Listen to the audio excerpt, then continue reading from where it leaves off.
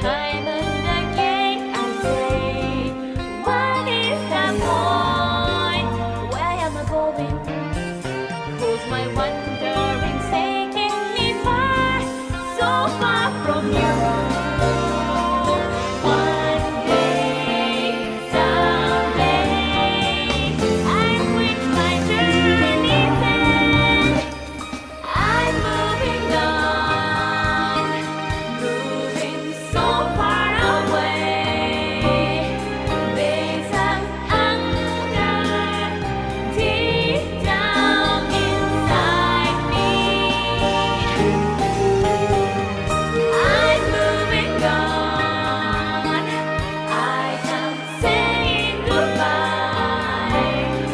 Come one day, I'll make my way now. I will spend my whole life missing you now and then, hoping with me.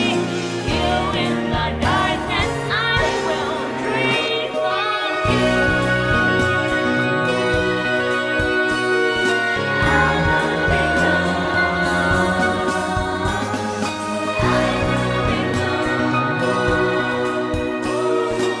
moving on. I'm moving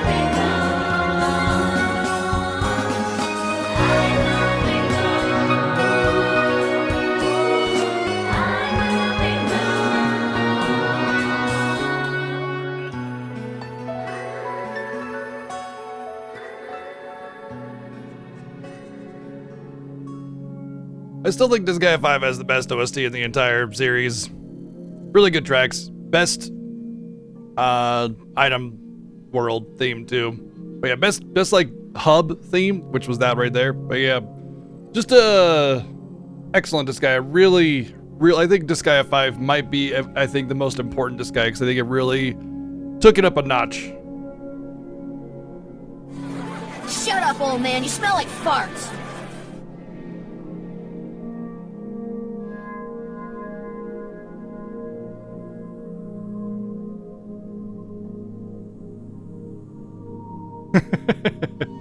No, the Alabaster Chevalier is not with us, no. But we have the,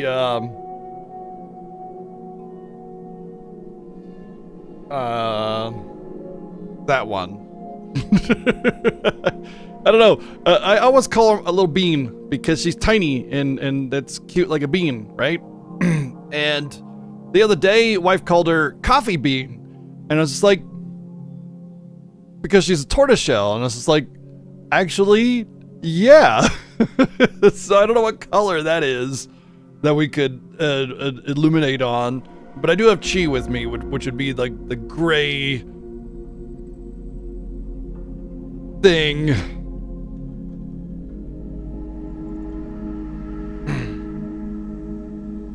Bringer of cuddles. Bullier of smaller cats. The Ashen. I don't know.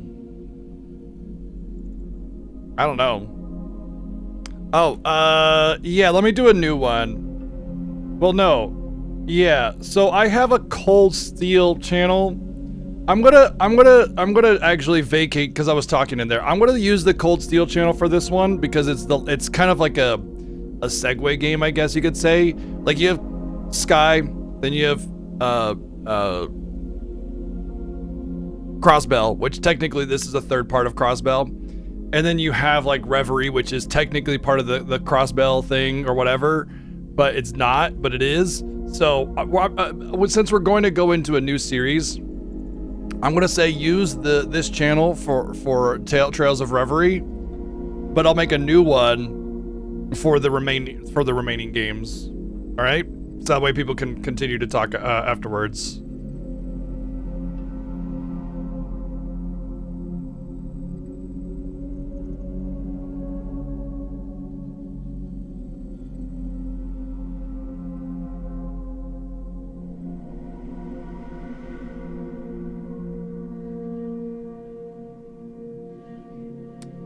You know what? Hold on.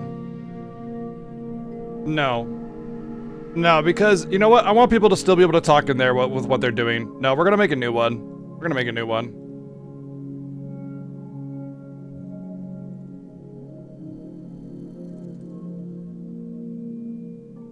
I don't want to just close off an avenue where people were having discussions. It's still been active this whole time, so I don't want to close that off.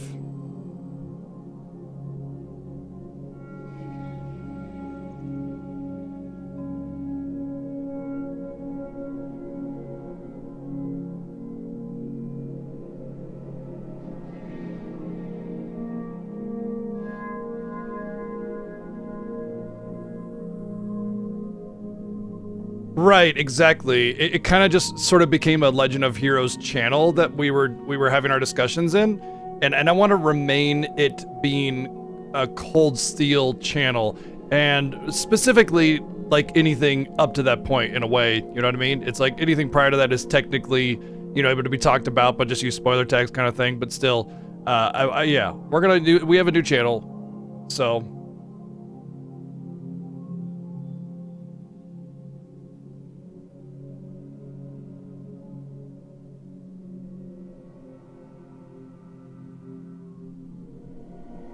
But yeah, I made a new backseating channel for Reverie, so feel free to drop all your spoilers.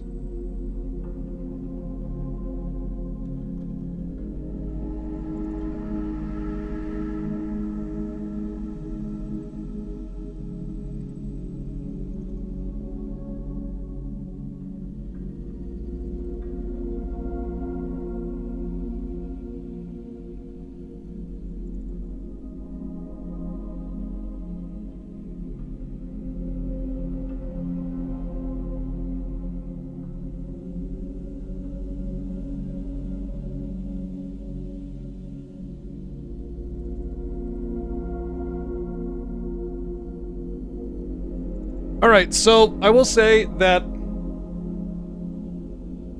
Trails into Reverie came with this collector's edition. Well, I had the collector's edition box.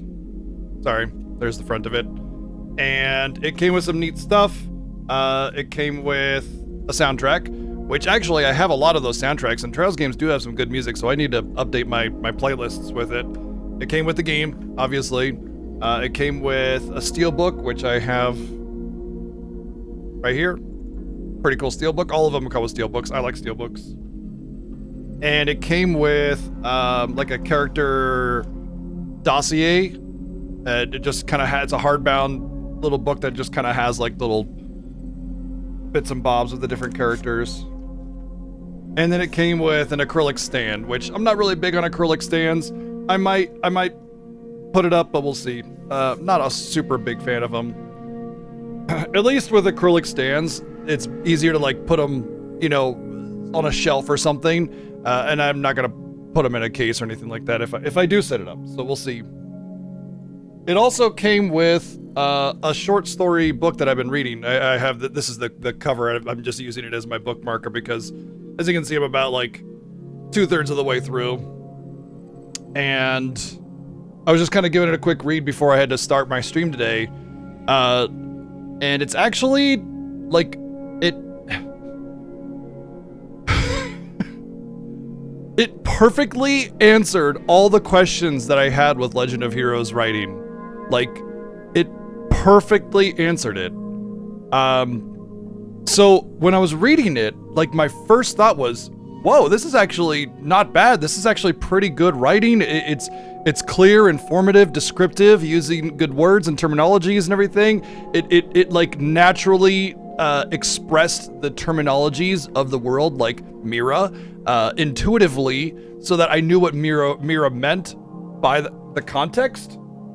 Oh, Maya, she's stretchy. She'll probably come back over. Just wants to get some sun or something. But then the character writing started, and I was just like, ugh. You know what I mean? Like immediately there was a groans and cringe and everything, and I was like, oh my god, I know what the problem is. And I kind of said during Cold Steel that these games would be a lot better as books. But then again, like, I mean, if you have 4 whole games, 80-hour games, and all you're doing is glazing Class 7, you don't really actually have much progress forward, maybe not a book. But the thing that I was getting at is that the like, the general ability to have this story and elaborate upon the world is done well. right? It's like, whoa, there's a lot here. It's descriptive, it's detailed. But then when you get to the character writing and the plot progression, it's like it doesn't exist. It's just the only thing that they know how to write is another generic anime trope, which it's just prevalent in like 99% of every anime you've ever played. And I suppose, you know, if you're new to that kind of thing, then hey, you know, you might not notice it. But like I've seen these archetypes in characters all over forever and ever and ever. And I understand there has to be some repetition, but the difference between like repeating a character archetype and then just having the exact DNA of a character you already know, you know, how many deadpan girls are there out there that like secretly have, you know, superpowers that master their weapons and then they go take a nap or something like that, you know? Like it's like the exact character every time. Even the aesthetic is oftentimes the same long hair or something like that. It's almost always identical, or they have a stuffed animal or some other kind of cliche that it's like it's the exact thing, you know what I mean? And so like without having their own unique personality on top of the trope, it just feels like they're copying, right? And that's the problem I think I've had with a lot of Legend of Heroes games, is they're not unique characters. They're just copies of other characters that have been done since time immemorial, since anime began. Heck, honestly, actually, if you go back in time with anime, you actually see more unique character archetypes and personalities than you do with anime and anime games today. It's actually hilarious, because like I've been going back and watching some of the older animes that my wife was really into, like Urusei Yatsura and Ranma One Half and everything, and those are pretty much the progenitors of those tropes. But even amongst those characters, you see a little bit more uniqueness amongst the character types. But at the time, those were, you know, unique. But anyway, the point I'm getting at is, like back in the day, anime, they actually kind of had to try. You get better animation, you get better, broader archetypes and character personalities and stuff. So really, what it's kind of detailed out to me is like why I have certain issues with some of the writing in the Legend of Heroes games, and I think the reason Legend of Heroes like becomes such a topic of conversation is because there's this niche interest, like this niche community of people that speak highly of them. And because there's so many of the games and there's so much writing in the games, it constantly gets brought up. You know, if the game was like the Lufia 2 remake that we just did, we had a couple days of it, we mocked the horrible writing, and we went home. You know, but Legend of Heroes games are going to be like 2 weeks long of just like constant like, oh, why are they doing this? You know, that kind of thing, right? So I think that's kind of one of the reasons why it's a constant subject. It's ingrained in our head because we're constantly doing it, you know? So, I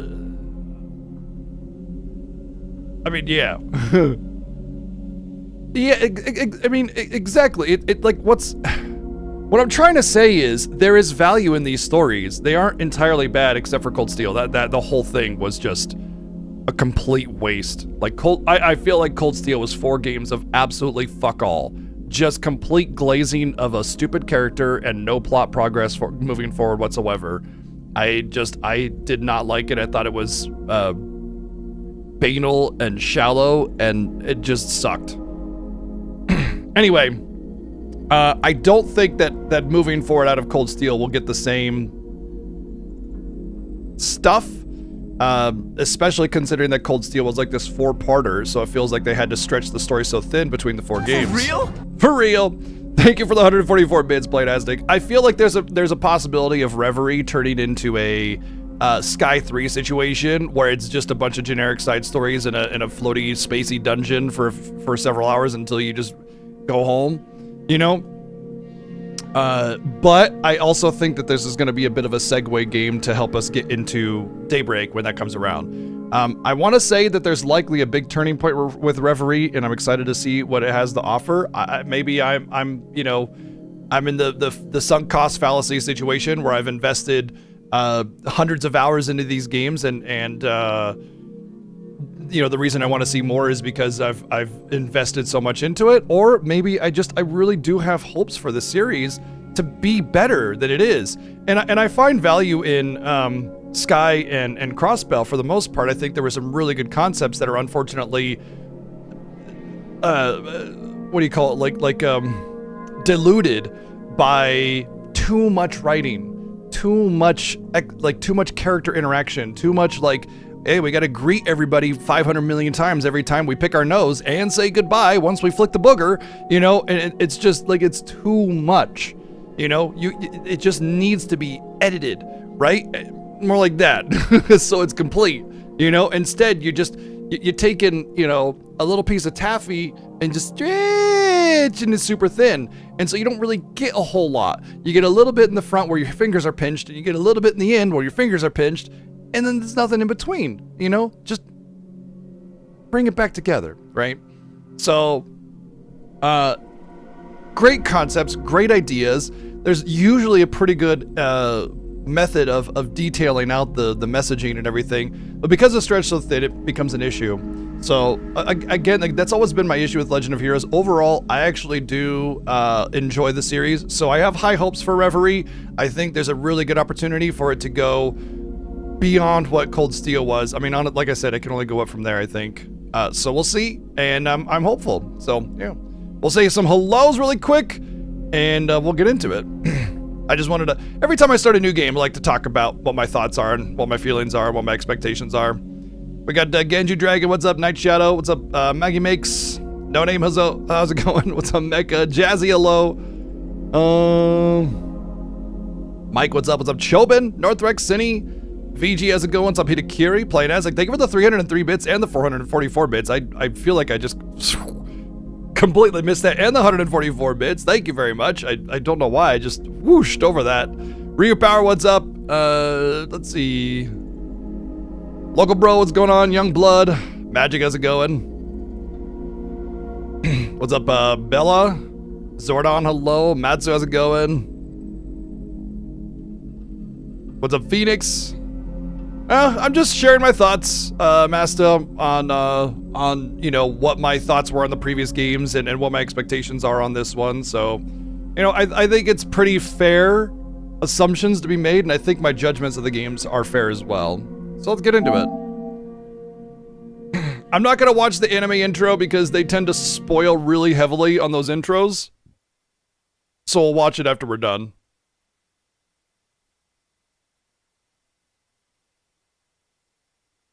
This already seems like a different intro. Isn't this like the first one that was actually released specifically for PS4 or modern consoles? Like every other Legend of Heroes game was like released on PSP or Vita or something and then ported later or remastered or something.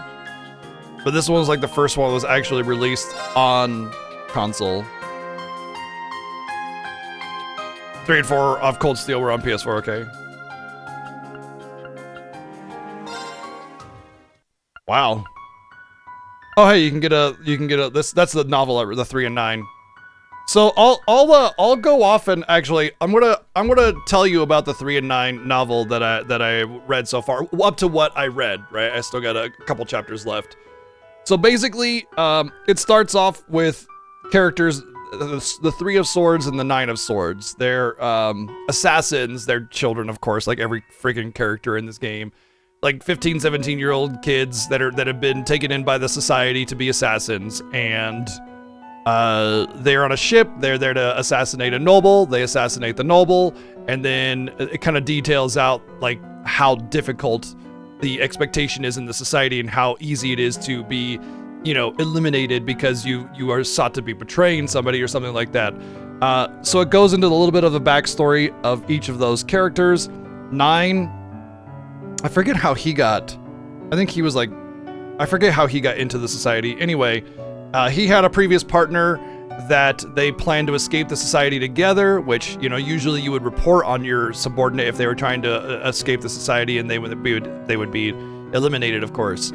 But they worked together to try and escape, but they got caught, and so they had to fight to the death to see if they could, to be forgiven if you kill the other person, basically. And 9 obviously defeated his best bud that he was trying to escape with. And then 3, her brother got kidnapped into the society, and her father was an alcoholic, and she didn't want to be there anymore, so she somehow joined the society to find her brother or whatever. That was kind of glossed over. And as soon as she joined, she found out that her brother died, and her brother just happened to be the person that 9 killed in order to survive. So she threw herself into her studies and trained to be an assassin, a perfect assassin, and eventually was teamed up with 9 in order to essentially get revenge. But she found out that she really liked 9, not romantically, but just felt comfort like a big brother. And he was a good dude, so she didn't want to kill him. And she set up this plot to try to pull 9 out into the open as a traitor, but then use that opportunity for their leader guy to let his guard down and try to kill them. And now they're on the run because it didn't actually work out, and she failed to kill him. So they are now partners, and they know that they care for one another, and they're trying to escape the assassin guild or something. Oh, sorry, yeah, 9 is the girl, 3 is the boy. Sorry. In my head, it was hard to read out which ones were which when I was first getting into it. And in my head, I was like, oh yeah, the older boy is 9, so higher number, and it's actually the reverse.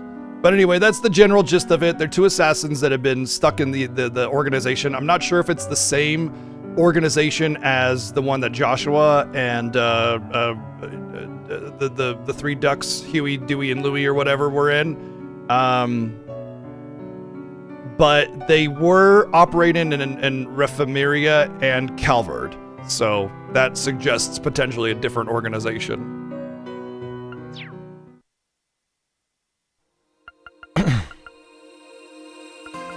As far as this, Trails from Zero and Trails from Azure, basically Lloyd Bannings is a cop that's actually a bracer, and he uncovers a political plot to try and undermine the city he's from, which is a city-state, Crossbell. That's why it's called the Crossbell series. From being taken over by either Calvard or Erebonia, which both have loose claims to it, but as a city-state, it's also a buffer zone to prevent any direct conflict between the two. But they were both trying to undermine Crossbell as a means of trying to take it over in order to start war with the other. They both wanted war, but Crossbell was in the way, and to attack a city-state is bad. In Cold Steel, Erebonia actually got to take over Crossbell. They took it over, began war with Calvard, and then the war just kind of goes away because Class 7, and then another war starts, a civil war starts, and that just goes away because Class 7, and that's basically Cold Steel. Yeah, some curse that made people fight or something. A lot of throwaway kind of stuff. And then you hear the novel. Zero and Azure are basically the same story about that. In fact, Zero doesn't even actually do anything. The only thing Zero really does is set up the kid who is actually one of the relics or whatever, one of the relics of the relic of space. Yeah. I think they're called relics. Anyway, and then Azure is the story of that. Cold Steel, there was the fire and the earth that combined to become the iron one or something like that. What I'm talking about is there are like 7 elements that dominate the world. It's fire, ice, fire, water, air, and earth, and then 8: space, time, and mirage. And there's a relic that the ancients, that were really highly advanced, pretty typical stuff, right? Had that represented one of each of these elements. And in Sky, you had the floating continent island thing, which was the space one, I think. Yeah, the girl Kia is Mirage. That's what it was. And then Kia, the girl, was actually Mirage, and she could basically rewrite existence, which is kind of busted. And then the fire one was a mech of some kind. I think the earth one was also a mech of some kind, and then combined it made the steel one, which was another mech, basically, which is what Cold Steel was about, was mechs. So we have taken care of the Mirage. The Mirage, the space, the fire, and the earth thingies. And so that means it's likely that we will encounter either water, air, time, or whatever the other one was in this game, or not. Maybe because it's a Segway game, potentially.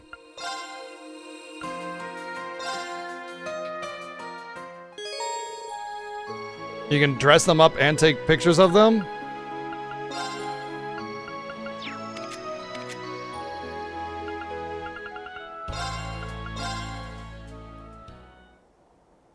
I wonder if there's any DLC for this. I forgot to check. I figure if there's any DLC, it should have come with my game, right? Having the Mega Edition or whatever, the Legendary Edition, whatever. Is there any way to bring a save file from previous games on this one? Auto advance on, active voice settings. I'll leave that as...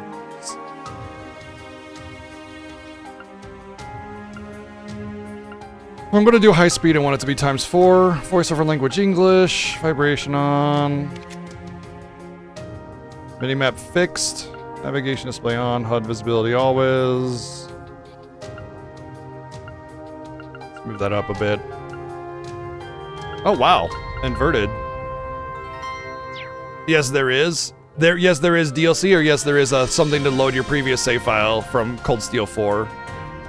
I guess when I do new game, it'll prompt that. Yeah, okay. So I only have Cold Steel 4 save file on here. Oh well. Wow, you can just do... Oh.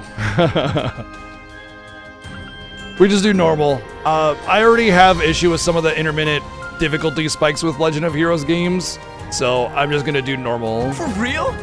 I always do. If I really love a game, then I'll go for the hard modes. Thank you, Playing Isaac with 144 bids. Special rewards are in store and tribute for the races of... Claim the bonuses. Yes. All Sepith. Sepith Mass. Mass is like money, basically. Trails from Zero and Trails of Azure. Zerum Capsule and Liberator's Testament. Special rewards for Cold Steel. New Material. Shining Palm Incense. Hero's Testament. Zerum Capsule.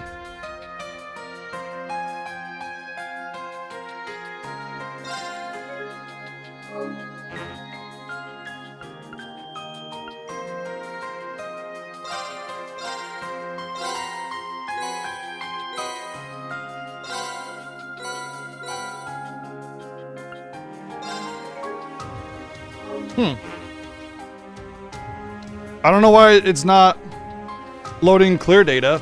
It's fine.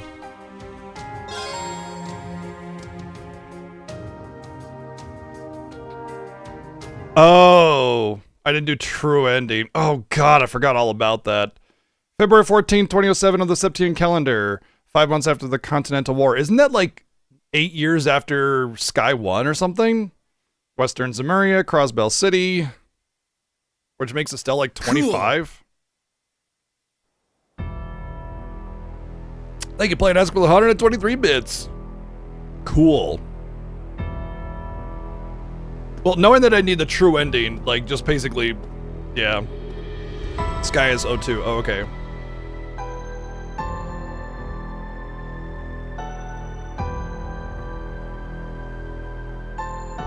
The time has come for us to rise.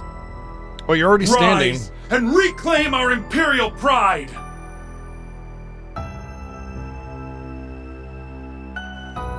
Victory was within our grasp, and yet the foolish cowards who govern us chose to abandon it. But though they may turn a blind eye to the threat of the East, you know as well as we do that it remains ever present. I'm guessing Calvard. The Imperial Army turned tail and fled, but we can still take up arms and fight! Together, we can defeat Calvard and all who resist us, and reign supreme over the continent! Wait. Do you want to defeat Calvard and defend yourself, or reign supreme over the continent? Conflict broke out between Eberonian Empire and the Republic of Calvard, one now known as the Battle of Jormungandr. Yet despite its unprecedented scale, this world war came close to a close in a mere 2 days. How convenient. Due in no small part to the largely uncelebrated efforts of a fair few men and women. But at the end of October, While all eyes were on post-war restoration, another unforeseen crisis broke out in Crossbell. The Governor General's peacekeeping force, originally stationed in the region upon its annexation to Erebonia, chose to defy the provisional government of Erebonia's orders to return and occupied the city of an armed coup. Their goal was none other than to demand the resumption of the war?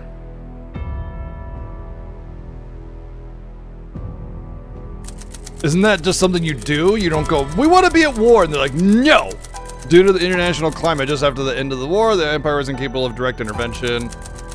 Through an appeal by its representatives, Chancellor Karl Regnitz, the in-custody Rufus Alberea made a plea to the IDF, but to no avail. This is really making, unfortunately, it's assuming that you remember everything from the previous games, so it's kind of just throwing you into the pit of fire without a way to figure out what's going on. Provisional government IDF's careful negotiations continue to stall as fears of an armed intervention from Calvert mounted. The end of the year came and went, and Crossbell was placed under military occupation for 3.5 months.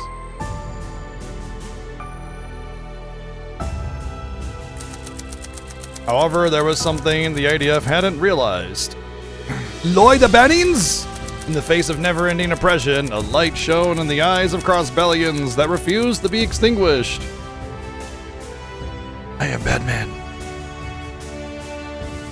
I only ask for your patience for a short while longer, citizens of Crossbell. For soon, we will force the ignorant to open their eyes and see we must strike Calvert! Just how much longer do we have to suffer like this? Who cares about dominating Zemuria? All we wanted was peace. You there! It's that traitorous talk I hear? So, you sided with the rebellion then, have you? That's how you know you're in a fascist government, is when you're not allowed to criticize the actions of it. What's happening to the broadcast? You should always be allowed to criticize it. Hold up. Isn't that the... Yeah, it totally is. Oh my god, it's hero protagonist person. It's anybody on the main cast. They're the bestest.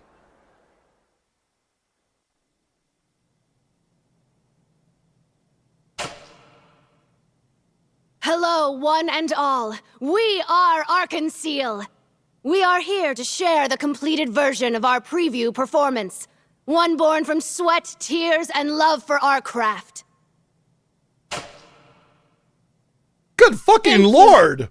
Thank you for being What here did they with do us. to Rixia? This marks our official return to the stage, and we hope we've made it worth the wait.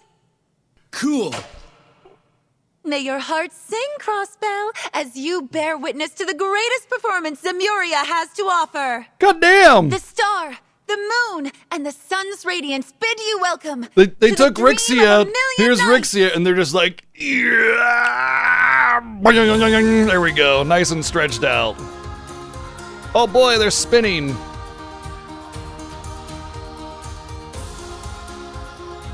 I mean, it's actually kind of funny because like, okay, they have some some dancing animations, and that's great, but like they're not telling a story with it; they're just spinning.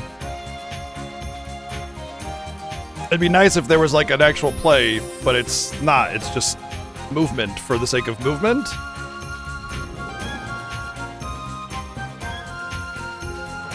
Like a play, a circus performance even, usually has a story to tell in the movement. But like just saying, yeah, the sun, the stars, and the moon, I mean, that's not a story. That's just like, look, we have themed costumes. Lady Yulia! Risha! Our girls are back! What's going on? That's enough! We interrupt this regularly scheduled fascist message for dancing. Huh? You're... Hello, sweethearts. Well, Holy moly, look at that time to posterior play. right down there, Are you ready, barely. Gold? She got boobies Then too. it's on your What was the way. best game I ever let's played in waste some Baptized time. Live? What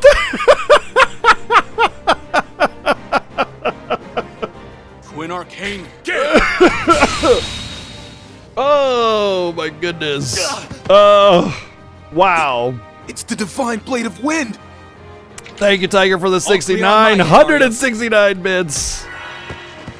Come on, Emilia. Let's take them out in one go. I'll be right here to support you. Risha, I see There's now. the boobies in question.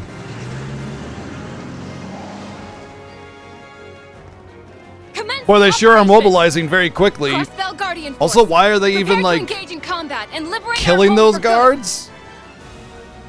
I just don't understand. There's a lot of questions right now. They didn't really seem like an oppressed people. They were freely watching a broadcast as they saw fit, and then people just went and attacked them.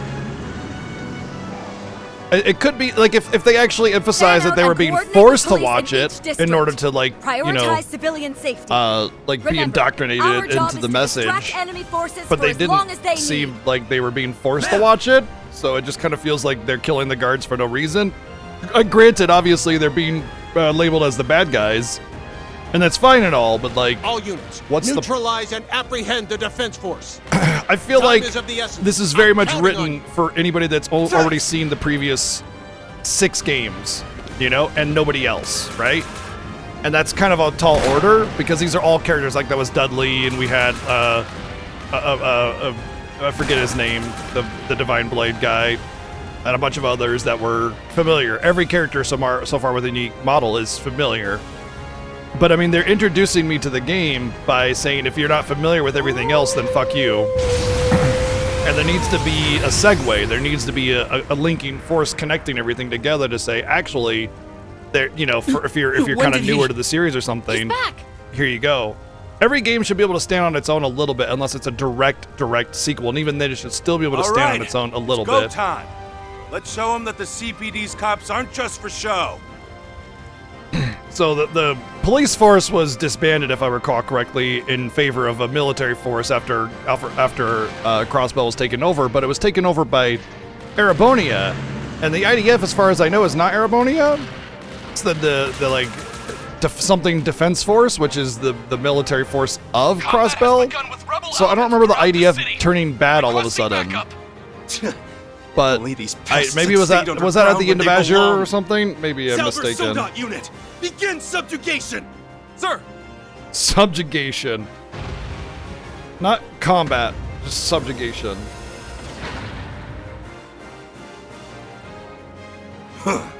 They've saved us the trouble of hunting them down. Now we can eliminate these rebels once and for all. I know that Lloyd was kind of not being a going little to bit be of that easy. a rebel, which is right now. Yeah, there's Lloyd, of course, right? But I don't remember everybody else really mentioned. It's Lloyd the Bannings! Lloyd the Bannings des!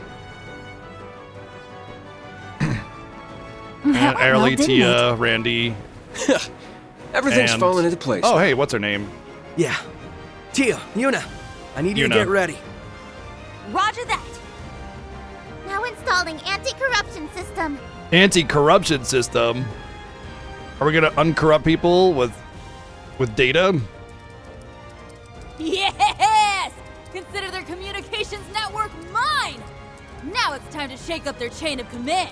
It's like they needed a Just let me know cameo what for you need, every Yona. single character in existence. Enemy Salver soldats engaged. Now preparing to intercept and take them out with our armored units. It's all you now, guys. So far, so good. I appreciate Sorry for the wait. We're ready that there for is action. there is an attempt Begin made the with, final you know, bringing phase the of the characters in operation. and having this like Time to whole do this. Okay. underground I'll send you the coordinates rebellion right that's away. actually good kind of thing. But they really Here comes just the grand finale. threw every single Please, character Adios. in existence Watch over and them. gave very little information to the We player. are counting on each and every one of you. Please, return Crossbell to us. They could corrupt people. Oh, that's right. Oh.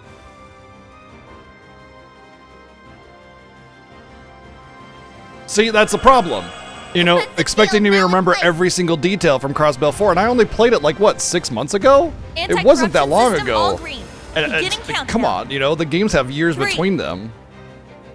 2, 1, 0. Trails from Zero! You know, you don't do 0 in a countdown. Just saying.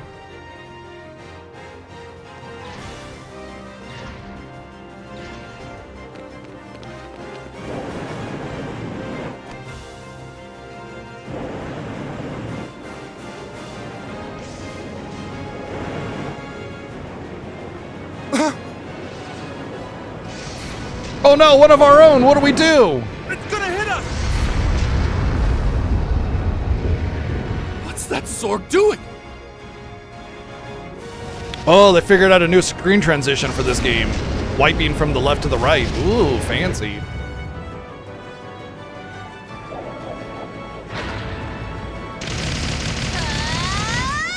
Yeah, scream when you're pulling that trigger. It's the only way. Desco will kill you all, just like a final boss would do! Thank you, Playdads, for the 400 bits. Thank you. There you go. And then they were cut to shreds by all the glass. The end. Roll credits.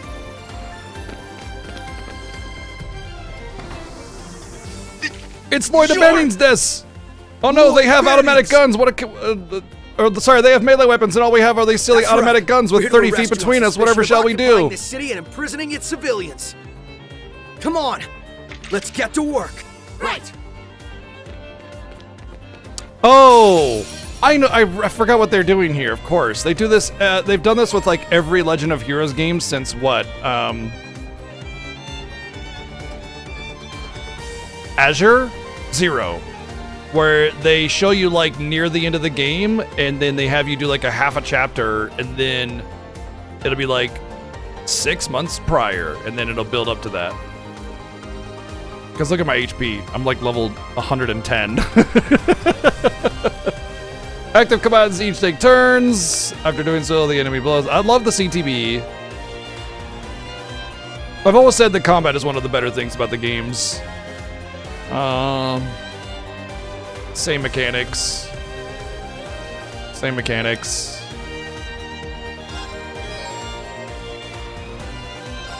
I gotta take that. You're done! Okay, so they have the countering. Yeah!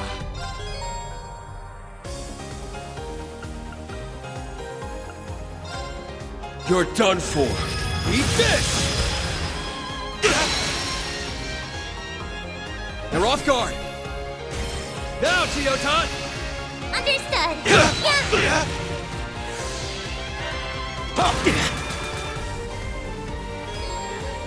Arts, same thing.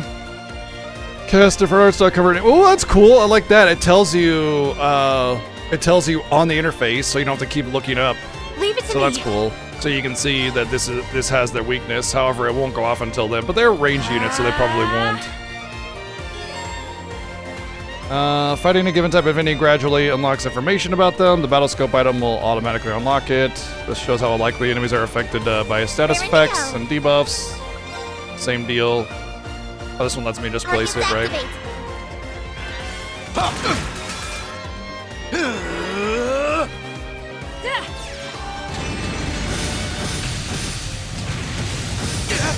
Is that new animations? I think they actually might have new spell animations finally for the first time.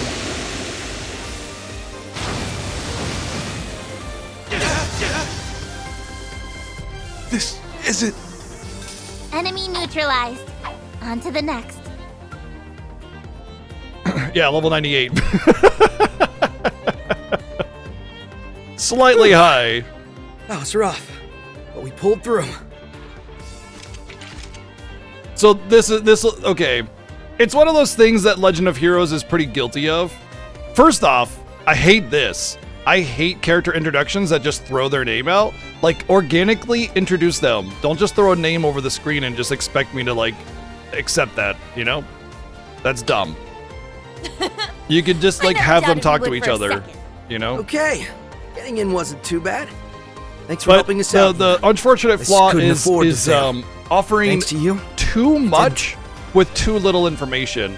What I mean by that is they're having this whole elaborate sequence of events play out where you actually engage in the gameplay, out of my chest. but without telling you anything, and they're trying to have this like subtle, like, ooh, something is happening in the future intro, but this needs to be like a 30 to 60 second cutscene. 1 year later, And not look this at you. 2 hour You're a whole long new prologue, you know? Give it a rest, Randy. I'm just glad you're okay. The anti-corruption system must have worked. Looks like there's no worrying about those Zauber soldats having a negative effect on our minds this way. We owe Erebonian and Liberal's teams for passing along their Black Workshop research. Yay, exposition! Couldn't agree more. Now we can...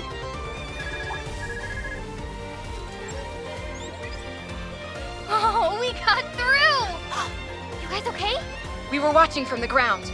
I'm so glad you made it in. You've got some real balls to bank on smashing straight through the middle of the tower. But then, pulling crazy stunts is what you do. Hey, what's a risky operation without its spice? Pass on my thanks to everyone for distracting the troops on the ground, by the way. Wait, you sure you got time for updates now, Risha? Are you performing? I'll have to go in a bit, but I'm not in this scene, so it's fine.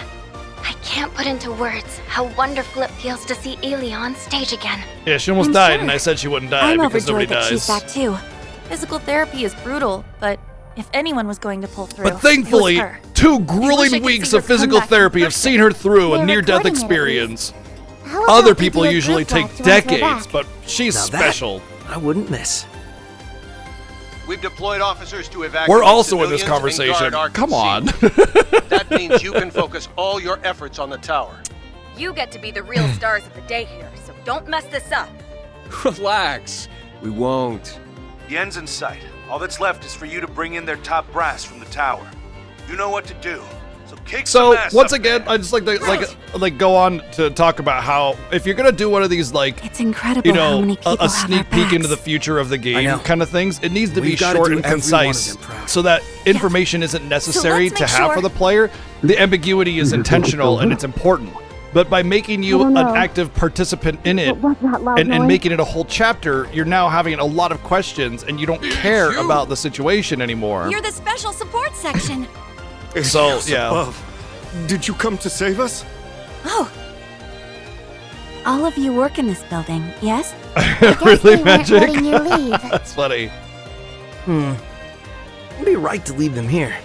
We'll have to make a trip down to find a safe place for them. It'll be Yuna, I've because got a we can't better have 5 characters. You've got to keep your focus on the operation. Let me escort them down instead. You sure? You don't want any of us to come with? Never underestimate a Thor student. I could handle this part in my sleep at this point. Sure, Please. I was hoping to be there at the Please, top, no Class 7. but this Please. thing's bigger than anything I want. And I don't need to see to know you'll win. Thank you, Yuna, for putting your faith in us. We'll leave the tower employees with you then. You're the only one we can count on for this. Take care on the way down. Will do. It's a good thing this tower only has employees on this floor in this room. And only 4 of them. 5. All right, let's go knock some heads and some sense into these Defense Force goons. Yeah, so many are putting everything on the line for us. We can't waste this chance. Not a second. We won't let them down. Not Yuna, not Kia, not anyone.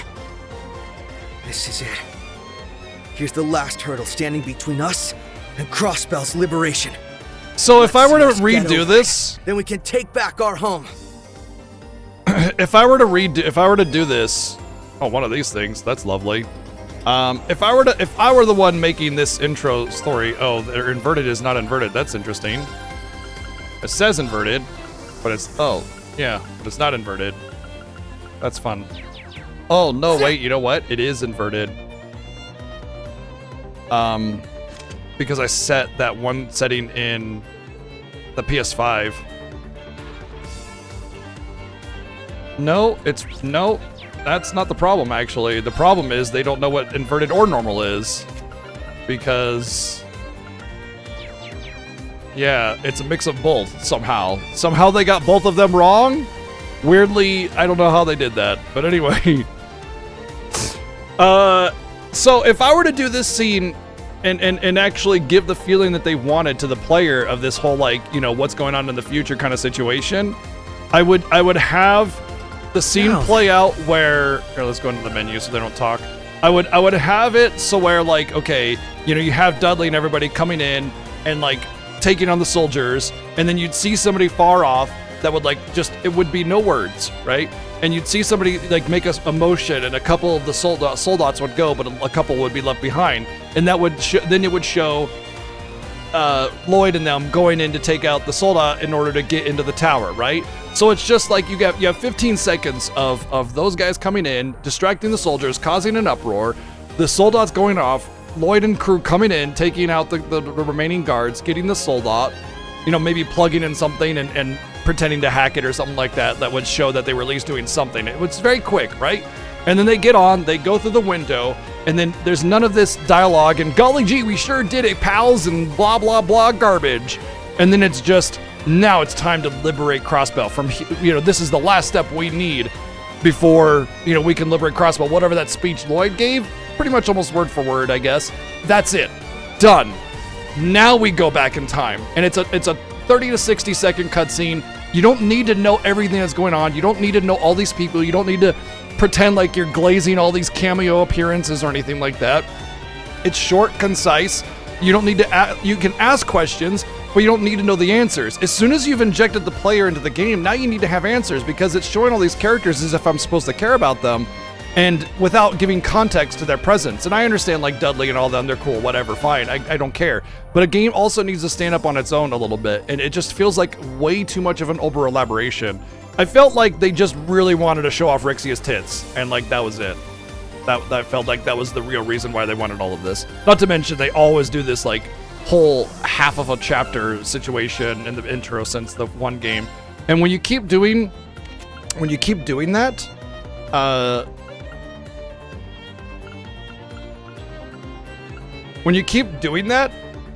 it loses its value, you know? Okay, they did that with Zero or whatever, but then they did it with Azure, but then they did it with Cold Steel 1, but then they did it with Cold Steel 2, but then they did it with Cold Steel 3, you know what I mean? They did it with literally every single game leading up to, okay, it's auto run, gotcha. What is that? Oh.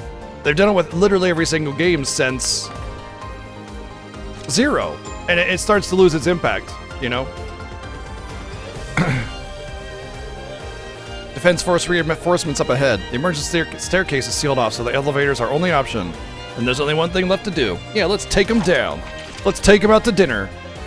Oh no, I can't possibly shoot my weapon in the long time it takes you guys to charge me from 50 feet away.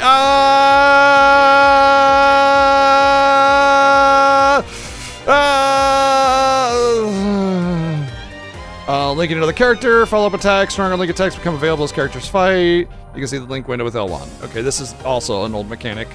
Link attacks, perform link attacks, certs and crafts, because character unbalancing, right? So, we're already linked.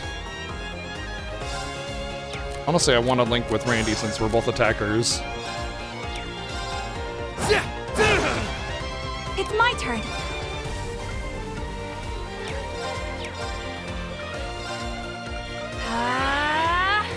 Raring to go. Oh, okay. Commencing drive. Yeah!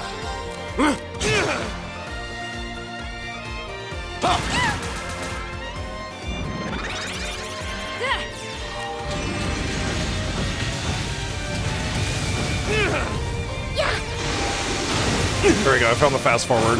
It's my turn. Here I go. Let's go. You're open. Gotcha. It's my turn. It's my turn. I was done. Here I go. Let's go. Raring to go. Out there.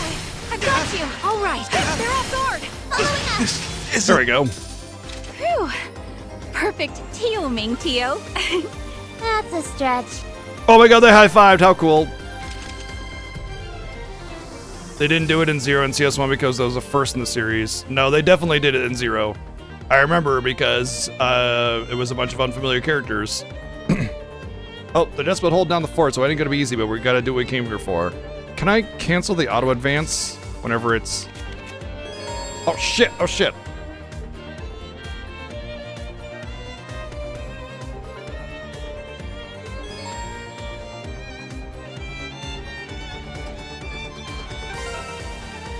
No, not really.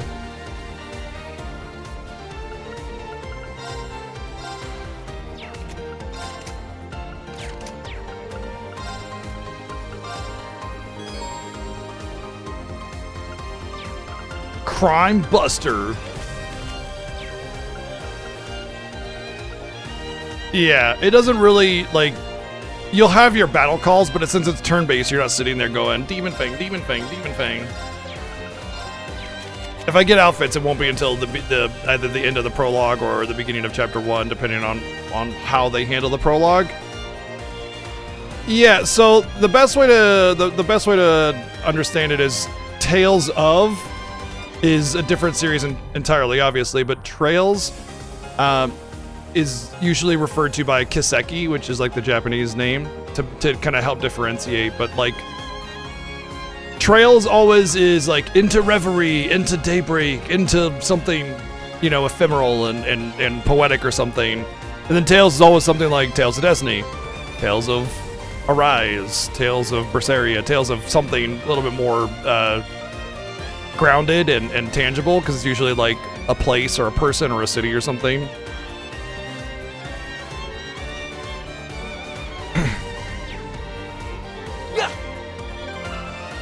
We have the auto heal thing.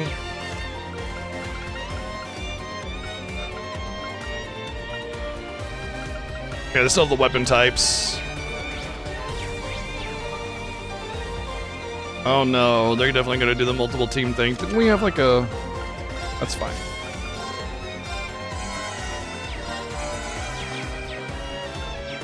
I've got energy in spades now. Hi, Maya. Oh, you get so excited. It's so cute. She kind of comes into my room, just kind of, what's going on here? And then I call her name, and she just trots up really excitedly. This freaking cute little dork. What's up, Longfellow? Yep. We're going, look, it doesn't matter what anybody's particular personal feelings are on the matter. I'm going to be playing them all, so better get used to the fact that we're going to do this.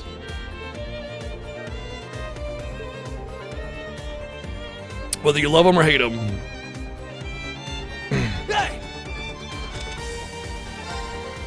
Oh.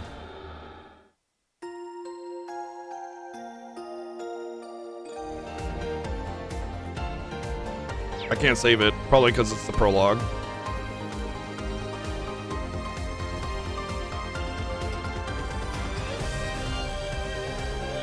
Warhounds, can't believe they got them hiding here. They're easy enough to handle one at a time though, but as a group, I'll have to try, but can't risk them attacking the evacuees. This is just the surprise thing. Press hard to expend an assault gauge. This is our chance! Bout. Rush and burst attacks. Unbalancing enemy allows you to follow up by pressing triangle for button for wide 2-person rush attack, or by pressing square for all-encompassing 4-person burst attack. Both options contribute to more damage against an enemy's guard, making it easier to force them into a break state, making them more vulnerable to being unbalanced again. Forcing enemies into a break state either through rush or burst, then gathering BP once more following it. This is but one of many viable strategies. Just be certain to spend your BP wisely. Boy, they're just laying on all the mechanics.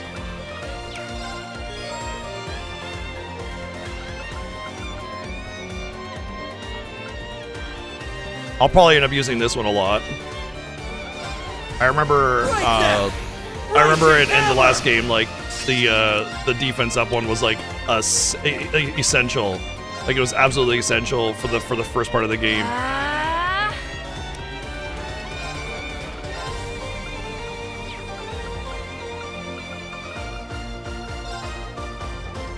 Commencing drive. Here I go. Enhancing.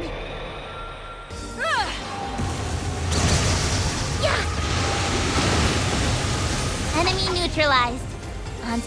Enemy neutralized.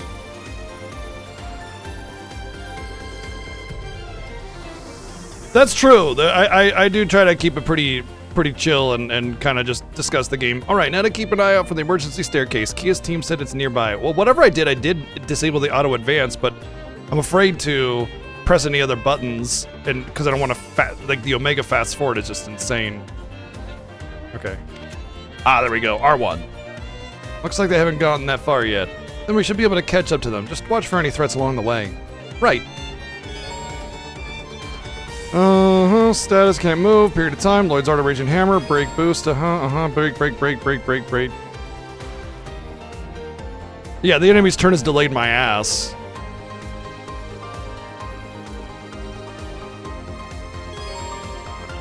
Brave Orders. This is like basically the exact same game as Cold Steel 4 so far. Which again is, you know, a little upsetting. I feel like they just kind of make the same game a lot, and Let's get started. I'm all for, you know, being familiar and everything, but there's familiar and then there's a carbon copy, you know? All right. Raring to go. Commencing drive. Thanks. It's my turn. Now's the time. Help me out, Tio. What's up, Al Dog? Let's go. Raring to go. I can't. Eye for an eye. I won't go. Go instead. They're off guard. Leave it Building to up my BPs. Okay. I got you. This isn't. Here I go. Got him. This isn't. This We isn't. nailed it, partner.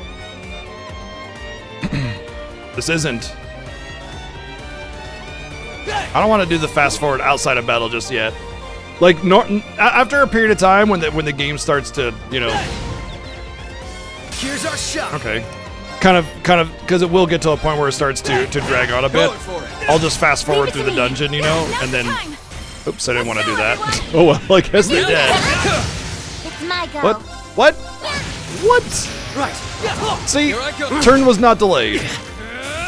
It was delayed in so much that Enemy they had to neutralized. recover, but they didn't get a pushed turn back, which means I didn't get to take advantage of the break on the other one. I should probably rest up before going any farther.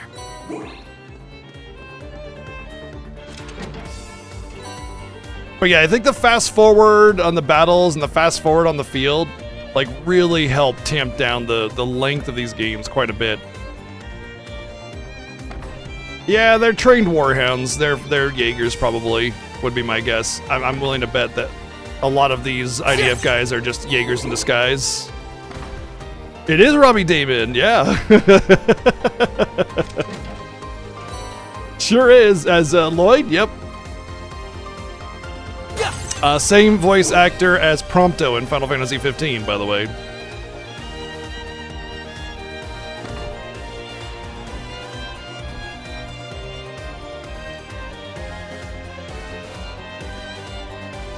Our objective is on floor 39, right? Yep. That's the IDF space of operations. I'll plot us a route there. Plot us a route in this linear path. Thanks, Tio. Let's keep up the pace. You see the Mighty 9 series? No? Nope. Oh, if that's a critical role thing, I don't. You're not talking to me. The stiff movement is still a bothersome thing for me. There's this like, if you tap the movement, see, I'm not going anywhere, right? If I'm tapping the movement, not going anywhere. You have to hold it for a second. Even then, there's like this slow acceleration before you actually start moving. It's like you have to pull yourself out of the mud before you can start moving, and I don't like that. I think it needs to have that taken away. The acceleration aspect, just can it. It's garbage. It makes movement very, very awkward, especially when you're trying to just take a small step. We won't lose. In order to get like to a treasure because you're like half a step away from the treasure or something. It can be really annoying. Going for it. Oh, I mean, yeah, absolutely. Eye for an eye. It's my turn. Leave it to me. Here I go. Raring to go. There. I got you. I can't. It's my This isn't. I can't, this isn't.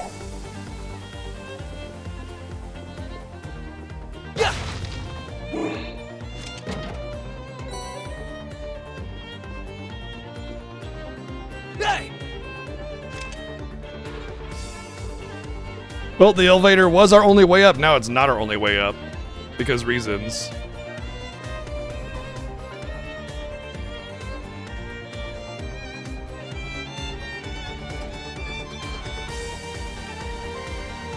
Well, hopefully, good old days, I can illuminate that tunnel for you so you can kind of see a little bit more than just, you know, you're interested in. Barricade. Not to say that I want to think there's any getting through this. convince you that the games aren't as good as you might think or something. The IDF was one I just step think ahead that here. I just think that a lot of times people overlook a lot your of guard down for a moment. the intimate details of the games, and I like to discuss the intimate details.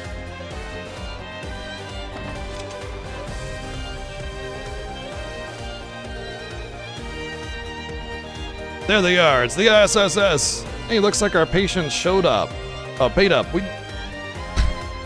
knew you'd show up sooner or later. Even though everybody was shocked and surprised, we just knew you'd show up. I'm impressed. They knew we'd come this way once we couldn't access the elevator. We should have expected as much from one of the Empire's most elite forces. Even came armed to the teeth with warhounds. They mean business. Too bad this is nothing new for us. That's right, everyone. Prepare for combat. Hi. S Crafts.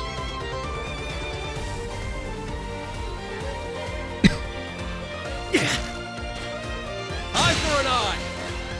It's my turn.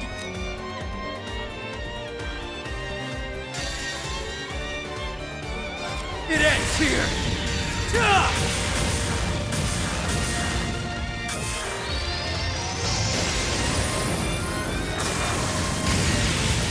Rising sun! Oh, that was pretty cool.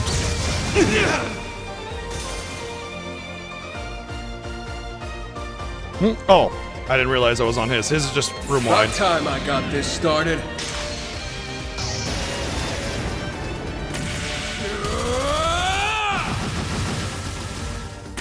Eat steel.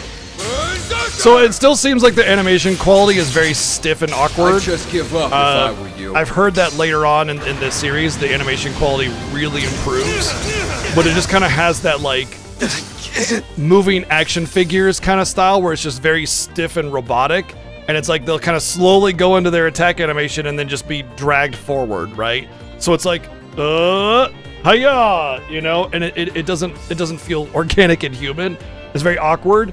But I've heard that later on in later games it gets better. So I'm guessing Reverie is essentially the cutoff point for that. I'm hoping Daybreak is better then, because the animations being as stiff and awkward as they are is definitely something that's kind of hard to swallow, you know?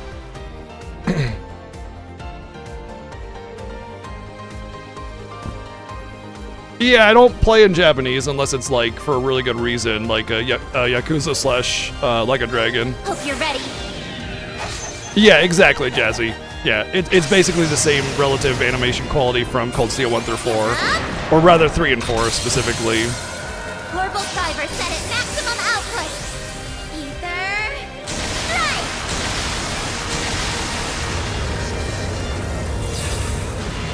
Oh, that guy's not going to be in the sequel. This isn't. It's my turn. Pew!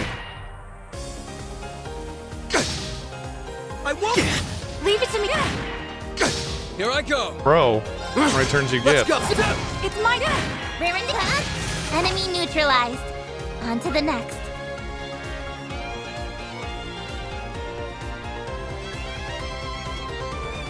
But yeah, I definitely agree that it's a little bit better. How do you like that? They didn't even lay a scratch on us. All well and good, but don't forget this isn't over until we put a stop to their main force. You're right, let's keep moving while the enemy is in disarray. Oh no, not general disarray. But there's some nice junk in that trunk. Okay, that's an amazing item. Isn't that one of the things I unlocked?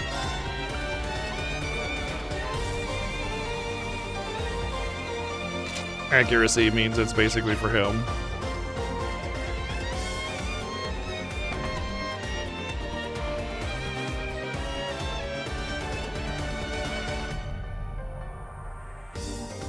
What's up, Hasberg?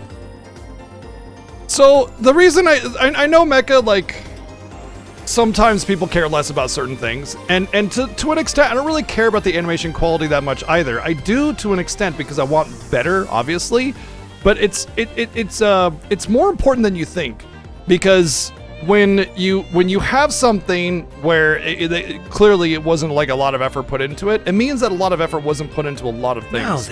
Now, every now and again, you'll get a game that just really does not have any cinematics or animation quality, but the gameplay is just super good, and the music's good, and the story is amazing, or whatever. But generally speaking, it's a good like litmus test for where the rest of the game's efforts and qualities are going to. And generally, it's been my experience that Legend of Heroes games tend to overwrite everything. Now. It's just way too much writing on the screen for what the story is and what it gives you. And while the cinematics are relatively limited, there's still a lot of game, and I think there's a lot of thought put into it. They just don't have a lot of time to do those things. But I feel as if they limited the amount of over-elaboration on story, they would have more time to make everything else work better, like better animations, like better cutscenes, like better storytelling, like deeper mechanics, that kind of thing, instead of just remaking the same game. So even though, you may not care that much about animation quality, it is basically kind of saying, here's where the budget is, and a lower, and it's also really important to note that a budget of a game tends to be time, because the only thing that really goes into it is the overhead of the building that your office space is in, and the pay of your workers, and then there's advertising, but games like this don't really get a lot of advertising. Point is that it's time. And so if everything else is kind of lower on the quality scale, that there's not as much time put into everything else as well. And good stories take time. I know it may seem like all it is words, but there's more to a storytelling than just words and just character interaction. You gotta like read through that motherfucker like 5 million times to make sure the pieces work together. And you're gonna be editing like crazy. You're gonna be changing whole swathes of sections of the story in order to fit whatever your narrative is that you want. It takes a lot of time. And I hate the impression that it feels as if a lot of people think a story is just you write some words and you had a good idea, so it works. No. The best writers take years to make their stories, and I feel like with the Legend of Heroes games, I think there's a lot of potential there, but they don't take years to write their stories. They take a year. And on top of the game being a factor as well, just makes it so that a lot of the writing feels as if it's like the first thing that they can slam out, and there's no rewrites and edits and everything like that are of significance. Let's get started. Okay. So while it might not matter like that the animation quality is at a high tier, that's fine. I accept that, but it is indicative of the fact that there might be less time and effort put into the rest of the factors of the game. So it does matter in so much that it can tell, but also it does matter because better animations are just better, So the Crossbell Water, I haven't had a chance to see it. We're in the prologue. That's what I've been told, Demi, but we'll see. Plot from the earlier games is fine to talk about. Yeah, that's okay. I would say try to be at least a little like vague about it, just because I'm sure there are some people that just are still looking forward to playing the games for themselves and they don't care about watching still.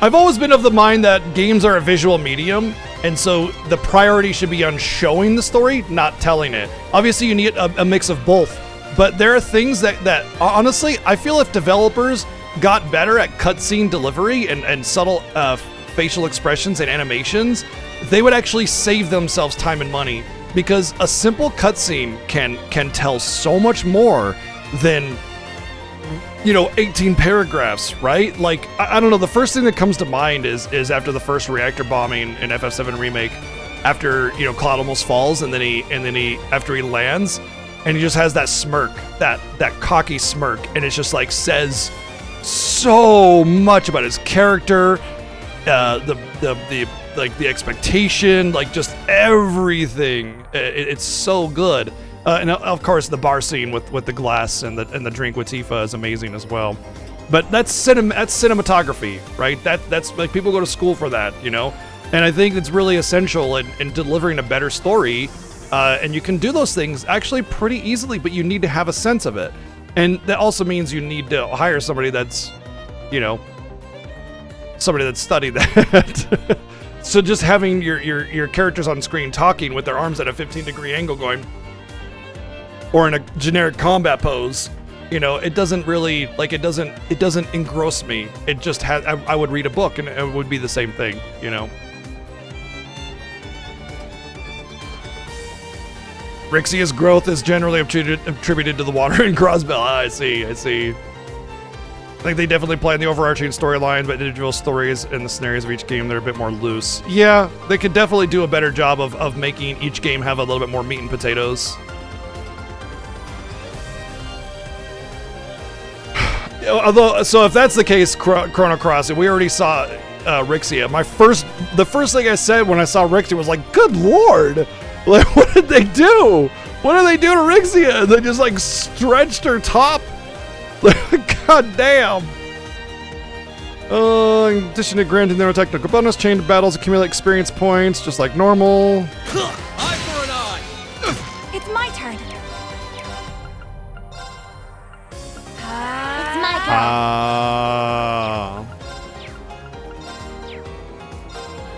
Arcus activated. Go. Let's go. You're open. Gotcha. Yeah. All right. Now's the time. Following us. More enemies approaching. Okay. Keep strong. Toughness shield. It's my go. Commencing drive. Let's go. Leave it to me. Going for it. Yes, run into my AoE, you fools! Enhancing. That's what they did to Rixia, enhancing. It's my turn. Leave it to me. They're off guard. Following us. Let's go. Going. Got him. Leave it to me. Raring to go. Yeah. Thanks. Here I go. Right. Sorry, but we got stuff to do.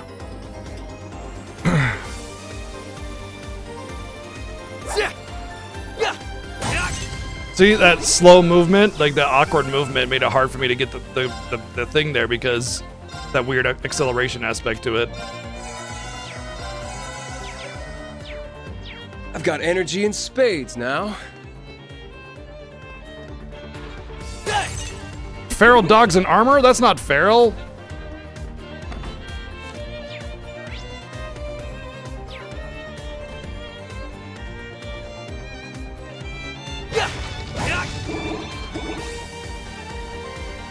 Let's not forget to open that chest. We would never forget to open your chest, Ellie. I mean, the chest.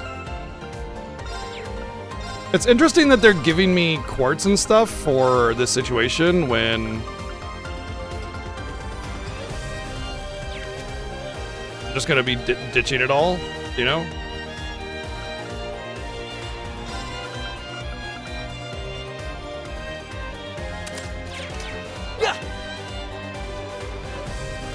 That's also why I like navigating with the fast forward, by the way, because it gets rid of that animation. So, yeah. Honestly, it's a much better experience with the fast forward than it is not, actually. I'd forgotten about that. Careful. Now this one looks worth my while. Got him. There! Let's go! Right there! Raging hammer! It's my turn. Raring to go. Different the armor for the character bodies are in comparison to the extreme 3D bodies go. Arcus activate. I feel like the 3D bodies are better than the old 2D stuff, honestly. like by a no small amount. Raring to go. That's great. I've got you. Going for it. Got him. Down you go. Let's go. Enhancing. It's my go. Now's the time. Following up. Go. Got him. It's my go. Commencing drive. Now. Gotcha. There. Leave it to me.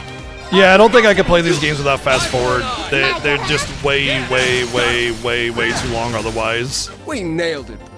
Especially when you get into the battles. Honestly, part of the things that make the battles sane is the fast forward.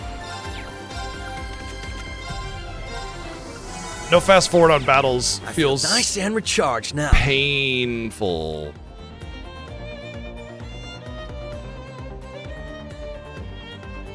It definitely basically seems like a Cold Steel, but honestly, like I don't really care about how it looks like and plays like Cold Steel. I care whether or not it has the same story as Cold Steel, you know? And already we're using characters that I like more than Reen and his Now's our harem. chance. So I mean, at that point, like I'm already happier. The elevators work. The elevators don't work. The elevators work. The elevators don't work. The elevators work. The elevators don't work.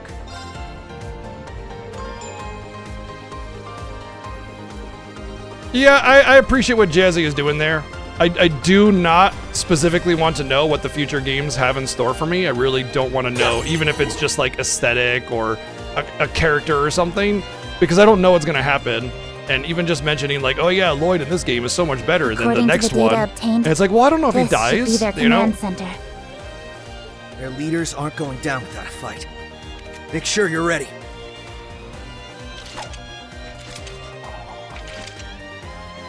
Now let's go!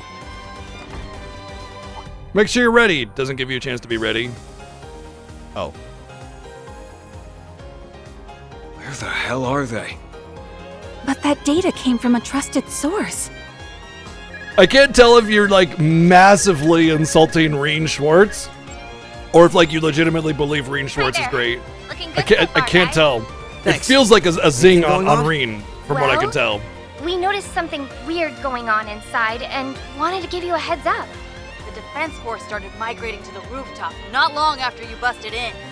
You don't think they're trying to escape via airship, do you?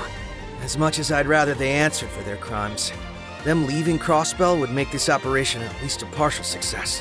That doesn't seem to be the case, weirdly enough. I didn't spot any aircraft in their vicinity through my binoculars. See. Oh, something is up. That I know for sure. So just be careful, okay? Gotcha. Honestly, I think in general the overall fidelity and quality and design of the 3D models is lacking just in general. But I think they represent their 2D counterparts fine. There just wasn't a whole lot of detail in them to begin with. Being you know? nervous has got me nervous. Likewise. They could use some new character designs in She general, may new not outfits. be able to see but they just causality wear the way one she outfit could during for the twilight. 5 years. Can't ignore her instincts. Yeah, well, victory's still in sight as long as they're in the tower. So, we'll make our way for the rooftop. We'll be smart about it. I just realized I need to control Tio, because Tio is easier to ambush enemies. There we go. Oh, she has to charge it now? Oh, that was the... Hey, Maya. We got Maya. Do we have Maya cam on this layout?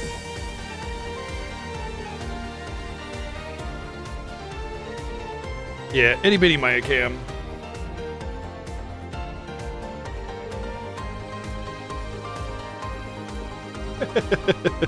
Now then. Yeah, let's do the fast forward. Okay, that's better. Yeah, let's go. It's my fire. Might have to control Ellie, but I know the single shot can be hard to aim sometimes. We'll do Tio for a bit and see if she can actually like aim, or if like the spread is not too bad to like actually hit things. But I know that with the meleeers, it's really hard to get the surprise attack. So I know I was using the bow for what's her name on Cold Steel. It's my go.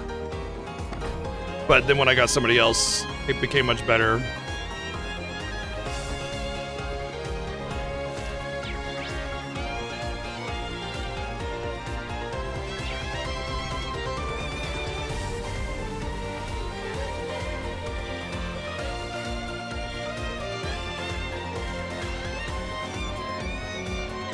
I will say one thing that really does bug me is how often they use the same set pieces. Like, we've been in this tower, not only in Azure, We made it up to the roof. but also If what Kia's side in said is the Cold true, Steel then games. Like, they the really, line. really Stay on high reuse alert. the same set pieces. We're going in. Yeah, time to have some fun. Why would they leave these nobodies behind?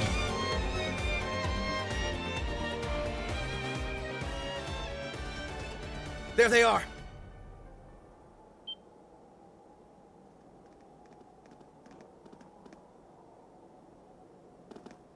The SSS! We should have known. I'm aware of who you are and that you used to serve the former Governor General, so I'll skip the prelude. You're under arrest on suspicion of leading an over 3-month occupation of the city, effectively detaining its citizens. Your arrest now we comes know at why the the behest of ADF are provisional bad. government of Erebonia. Now, please, Wait, what? we ask that you do not resist. Never, you lowly police dog! We'll never be stopped by the likes of you! Whatever it takes, we will reignite the war. Why would we get the government of When we Erebonia do, to... the Republic will be the first to fall to our feet. Oh, wait, what? And then the whole continent will follow. I'm confused who the IDF are It's the now. only way His Excellency's legacy can live on and Erebonia's pride be restored. Why are you so desperate for more war? You're behaving like the Twilight is ongoing, but it's long been over. That was like Yeah. the corruption that made people The source of it aggressive. is gone, and the curse that drove people toward war should have gone with it. Oh, so the Must be IDF that is just some of those it naturally drove to the brink feel like there's no turning warmongers and murderers. Got it. Okay, just making sure. But you must have realized by now, right? Your plan can't possibly succeed. What makes you say that? What doesn't? Anyone would say that. After occupying Crossbell for a quarter of a year, doggedly trying to rile the population into a new war, who's risen in support of your efforts? No one.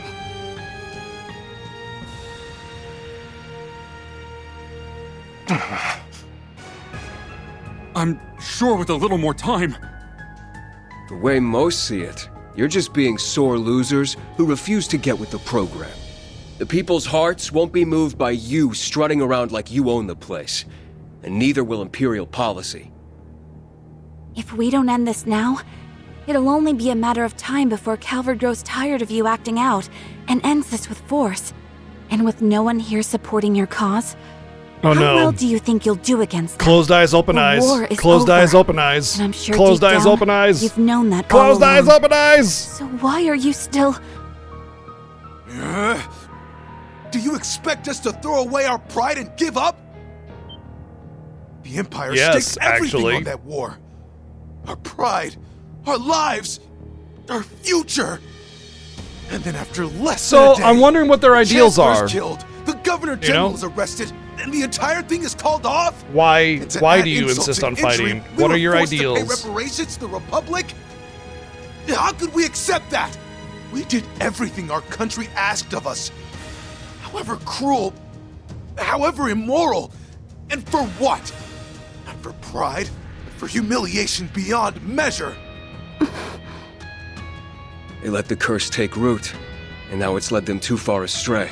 They're trapped between a reality they can't accept Desperate for new and a uniforms. failed dream they can't return to. So mad because they lost the previous Can't conflict. pretend not to understand how you feel. Everyone in Crossbell can understand. Shouldn't they be happy that they finally Greater got powers the, have squabbled the over us bullshit like out? children do with toys. Reduced our lives to a series of hardships. Taken what we treasure. Trampled on our pride. But will your goals here restore your pride? I'm telling you, it won't. Betraying the good people of Zemuria through these horrific acts of terrorism will never bring you salvation. If by some miracle you succeed, Will you honestly, truly ever be able to hold your heads high knowing what it took? Is that all the pride you're fighting for amounts to? Of course not! What am I fighting for? I refuse to be lectured on pride by a crossbellin. He's not lecturing you. He's telling you where you'll go because it's where we've been. We know what it's like to face an impossible choice. We could have saved Crossbell from ever having to endure another day of hardship. All it would have taken was a single, very personal price. But we turned down that once-in-a-lifetime chance. It's what he said. If by some miracle we succeeded, could we have held our heads high? Could our loved ones on our behalf? Even if the end result was what we were hoping for, the cost to achieve it would have brought us nothing Then some but random shame. flunky on the side, pow, shoots T on the head. The end, roll credits. We signed up for a couple of rough years instead. Damn, We couldn't I guess be they prouder didn't for care it. about our speech. We didn't want just us to hold our heads up high. We wanted our little daughter to hold hers up high too. So if we can make that choice, so can all of you. My time in the Empire showed me something. That you're every bit as capable as we are of facing hardship if it means a better But tomorrow. if I can't butcher people, what's the point of living? Look, if all we've said All those now memories isn't of enough to something that are sway not you, in those in we this can game. always do this the hard way. We're not just doing this for us. We want everyone who was hurt by the war to move on. And that includes all of you. You really want to help us?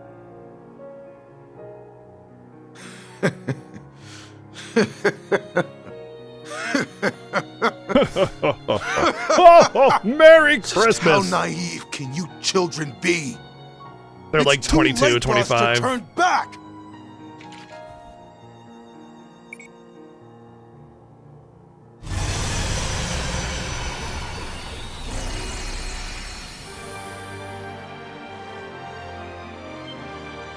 How long's that been here? Sauber Soldat? Isn't this the Leviathan we were told about? No. It's similar, but I think it's a different model. Behold! Our secret weapon! An experimental unit developed alongside the Leviathan, but scrapped before seeing the light of day. So A if fitting it's ally scrapped, for then why is soldiers it, spurned by you know, history here like us, and wouldn't you working? say? Scrapped means scrapped, not just retired. Where did they even get something like that? I don't know. But if they're not bluffing, its strength might be on par with the Leviathans. Go! Crush them and their homeland, Asmodyne! This end can be the spark that ignites the flames of war once more! So they just want to have war for the sake of war. let you lay Not a because finger they on have our some kind of home. lofty Damn right. ideals. They just want to Take war this and kill down, and people. then it's your Cool. turn. Think Good Tin job. Man over here will beat us? Think again. We've endured far worse these past 2 years to let Down, down, something this small magic. ever stop us. Watch out! This one's Ugh. tough!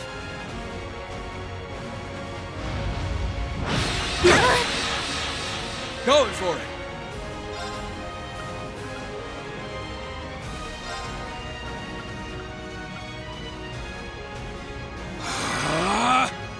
Let's go!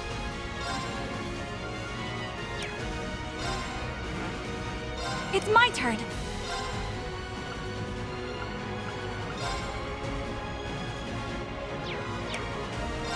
Honestly, I feel like we should just stack up so we can actually heal. Raring to go. Commencing drive. Yeah. Thanks. Thank you. It ends! I forgot to give myself a About time buff. I got this stuff. I just give up. if I Beef were seed? you. I think he said beef Hope you're seed. ready. Yeah. Global driver turn. Leave it to me. Yeah, that could have been 30% more damage.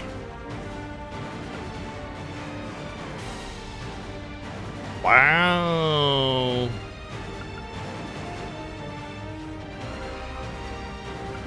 Let's just do this. Keep strong! Toughness shield! Leave it to me. Arcus activate.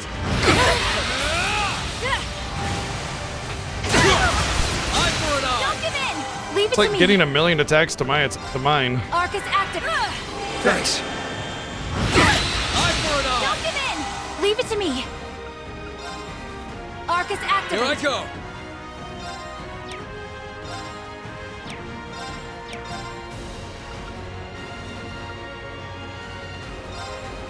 Try this on. Thanks. It's my turn. Yeah.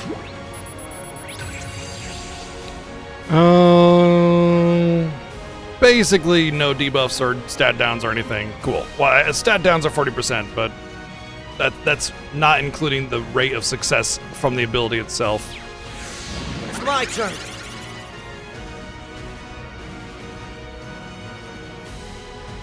Zero craft. Ooh, that's a new one.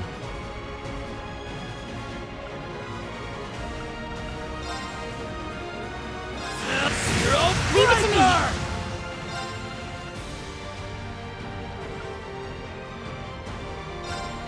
Here I go. Take this.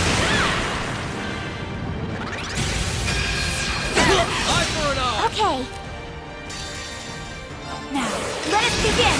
The holy rite of shine upon us for Aurora Rain. Thank Thanks. you. Okay. Commencing Going drive. for it. There. Right. Okay. Oh. I didn't realize my EP was so low. Certain enemies can become powerful by entering an enhanced state. While an enemy is enhanced, they may use powerful arts. Be careful. Enhanced enemies leave themselves open, making it easier to break. Try to break the enemy to regain the advantage in battle. Okay.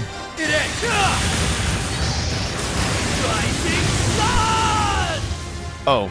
About time I Apparently the got break this bar started. filled, so I'm gonna get my ass kicked in about 2 seconds I'd here. just give up if I were you.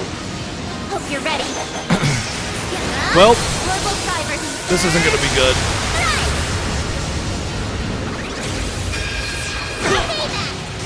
No way. Stop kidding me. Cool. I lost the tutorial battle. I fucking lost the tutorial battle, dude. Why do you have the tutorial battle, the tutorial boss, so highly tuned? Raring to go. Like, for real. How do you...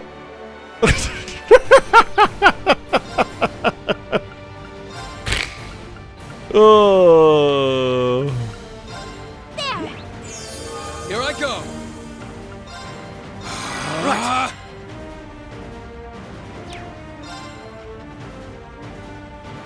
Leave it to me.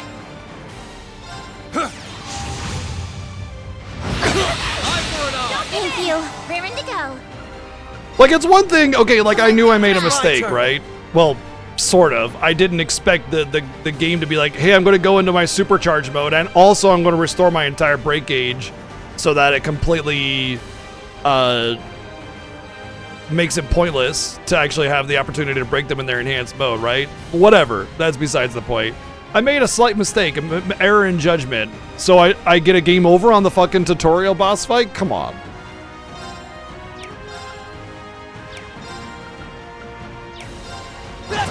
All right. Arcus activate. Thanks. Thank you. Here I go.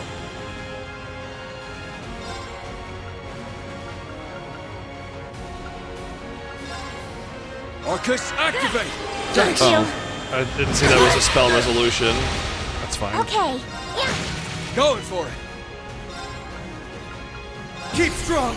Toughness shield. Yeah. Leave it to me.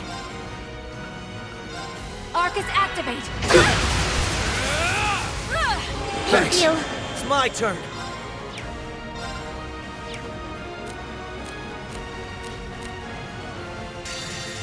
It ends.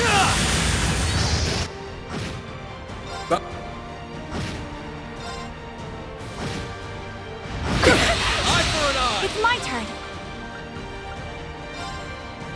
Arcus activate. Thanks. Thank you. It's my turn. Keep strong! Toughness shield! Leave it to me.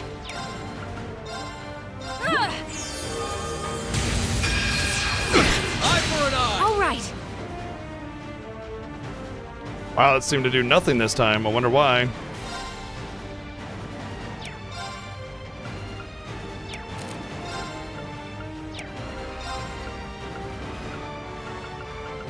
Arcus activate. Here I go!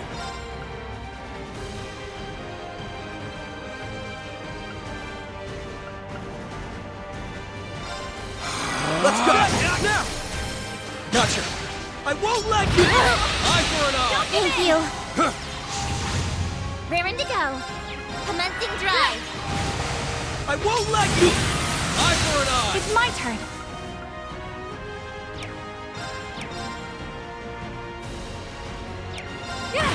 I don't know what Ellie and Randy have, but their crap points are already up to 200.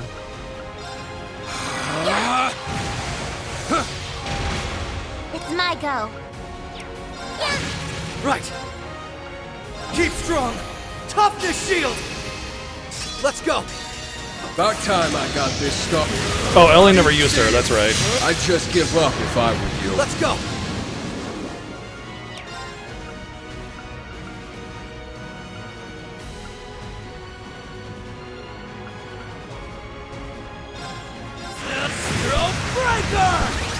All right. Almost had a break, but then he goes all super mode and just gets all of his break HP back. So stupid.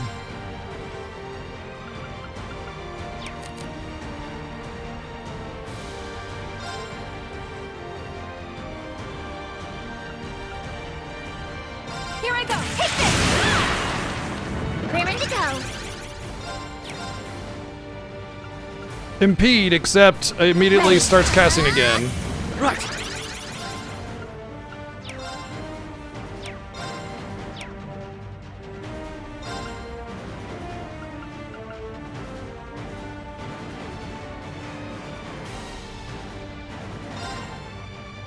Arcus, act! Leave it to me. Keep strong! Toughness shield! All right. Here I go. Take this. Going for it! It's my turn! Okay. Beginning analysis. Data received. Thank you. Okay. Commencing drive. All right.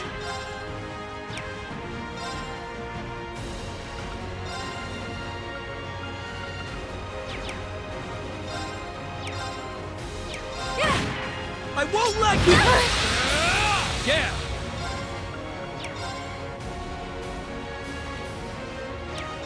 They're off guard! There! Guys, Thank you. my turn! Keep strong!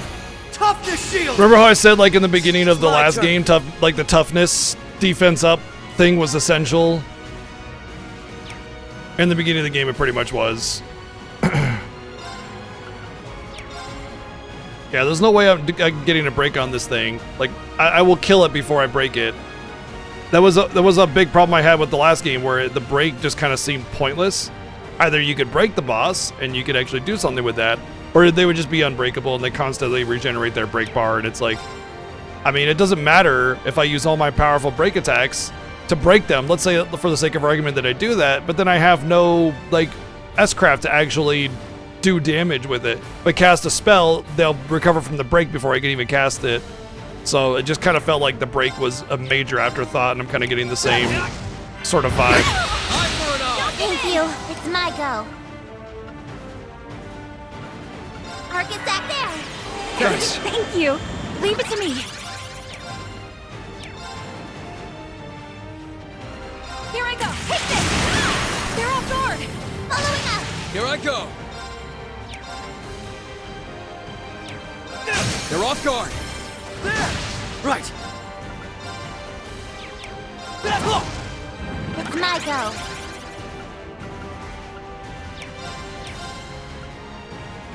Ready. Break.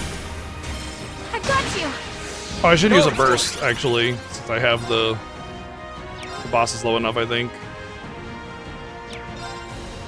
Got him! Knock him senseless! Got Sure. It's my turn. About time I got this stuff. Eat steel! I'd just give up if I were you. Get in! Sorry, but we got stuff to do. Yeah, I gained a level, I think. Nice! I've done it! You ain't seen...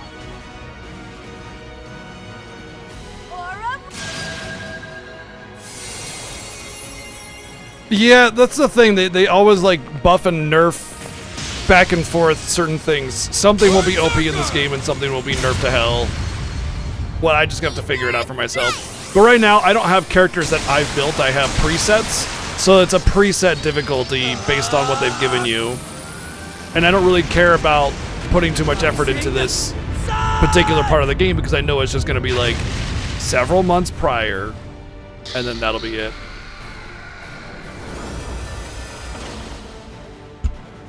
This can't be happening. Our victory was all but assured. Damn it all! You forgot to account for the power of anime, you idiot. We did it. Right? That was rough. Thank you, playing as 123 bits. Oh, it's doing that down capture now, thing. so- I'll fix that in a bit. Yeah.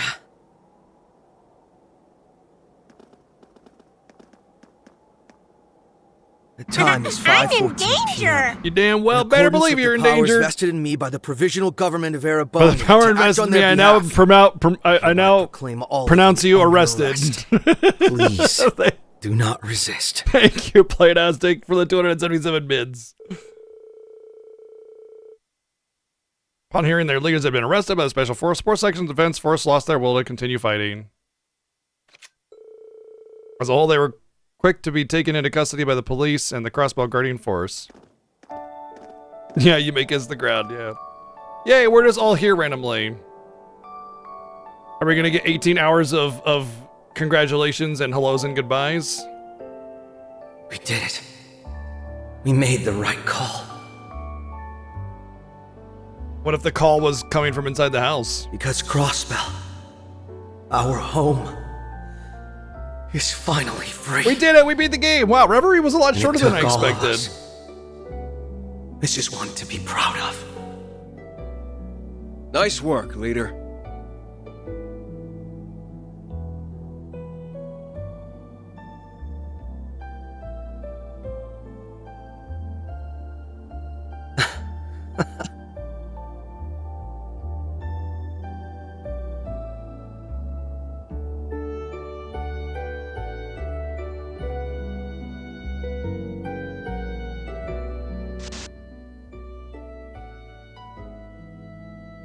Well, since that was so short, I think we'll just play Daybreak right out of the gate from here, you know?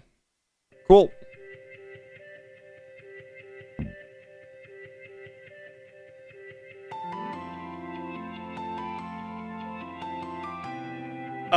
Yeah, it's Azure, by far. I mean, and even then, there were still some significant issues with Azure. Is this intro gonna have like a billion spoilers like all the other intros?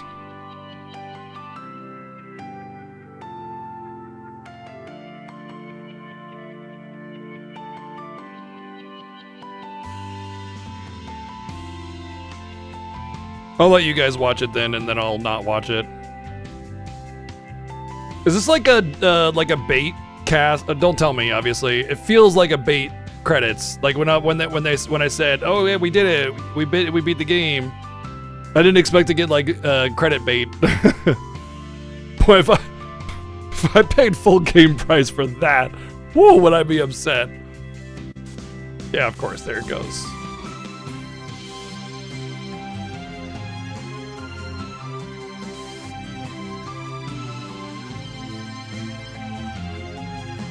I like how they're giving the names of all the characters that they got, like Wazzy and Noelle and everything, but like, they didn't ever actually detail who they were, right? They didn't actually introduce them, you know?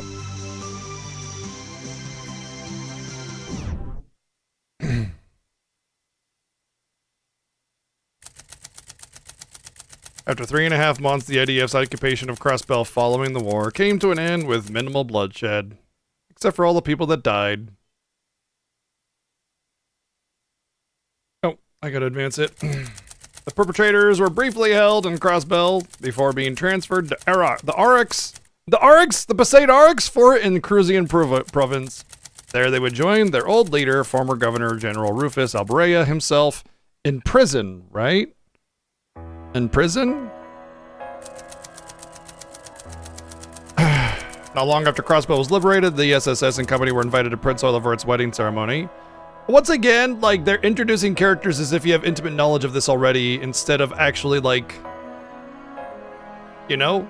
It's a new game. You need to tell it from a new game perspective. I don't care if it's a sequel and a direct sequel and a ever-growing story and everything. You need to introduce these characters organically. They reunited with their friends from Erebonia and were praised by the prince for their efforts in freeing Crossbell. Praise me, Dad. Yeah, thank you, sir. Matt Mercer, by the way, for Olivert. But on the world stage, the crisis in Crossbell only served to draw the region's problematic political standing into focus once more. So the oppressive, authoritarian government of Erebonia that started a whole bunch of wars is suddenly, like, good now, I guess? I can't remember the result. I guess with douchebag McFuckface out of the picture and the curse suppressed, I suppose it's possible that Prince Olivert has more of a hand in the control of the destiny of the nation, but I imagine also that, like, it just kind of feels funny that, you know, the warmongering Erebonia is all of a sudden just like, oh yeah, the good guys, now Crossbell loves being part of Erebonia, yay! You know, right? It's only because the Cold Steel took place in Erebonia, so, like, you can't be part of the bad place as the hero characters. It's got to be the good place. So, you know, you turn the bad place into the good place, and all of a sudden everything's sunshine and rainbows. So it was with that power vested in the holy city of Arteria, together with the support of Libero and Ramiferia, and even Erebonia and Calvard, that it came time to turn a new page in Crossbell's history. The pride the region was stripped of following its failed bid for independence 3 years ago would be restored.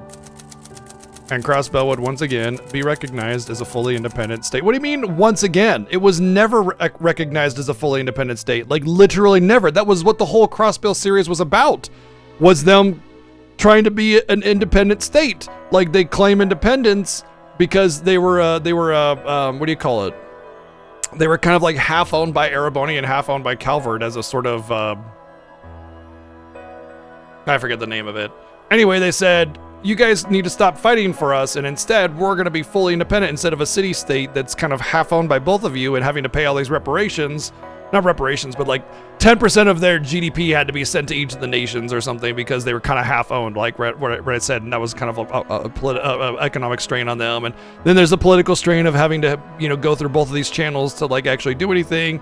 Anyway, the point is that was like a big pivotal plot moment, was claiming independence. So they were never recognized as an independent state ever. In fact, it was very specifically a plot point that the Holy City was basically the deciding factor. If the Holy City decided, yes, we recognize you as an independent state, then so does the rest of the world. Automatically, it's like, damn, we can't go against that. I mean, again, it wasn't recognized as an independent state. You know, it's like if Texas did their whole thing where they seceded from the nation and said, we're independent now. Just because you say it doesn't make it true. You know, like then the country's gonna be like, oh, here we go. You know, and okay, bad Texas, whap. You know, and then they go, oh man, right? But like, you can't. There's nothing that allows for that legally. The only way to actually legally be independent is to have the country in question say, fine, you're good, or to war and win it, right? So the same goes with this. Like, they were at war and they lost. So they never were independent because nobody actually recognized them as independent.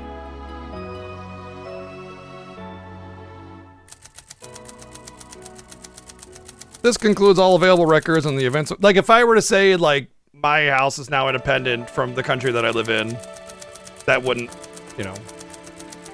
All the proceedings within the margin of error predictions made in the first place, advancing to the second phase, will officially set the core of this project into motion. Oh, okay. Are we doing the thing?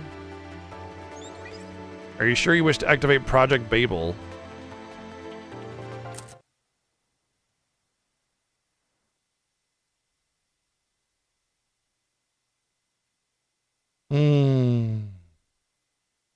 There was an interesting bit at the end of Cold Steel 4 that kind of made me raise my eyebrow a lot, and I'm not sure how to take it, because it could both simultaneously be amazing and also terrible at the same time.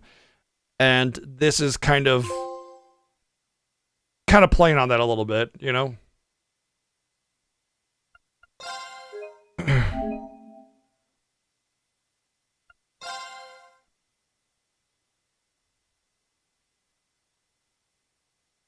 March 15. Maya. She's come back after having some noms. Come on. Come on, little bean.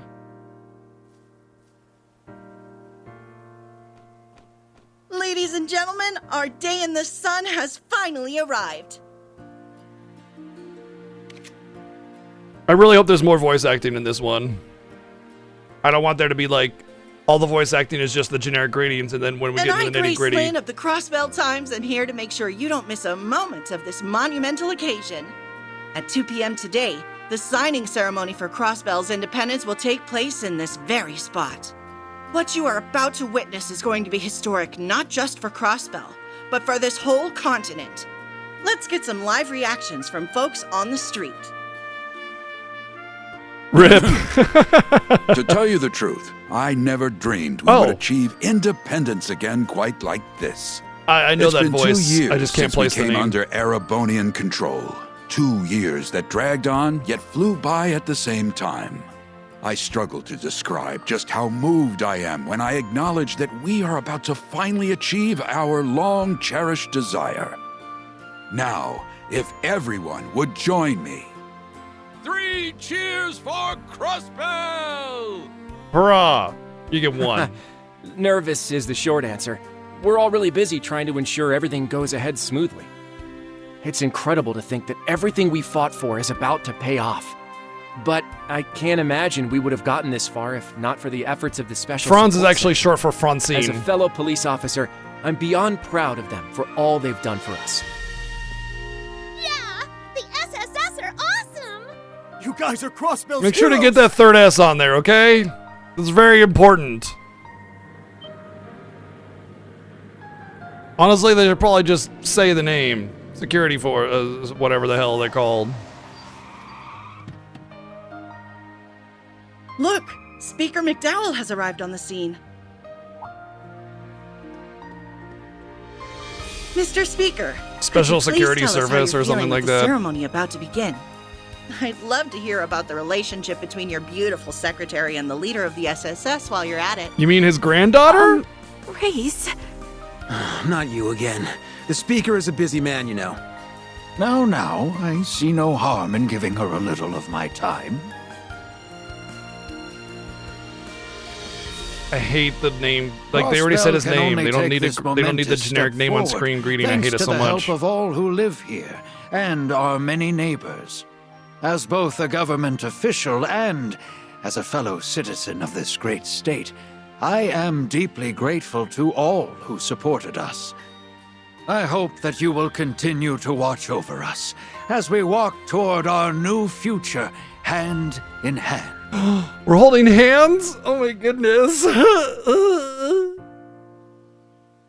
But what if I get pregnant?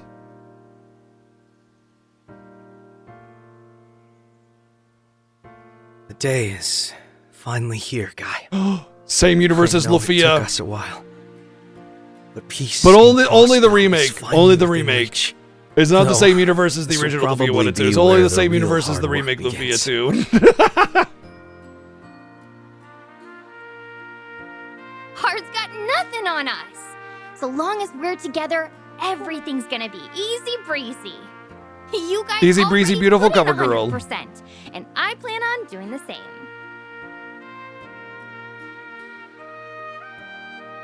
Really, really hate the generic name on 110 is screen more like it. introductions. And you can always Like, count on introduce me your damn for support. characters. It ain't Watch hard. over us, Guy. It ain't friggin' Lloyd, hard.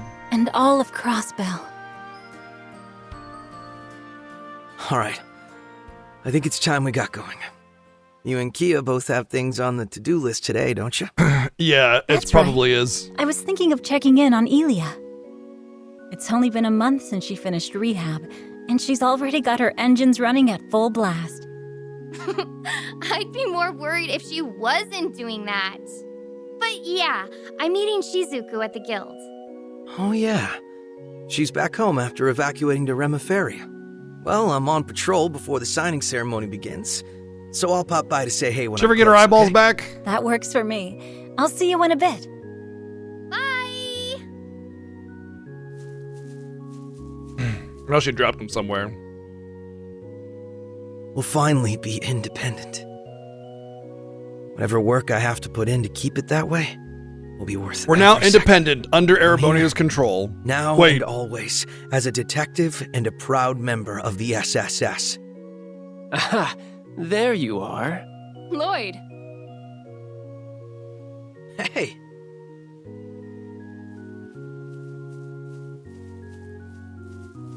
There you are. I just happened to be walking around the graveyard as one does.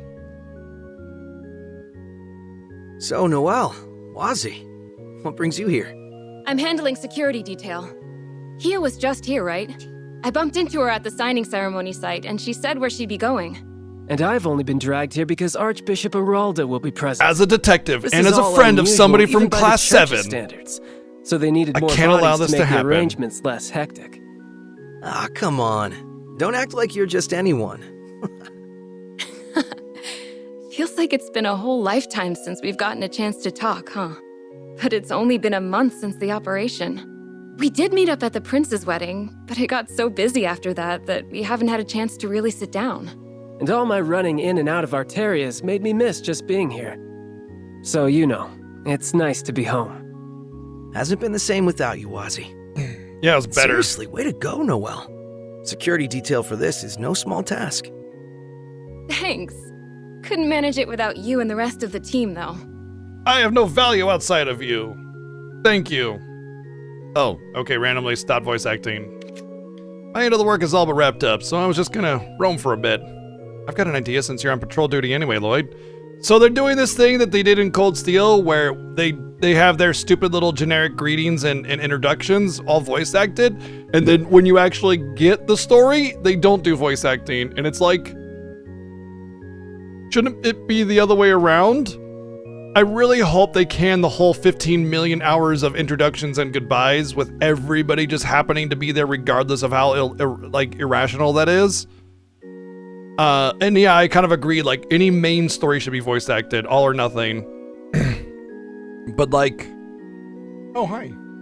Come on, Maya, you can do it. All right, way to go. She had to cross by Coconut. That was very brave of her.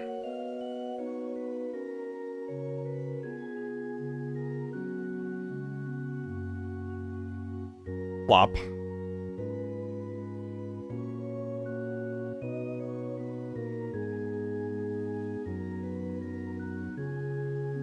But yeah, don't do that.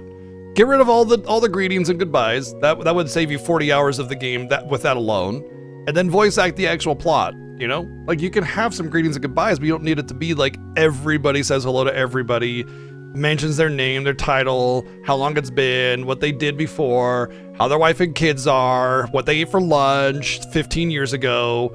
You know, and just focus on, like, just, hey, how's it going? It's you. What's up? Listen, story, you know?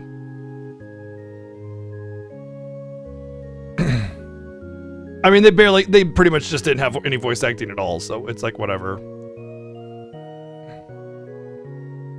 What if we made the most of meeting up like this and scoped out the city together? That sounds great. As long as you know I'm on the job, we can't goof off or anything. It's going to be nice little nostalgia bomb for me to do some police-related work. It'll serve as a nice change of pace for me, so why not? Alright, let's hit the streets. And the people in them. My only planned stops are to see Kia and Cecile, but it would be nice if we could talk to Ellie since I'm sure she's hard at work. Weren't we just with Cecile and Kia? There we go. You can set each character's costumes and various attachments on the costume screen. No costume selected, the character outfit will change automatically. Outfits relevant to certain scenes, however, will take priority.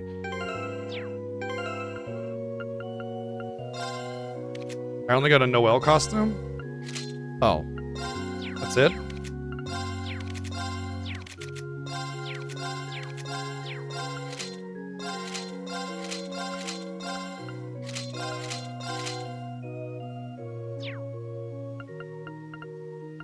Is the game actually going to start me at level 100? Like, that's actually not that's not an actual like in the future kind of start. I'd be very surprised if they just drop you at level 100. I mean, I wasn't able to load my save file because I didn't get the true ending of Cold Steel 4, which by the way was awful. So it's not like I was going to go back and do all that anyway. Not that, I don't remember what level you end up at the end of Cold Steel 4 though, but I want to say it's higher than 99. But I don't know if it would actually give you those levels or not.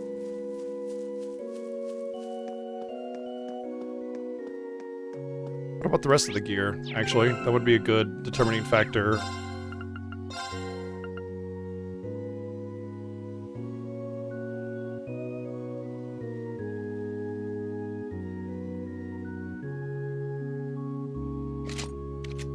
I mean, these are kind of good items, so...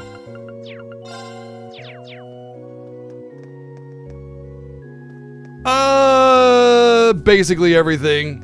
Like, people that died didn't, and things that were bad didn't happen. It's the happy-go-lucky, everything sunshine and rainbows ending instead of actually, like, having some stakes. That sounds like the worst character in existence. Oh, I don't know her. I don't know her at all. Sister Scarlet? Oh, hey, Scarlet. Oh look, we're having greetings. So it's all voice acted. As you can see, I've managed to sneak away from my duties long enough for a hot date with my boy toy here. We'll be patrolling the city, so I leave the rest of our work The in your delivery wasn't capable very hands. good, but that line was amazing. Can you not say things that'll confuse her? No, what's confusing about Squire that? who helped us in the operation, What's confusing? right? That's not confusing so at all. much. That's pretty much accurate. We didn't have much time for introductions then, did we? Still, I've heard plenty about you. They weren't kidding about how cute you are. Scarlet? I'm just messing with you. Oh Catch you boy, later. are we gonna do the Lloyd harem now? The Reen harem wasn't bad enough. Yep. Greetings are voice acted, everything else not. Love it. So good. Oh wow, that even made my heart skip a beat. I don't think I've ever been a sister with an eye patch before. Makes her look like she could hold her own in a fight.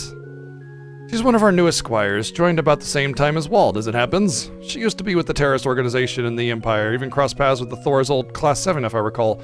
So once again, it's doing that thing where I'm supposed to know everything and remember everything intimately, because when Wazzy says that she's a new squire, he means that she is part of the super duper secret Grail Knights of the Holy City that are basically super powerful warriors that go and seek out relics of the past that are too powerful to be in people's hands and wrest them from them. And basically it's like colonial British without actually taking over the country. They take everybody's relics and culture and go, actually that belongs in a museum, and sticks it in a vault somewhere.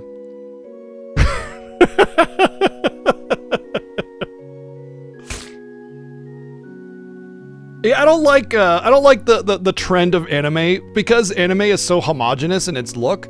You just get the same face and then you just change the hair color and outfit, and like that's it. But there's this trend in anime because of it's so homogenous and basic from an artistic aesthetic perspective. You start to run into repetition very, very early. they've started the recent trend is give silly hats to people to make them stand out. So a lot of characters in anime nowadays will have the same anime look, but they got a neat hat, and it just always looks awkward, like it doesn't belong there. It just doesn't sit well. You know, if the character isn't made with the hat in mind, it doesn't look good. You need to have the hat as part of their core outfit and designed around that, or else it just doesn't look good without any kind of like dynamics or hair change style as you put the hat on or something. And usually what ends up happening is it just rests on top of their fat hair and it just looks weird. So I don't like it. She used to be with the terrorist organization in the Empire, even crossed paths with Thor's old Class 7 if I recall. Still, she's got a great head on her shoulders. Talk about a complete 180. Then again, I'm not sure what's harder, working with terrorists or working under you. She seems to be enjoying her work quite a bit, I'll have you know. Now then, with my remaining work delegated, why don't we continue into the city?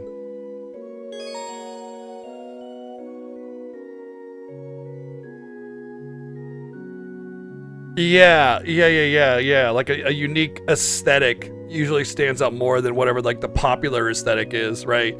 Like the really popular artistic aesthetic are in a lot of current existing anime gacha games like Genshin or Wuthering Waves or whatever the other ones are, Zenless Zone Zero. Like they almost all look identical. They're the same style, same aesthetic, same general outfit style, and they just kind of all together. But that one girl's got a unique hat sitting on her, so totally unique, you know. Meh. Oh, Uma Musume. Unique bust size. They all just happen to be quadruple F. Yeah.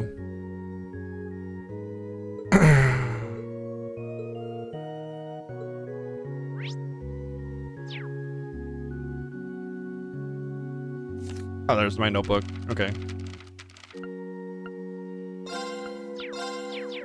Wow.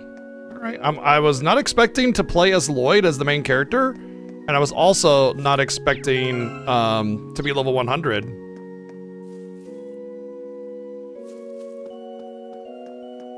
Hi, Chi. She wants me to play fetch.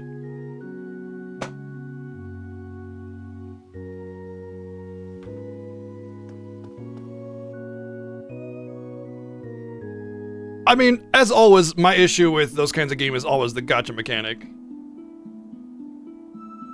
I don't care how simple or low effort or like meaningless the content is. I care that it's got the gacha in it. I just want all that shit to go away. Well, don't look at me, I threw it. You gotta bring it back. That's how fetch works. I throw, you fetch. Okay, you can't just leave it there and come back and expect me to go chase. Okay, it's a cat. I guess I probably should expect that. Hey! Can I actually fight something? No reason to go up this way toward mine. Shut up! I will go where I damn well please. You don't please. need to go far in for monsters, though. You've got a chance! Oh, I say they give Noelle an upgrade as well.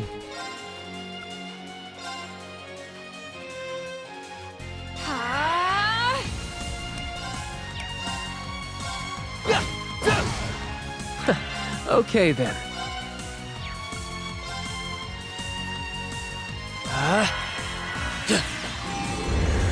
Same galleon fort.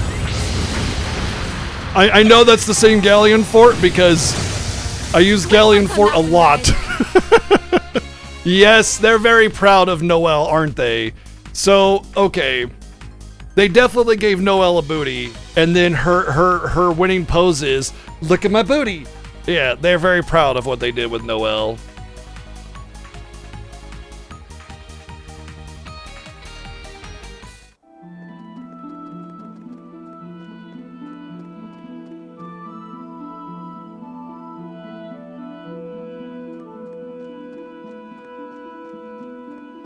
Gacha games in general, they're addictive, so yeah. That's kind of part of it. They draw you in with the pretty lights and then and the what do you call it? The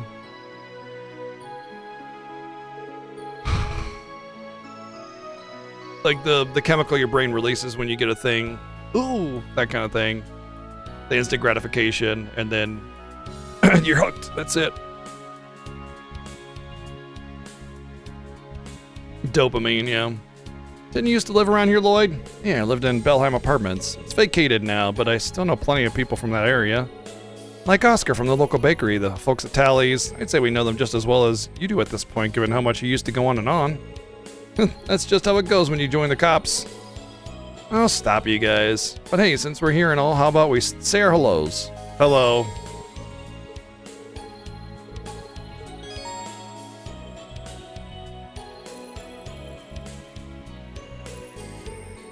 That's fine. It's not a criticism on a person. It's a criticism on developers.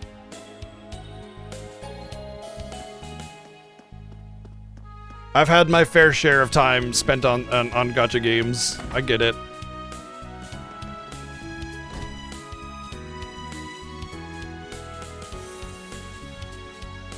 Remember, the secret super duper bad villain guy is like the janitor or like Bill from accounting or Greg down the street. Never anybody prominent.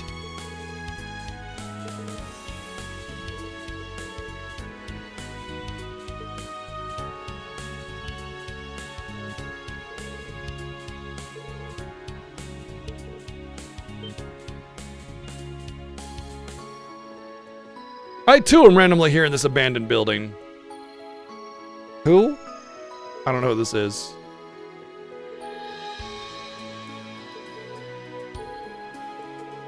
We just happened to be passing by, so we decided to drop in. I thought this was optional, so I wasn't voicing it. So the news agency is all moved out? Yep, I was just doing the final checks before vacating the premise, actually. Several years later. You know, as soon as we got rid of the editor's desk, things really got lonely around here. Reminds me of how things were after the Independence incident. I can imagine. I'm sure it felt like your world was turned upside down when we arrested Mr. Grimwood. Oh no, please don't worry. I didn't mean it like that. Didn't he die? Yep, I played a bit of Genshin Impact and I enjoyed what it was for what it was. And then it's like a million others. Tower Fantasy, Wuthering Waves, and Zone Zero. It's just like another and another and another. Now the latest one, NTE, Neverness to Everness, is using Gen AI for a lot of their background assets and videos and stuff. And so it's like, yep, that's about the path I expected for gacha games because there's very little integrity and they don't give a shit about artistic integrity. Sure, there's artists used for a lot of stuff. You can't use Gen AI for everything, but you absolutely can for that stuff. And for what they did, they what they could use it for, they did. And believe me, if they could use it for more, they would. And they lied about it too. Please don't worry. I didn't mean it like that. Right after everything transpired, I also resented him. But as time went on, I found myself able to face him and even started visiting him in prison. Oh, he didn't die.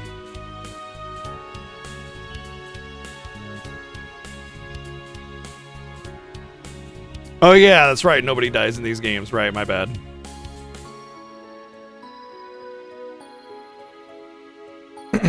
Honestly, I would probably play something like Xenozone Zero if it wasn't a gacha game, because it seems like it has some pretty decent gameplay.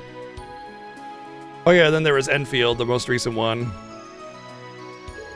All because you guys managed to step in and save him from himself. You're a tough kid, Pete. So you've been checking in on him over these past 2 years? Yeah, between working for the news agency, I missed a few visits because we had penal labor. What kind of labor? But we kept in touch. Between you and me, he was terribly worried when you were all working underground against the Empire. Huh. I haven't been able to visit him since last year's occupation. Once today's signing ceremony is over, I plan on stopping by. I'm certain that he's truly happy about Crossbell's independence this time. I'm not overly fond of just button mashing, but, you know. I'd be glad if he was. Could you give him our regards? And tell him we'll be dropping in eventually, too.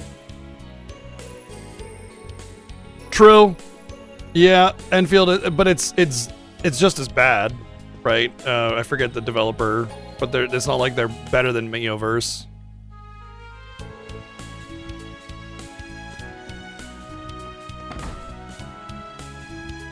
I will say at least it's nice that a lot of the more like elaborate gacha games do actually have some meat and potatoes to them outside of just the gacha shit.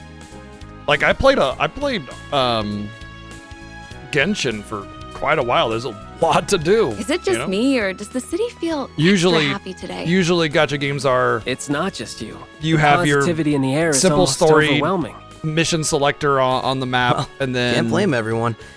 We've been waiting for this day for a long time. And then you sit there and wait for the next waifu banner to not get, so the game encourages you to spend $500 to get her, you know? Rinse and repeat.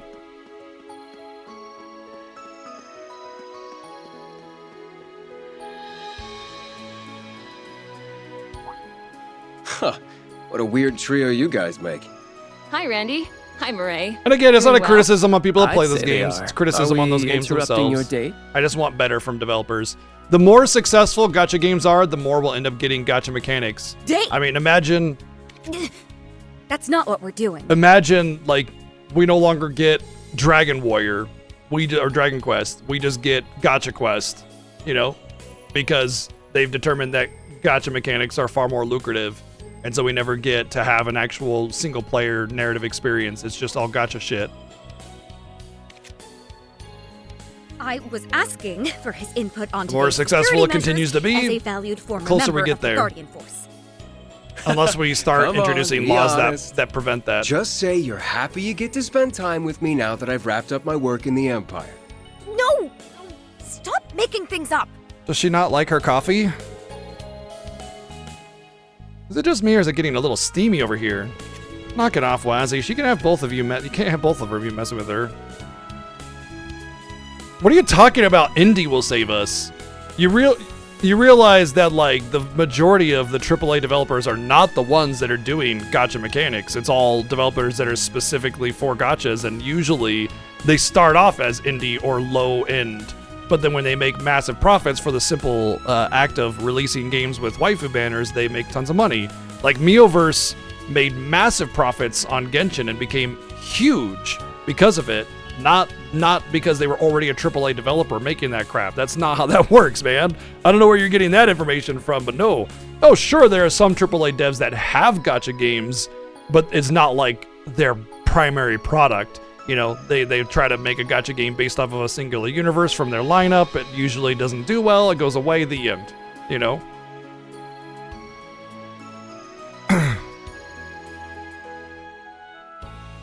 Quite weirdly, actually, I might add, you would think that the AAA devs would be all up in the gacha scene, and to a lesser extent, they definitely have their presence there, but generally speaking, the gacha devs are just the gacha devs, but they started off small, like all of them. I don't think it's because they're mid.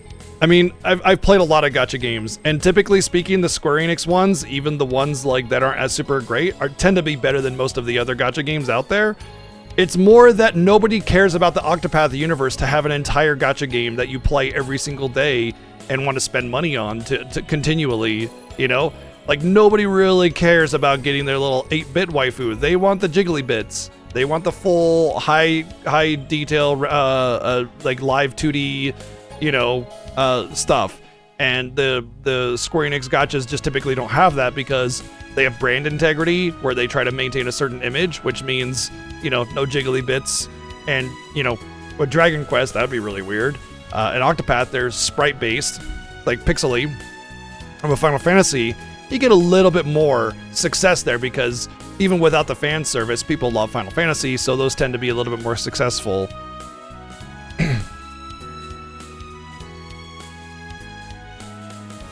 Yeah, so Fate is, I don't even know who does the Fate gacha game. I have no idea. Oh, yeah, I have no idea. As far as Fire Emblem, that's Nintendo. And Ume Musume is just another gacha dev. So, like, these aren't AAA devs at all, except for Fire Emblem. And even then, Nintendo doesn't, it's just like the Square Enix gacha games, they don't actually develop and maintain them. They're all done by, like, for instance, that War of the Visions was Gumi, and the Dissidia one was Team Ninja. Like, none of them are actually done by the developers in like that own the IP. They're outsourced. And so they just go, make us money, and then somebody else handles it. Yeah, not a big company out of FGO. Yeah. Well, I don't know if Konami's obsessed with pachinko. It's more like they stopped making games and then started doing pachinko, and like that's just their current market. So the integrity is already very low. But yeah, when they finally released a Castlevania game after so many years of being in pachinko, guess what? It was a gacha game. What? I'm so surprised, you know. So Fate is Type Moon, a developer I've never heard of, and FGO is Lazengel. Never heard of them either. Wow, that's crazy. I don't know who owns the IPs though, because like the developer and who owns the IP is different. Like everybody will be like, oh, the Dragon Warrior gacha game that Square does, and it's like, well, Square doesn't do it. They just own the IP, so they are have the work outsourced. So I mean, it's like, who owns the IP versus who makes it is totally different.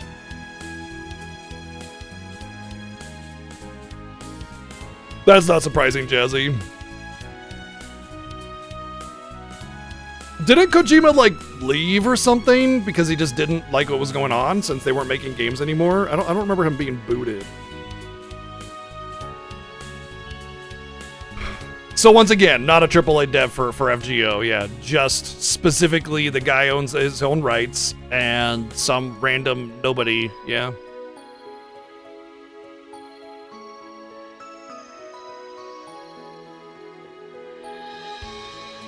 So yeah, there you go, Masta. Not AAA devs at all, and indie devs are the least likely people to save us from gaming.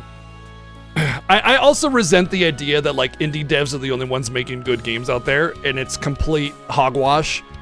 There's way more bad indie games than there are bad AAA games, but from a per capita perspective, or not per capita, yeah, per capita, AAA games tend to be better. Plain and simple. Now there's plenty of garbage out there for sure, but generally speaking, a lot of effort and a lot of money go into making AAA games. Not even generally speaking, that's literally what AAA means. And they're not going to sit there and make bad games, you know, after they invested $100 million, right? Whereas like an indie game has a budget of $500,000, and well, guess what? That means that there wasn't a lot of opportunity to make the game really good. And a lot of indie games end up being amazing despite that, and that's great, and I'm all for it. But just so you know, the indie scene is riddled with shovelware and trash like you wouldn't believe. It's way, it's a garbage heap. You just don't see it because an indie game doesn't make waves unless it's a standout title like Hades, right? Standout titles, Stardew Valley, Terraria, these are standout titles in the indie scene. And with a AAA game, it has advertising power. So it stands out automatically just because they advertise the crap out of it because they've invested $100 million plus into it. So that's why you always take note of a AAA game, not to mention there are less of them because they will take time and money. So there's less of them, they have advertising, and they stand out automatically. Whereas indie games, it's just a sea of trash with like every now and again, you dig up a gem. And that's it. That's the reality of the indie scene, unfortunately. I tried playing FGO, and I thought the story was atrocious, and then I stopped playing it.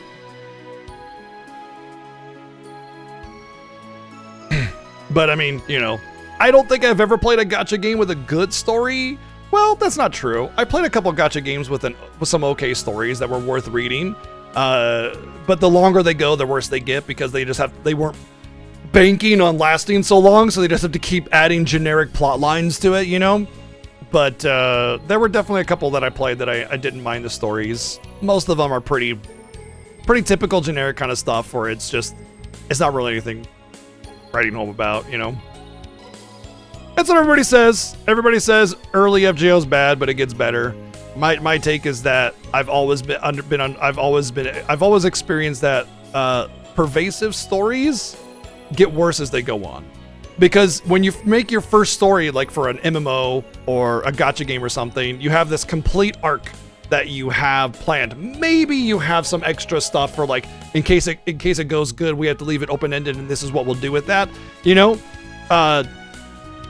But then when you go up to the point of anything that you've planned, you now have to be like, oh shit, it's popular. We need to release more content. And now you're under the wire. You're under a time constraint. It's no longer about whenever I'm finished with the story, I'm finished with the story. Now you have a time limit and you need to get it out there. You need to get the content out because people are demanding it. So it ends up just kind of being very generic, just kind of thrown out really, really quickly. And so stories tend to go downhill.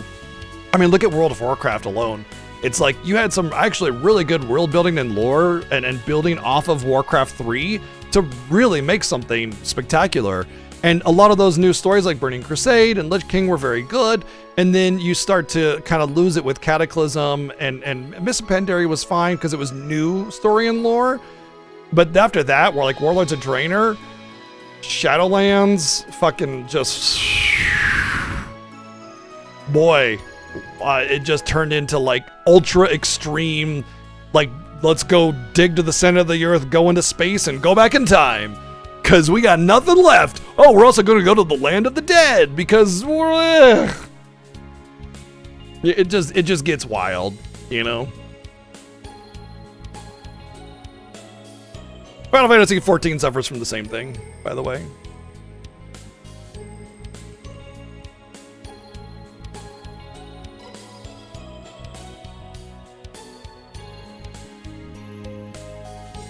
And it's just a factor of the reason is because you always kind of have to outdo the previous game in extremeness. Because if the last boss of the expansion was big fire guy, okay, the next boss of the next expansion cannot just be big water guy because they're on equal footing. You're stronger now. You should have a step up, right? And you can have big water guy as like a mid-tier boss or something, but the next boss needs to be big fire demon guy, you know? And then you gotta have big fire god guy. You know what? You have to always step up. And so that means that eventually you're gonna start doing things that are way too extreme that just don't make sense. And that's why like continually existing stories tend to always go downhill. I'm sure you'll be sorely missed at the branch campus, Randy. The operation was your way of coming back home, right? Yeah. To be honest, that's part of me that would have liked to keep on a little longer as an instructor, but that's life. Conveniently, we needed to have the whole team together, so Randy left Erebonia to come back to Crossbell just for this game. How convenient. Although, like, he was a teacher for 1 year. All that means is you found another place to hold deer. That's a great thing. I wasn't without its struggles, but I gained so much by being there. Walking in, I never thought it'd become as important as it is to me. Something about seeing how much kids can grow in a year because of you it's nice to feel like it did right by them. This almost makes me wish I could have seen you in action. I'll bet you made an amazing instructor. Well, he did always have a knack for showing others the ropes at the Guardian Force. He might look like he doesn't care, but he does a stellar job of caring for others and supporting them in all kinds of subtle ways. If he wasn't there for me, I was under the... For me, when I was under the sorry excuse for a commander, I don't know what... Wait. Too late. Secret's out now, I'm afraid. Oh wow, I didn't know you thought about me that much. That's because I don't. I was providing an objective perspective, that's all. Is it just me or has she gotten worse at hiding her feelings? Could be because he was always away for so long. It's not like her though. Anyway, let's just keep up the good work on the job today. So the signing ceremony will be a success. Do the Force proud today, Second Lieutenant.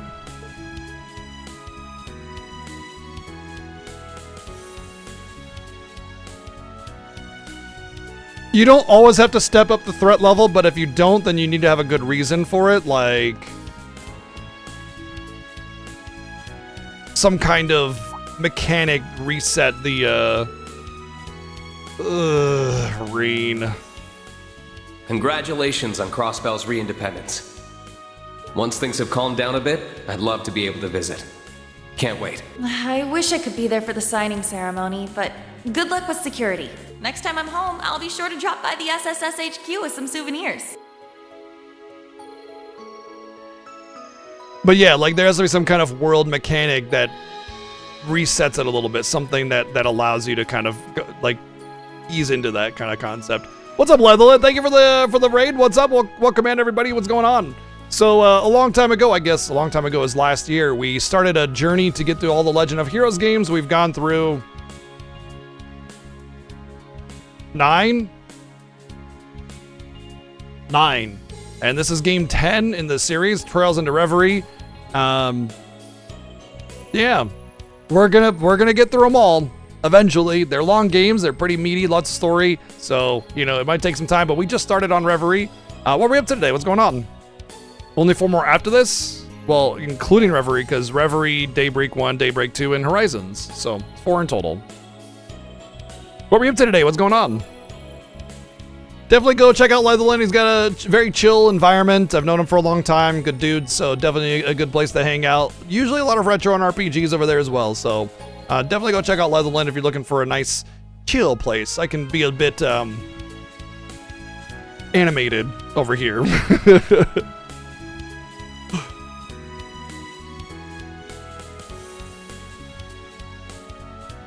Oh, I don't know if I'll play the remake of 1. It's hard to say. I'm not a super big fan of the Legend of Heroes games, so you know, $60 for the remake of 1, you know, kind of. Oh, that's right. Yeah, you've been playing Persona 5. Yeah, I was lurking quite a bit during your Persona 5 playthrough earlier this week or last week or whenever it was. But yeah, glad you're enjoying it. I liked Persona 5. I thought it was fine. I enjoyed it. It's got a really good style to it, really good vibe.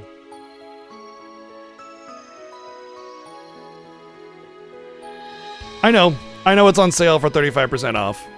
I will say this. When I finish Horizon, I'll think about it. Games aren't cheap, you know, so.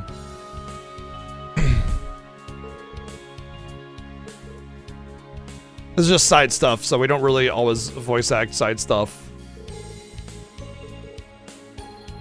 Not that I really voice act it, but I definitely read it out loud at least.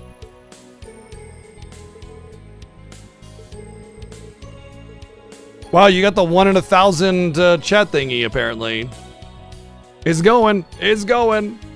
Nayuta, I don't know if I'll stream. I'll definitely play it, though. I have Nayuta, so yeah.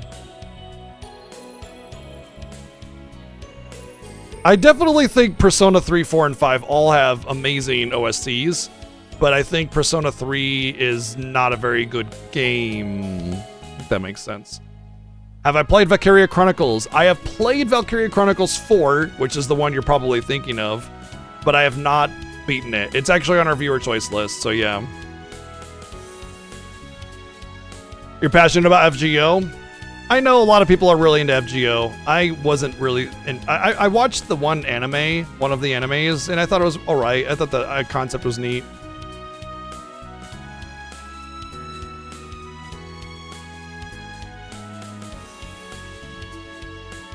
Oh, are you gonna do the remaster? You know, Persona 4 has a remake coming out very soon. You might want to, I don't know how you feel about not playing, I don't know how you feel about playing the original before the remake or anything like that.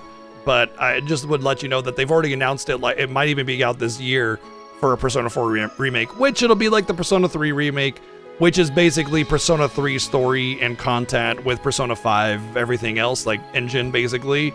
So, I mean, if you want to wait for that, it might be a better way to do it, or play the remaster on Steam or the PSP Vita Golden or whatever version you want. But yeah.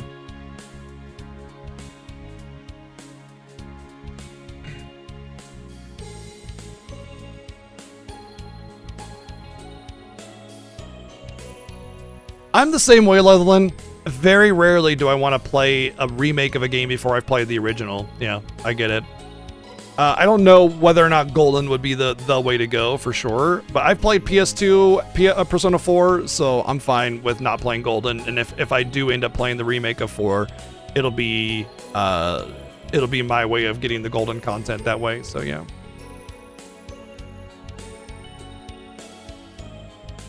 There's no such thing as an easy SMT game. Sorry. I think Masta, that is a great example of it seems easier because you're experienced with SMT mechanics. Because my first Persona game was 5, and that shit was brutal, like brutal to me, and I struggled big time with that game. But then I played Persona 4, and then I played SMT 5, and then I played, what's that one? The Fire Emblem one. I played that one, and I played a couple other SMT games, and now, I mean, even after playing Persona 4, it was already locked in. No, the SMT Fire Emblem crossover game. And all SMT games or SMT adjacent universes have almost identical mechanics, so there's no real difference between them. So when you play 1 or 2, you understand how to play all of the others. And Tokyo Mirage Session, thank you. So when you play a new one, it is significantly easier because you know exactly what you need to do in order to exploit it. And that's why a lot of the newer SMT games or Persona games seem easier, but in reality, there's just better quality of life and not as massive punishments. But the balancing and everything is essentially the same. They're just new mechanics.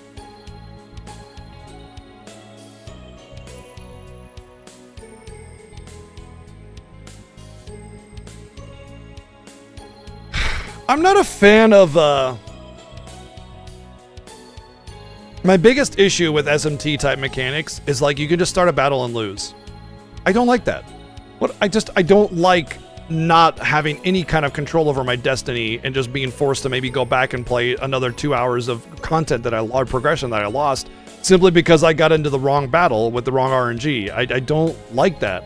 I think that's something that needs to just be gone. But if they got rid of it, it's like Dark Souls. They can't have an easy mode on Dark Souls because the Dark Souls fans are elitist and they don't want an easy mode on Dark Souls. So if they took away that aspect of SMT isms getting SMT'd as they call it, SMT fans would be like, this isn't SMT. It's not the same. You know what I mean? And they would lose their fans.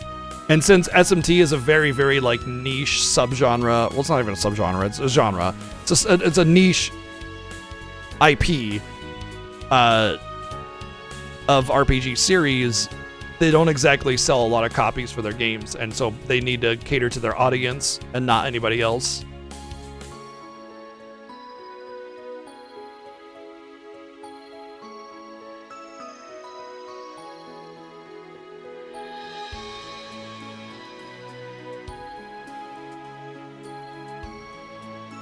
I disagree with that, Demi. I disagree with it massively. First off, magic is definitely not an easy mode. It's super obtuse to get into, and the casting animations are very long, leaving you vulnerable. Even from a distance, you'll get trounced. Magic, I've tried using magic, and I used to speedrun Dark Souls. Magic is not an easy mode at all. In fact, I found that bigger weapons are an easy mode because you can stagger enemies and you just keep slapping them. Except for Dark Souls 3. And you want faster weapons. That's like the only one. Although I did accidentally... I mean, really what you have in Dark Souls type games is just better builds.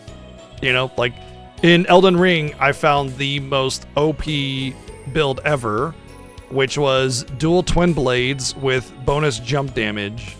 And I would just jump and go whap, whap, whap, whap, whap. And they'd get knocked back and jump, whap, whap, whap, whap, whap. Get knocked back. It was easy. And I would be doing like a quarter of their bar each time. And it didn't take very much stamina, so I could just sit there and stun lock every boss, and it was a joke. Like, I actually walked through Elden Ring once I got my second twin blade.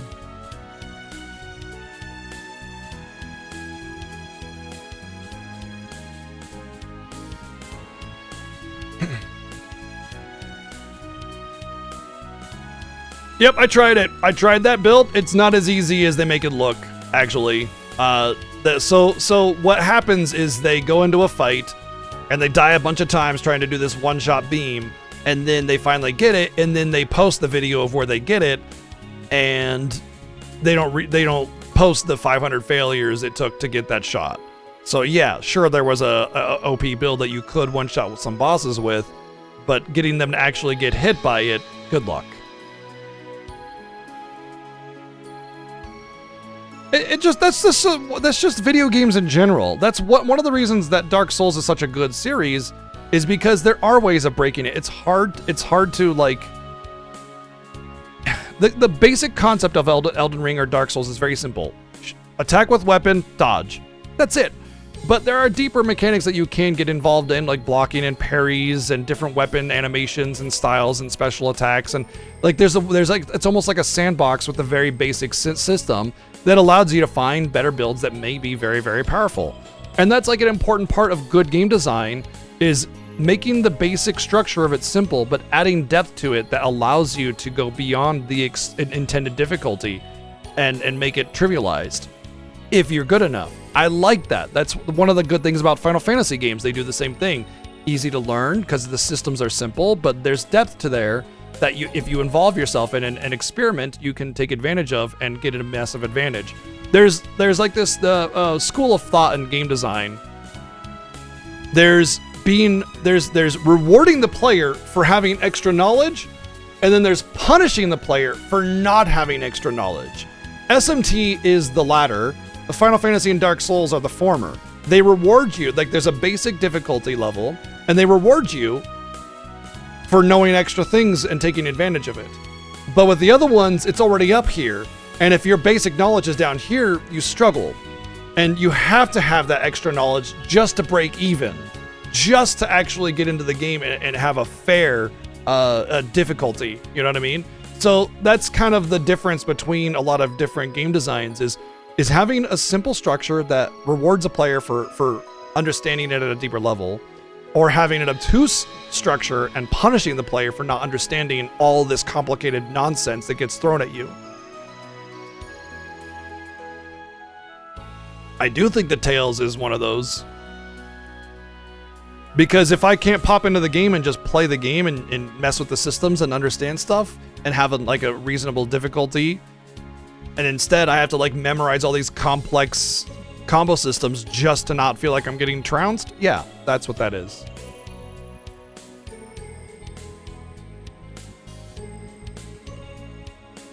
Well, I would hope people actually don't just mindlessly agree with me. What's the point of a debate or a discussion if everybody just goes, yes, master, you are right, you are correct. And I agree, the ability to feel overpowered can be fun. But what the thing is that it's better if you earn it, right? If you've earned that overpoweredness, it's so much better than just it being handed to you, you know?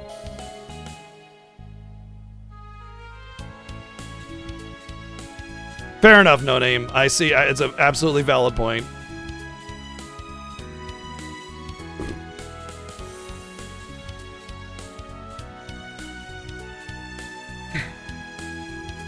I've heard those old Xbox Ninja Gaiden games are pretty rough. I haven't played them myself.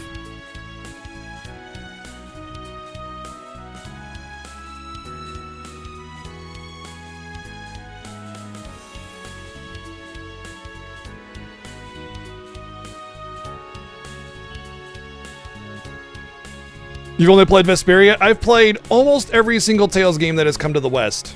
I can't think of any that I haven't. Hold on. I think Tales of Hearts was a PS Vita one that came to the West, but I don't have a Vita. I think that's like the only one that I haven't played, so I have a pretty good history with Tales games, and if I feel that way still about Tales games, I don't know, man. I don't think I'm bad at video games. I think I'm pretty okay.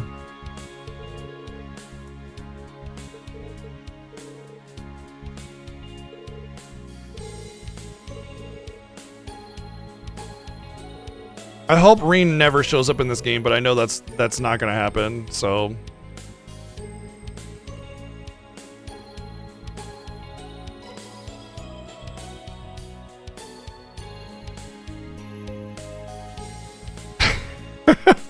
I feel like if I were to make a game, that would be a bad thing. I don't understand everything, but I do think that being a consultant on a game like you know, them kind of allowing me to be part of the creative process and offering my input would be something that I think I could be pretty good at. But I mean, again, I'm not infallible. Some of my decisions may not be the best ones. Just because I have a couple good ideas here and there, or I have a good understanding of it, doesn't mean that I know more than game designers. It's also really important to note that budget plays a large role in the actual end product, because some developers are excellent at making games, but the budget just isn't there. And so they just have to kind of work with what they got to push out a product, regardless of their expertise, you know? So it's a multifaceted kind of thing that it doesn't have an easy answer. As far as like my favorite games go, my favorite series definitely got to be Final Fantasy. I mean, all the main Final Fantasies are games that I love and I cherish, and I think they're all, for the most part, well-designed games. But there's a lot of difference between one and another, so it's not always something that you're gonna vibe with. I really love Xenoblade Chronicles. I really like, gosh, I had another one in mind. What was the other one that I really loved? Shit. Oh, Metroid. The Metroid games, for the most part, are, but those aren't RPGs, obviously.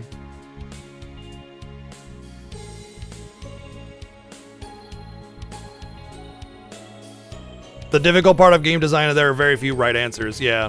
At the end of the day, it's complex. It's not easy. It's not just make a system that works, you know? I definitely don't have ideas of my own, but what I do have is ideas that are based on other ideas that I think could be improved upon.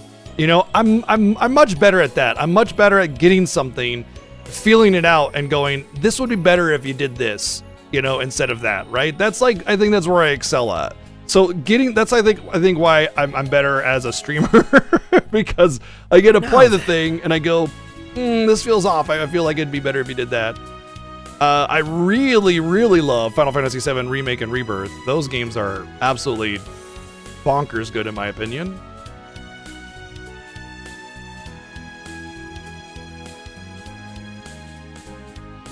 Well, I appreciate the vote of confidence, Tasis. Honestly, the best way to get more information about the games I like are to ask me about them. Like, ask me about a particular series or game, and I'll give you my input.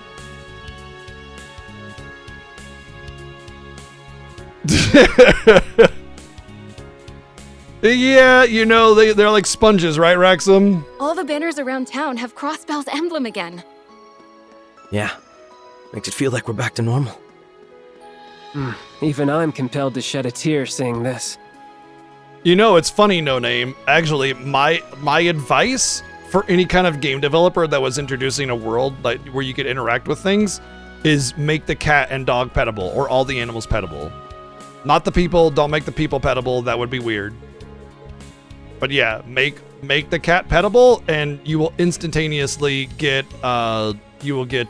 social media like hype and space.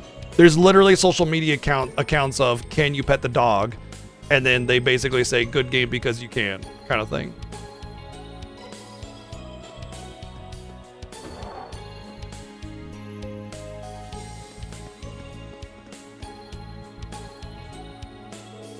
Oh, there you are. The signing ceremony is just around the corner. You three must have a spring in your step as you patrol the city today, huh? I guess you could say that. You sound like you're in high spirits yourself, Wendy. Looks like you have a lot of customers coming today. That's great. That's because we're putting on a big sale to celebrate the occasion. Plus, this is the time of year where everyone is looking for a fresh start. Suffice to say, our sales today are through the roof. Not that money is everything, of course. It's nice to see so many happy, smiling customers, said no business owner ever. That's great. Sounds like business is really booming. I take it that means nothing strange or unusual happened around here. Not that I'm aware of. Everyone has been the same old, same old. Guess that means you guys can't exactly take it easy and let your guards down just because the rest of us are celebrating. I get it. In that case, why not give your ornaments a tune-up while you're here? Not like you'll have time later, right? You have a good point. May as well while we're here. That's the spirit. Now let's see how I can help today. You can now synthesize quartz. You can now strengthen your existing quartz. This system, so the first time they introduced this system, I want to say it was Cold Steel 3. Kind of but they made it very, very, very good in some of the other ones. You can pet every animal in DQ7 Remake, yeah. You can definitely pet Torgal in FF16. There's even a trophy. Oh, what do you know? A new model of the Orbiment I never would have imagined.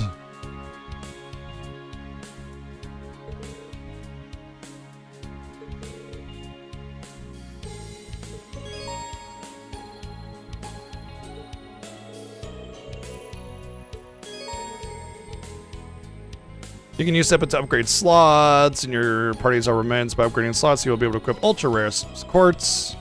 I mean, if the game's gonna start me at level 100, I better get some good stuff.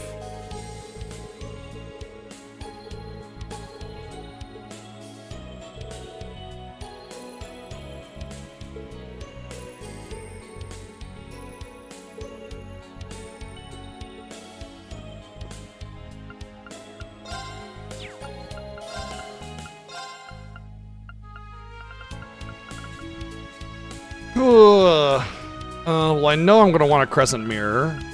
Albion Wool for sure.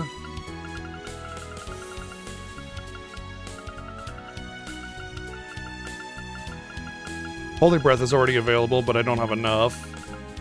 The breakers are kind of meh, at least in the past they've been meh, so yeah. I do like how they changed quartz to just kind of be a little bit more direct. So I want some adamantine shields, and I want some crescent mirrors for sure, but let's see what we got going on here. It's definitely like, it almost feels as if there should have been a prequel game for this. You know, like, I guess technically there are, but I mean, it's just so much. It's very overwhelming, especially having been out of the circle, like, of playing Legend of Heroes games for 6 months.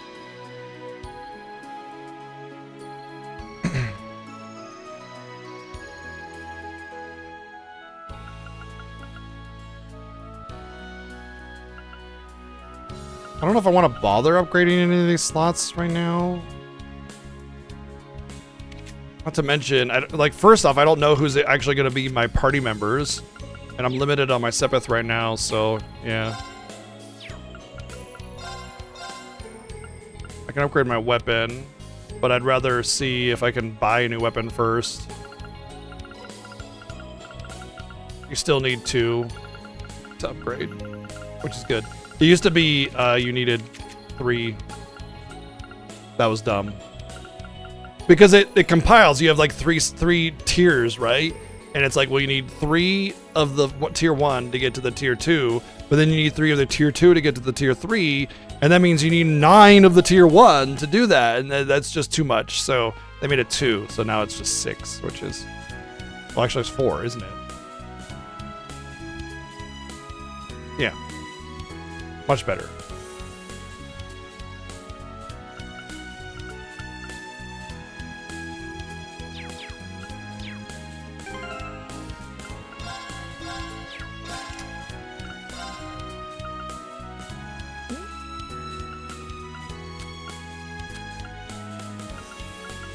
Alright, she gave me analyze UR. So that one requires a tier 3, but it gives me plus 100 accuracy. So I need a, what is that? Mirage? I need a Mirage slot, tier 3.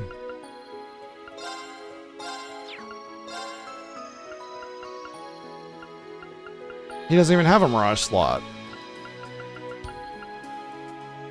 Oh wait, that's right. I can equip anything on the non-specific colored ones, right? So yeah. And if it's on this one, this will be cheap, so let's do that one. And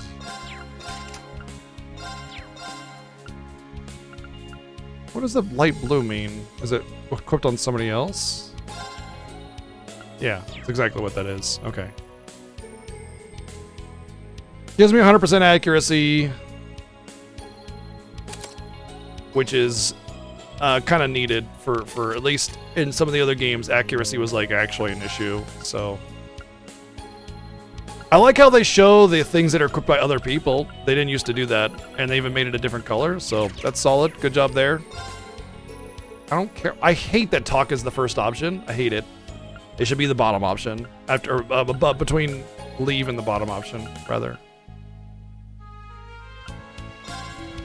Alright, let's go to the weapon shop first and see if there's new weapons to buy before I upgrade my existing ones.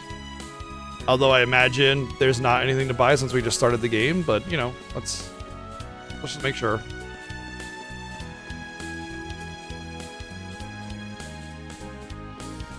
For me, I hated whatever Conquest was.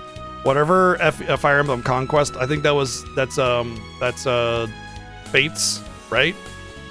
Fates is like Conquest and the other two. I absolutely hated that series.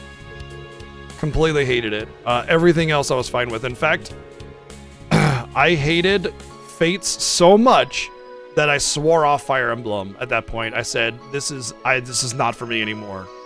But like the problem was especially in Conquest, you had all these enemies that did like guaranteed bleed damage and guaranteed damage if you were adjacent to them. So you build up this tank to like be tanky and you put them on your front lines and they just get eradicated. And I hated it. It sucked so much. It just felt like everything that you did, the game just said, no, you're not allowed to. So I actually ended up beating it by getting like the personally created characters that the people had, like they were already level 99 and max stats and everything.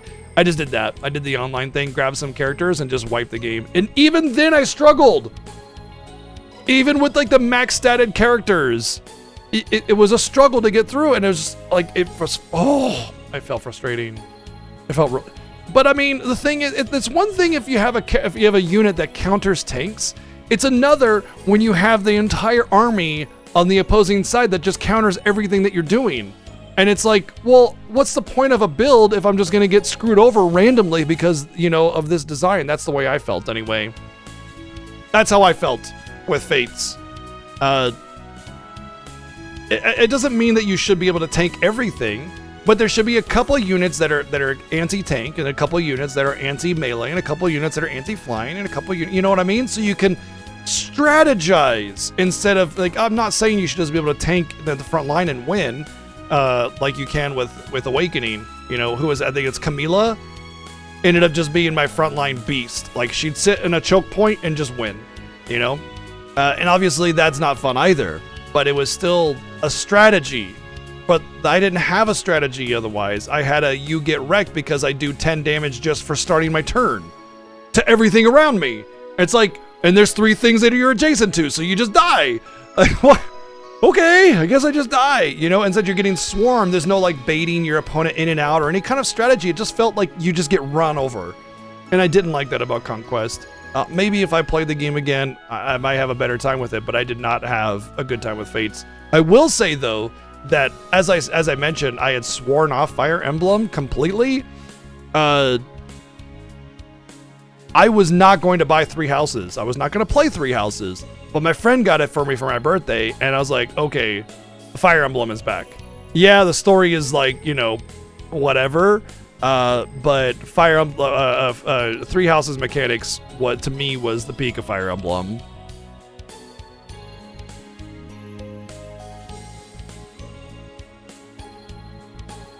Mostly because of that reverse mechanic where it's like, if you get screwed by something, you get a limited amount of reversing to kind of go, oh, okay, I messed up there.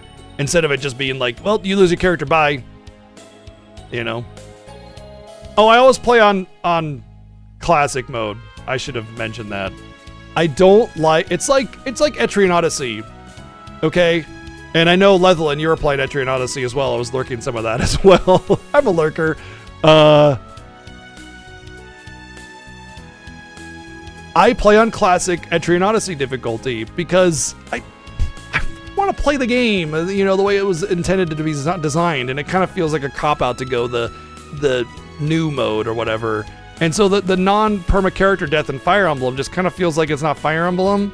And so the way I play Fire Emblem is nobody dies unless I don't care about them. So if somebody dies, I reset a map. And even with Etrian Odyssey, I'll just grind, even though I know that it's just oppressive because of the classic difficulty. If I didn't pick the classic, I wouldn't have to grind, Anyway, it's just the way I play Fire Emblem, and I've had relative success that way with Fire Emblem, but not with Fates. Fates was just not for me. That's all I'll say, because obviously it was for you, Yeah, if there's no stakes, then it doesn't feel as good to win, right? Normally, the stakes are game over, but Fire Emblem is kind of balanced around needing to make you not want to lose a unit so you don't end up with no units by the end of the game. So, for me, I have to have that risk.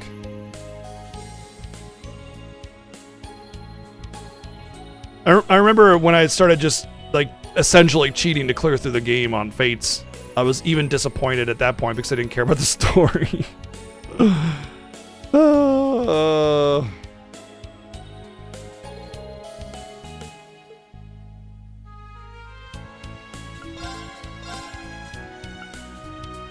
Just armor then? Well, that's kind of hugely better on Wazzy. What the hell? Why does he get so much strength? Is any more of a fighter?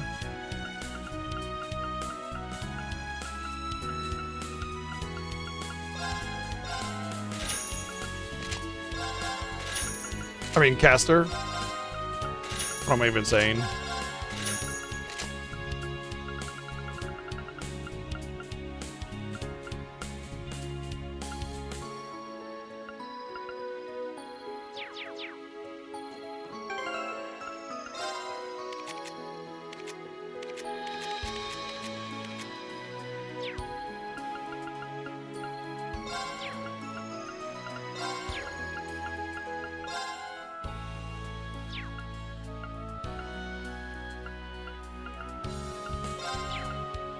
I don't think I can change my order. So I see I have reserves, and I'm just like, well, how do I make them not reserves? Awakening, when you tried it back in the day, you played 20 hours, so I was sick of the permadeath, so restarted without it. Yeah, no teeth. Yeah, that's actually a good way of saying it. And it's like, it's not even that, you know, there like obviously there's still the risk of a game over in a non-permadeath playthrough, but the game is balanced around that risk of death, so it just becomes a swarm. Like, oh no, my guy died, whatever, swarm with the rest of them, win. You know, it didn't matter. And so it just kind of became a process rather than a game, if that makes sense.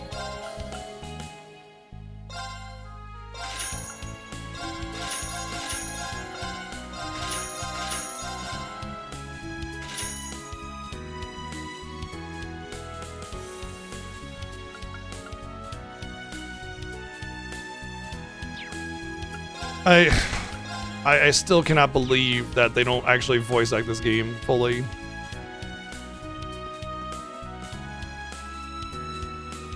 It's insane to me that they don't prioritize that a little bit more.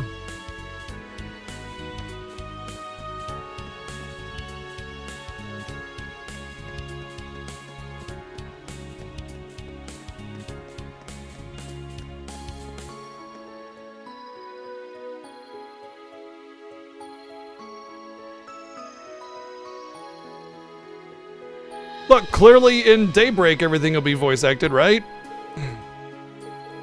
Right.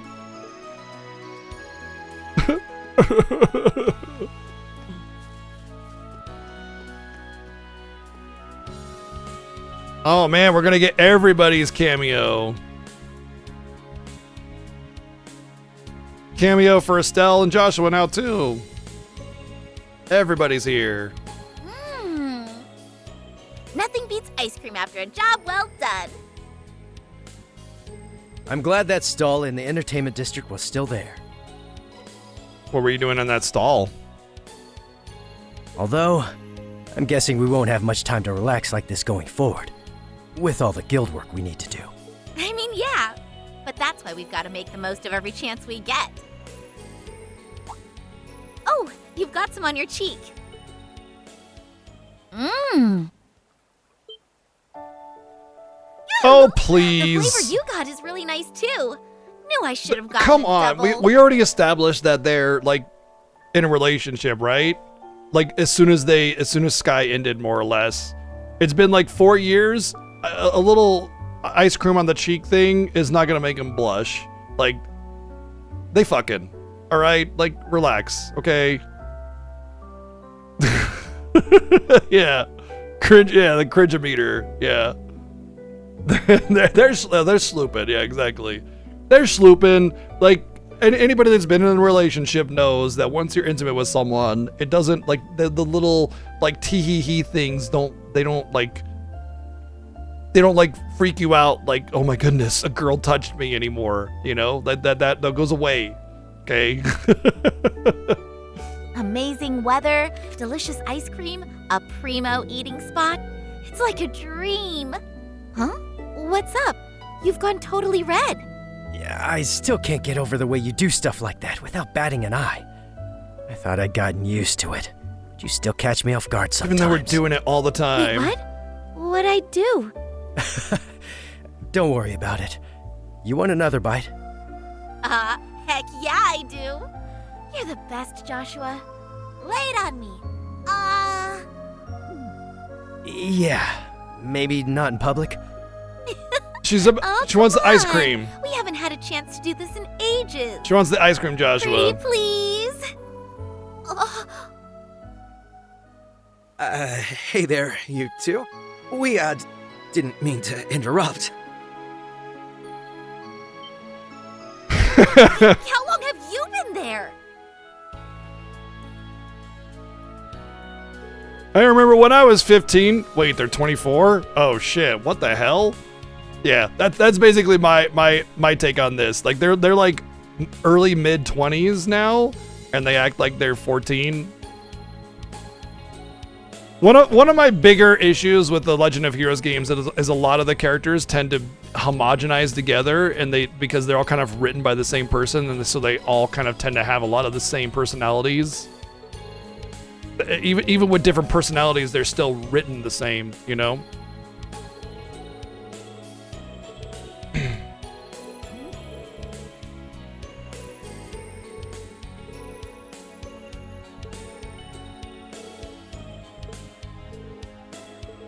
How convenient they just happen to be in a job with the guild.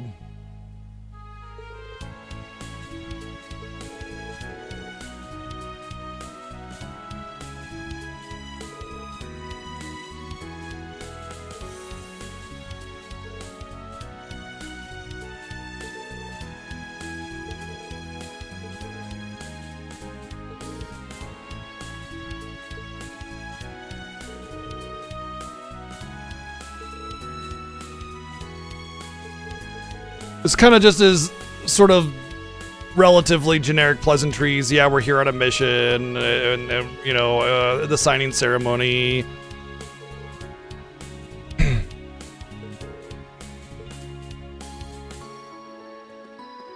wonder if they're just gonna have every major character just happen to be here and whatever the hell this place is called. Crossbell. I knew it had a name or something. I see the police headquarters is back in business. How long has it been since that prologue? I guess it's been like a couple months, right? I suppose.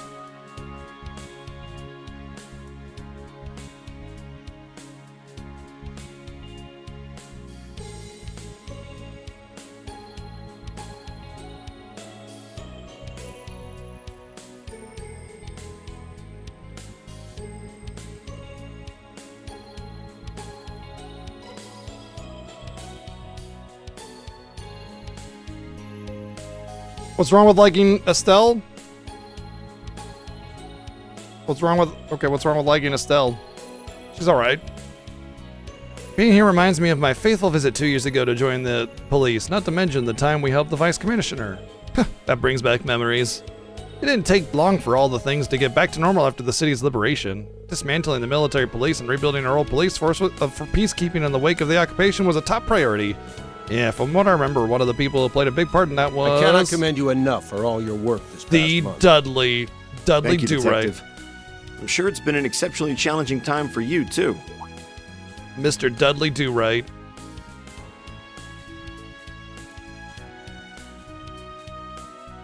It wasn't easy being tasked with a month-long inspection here.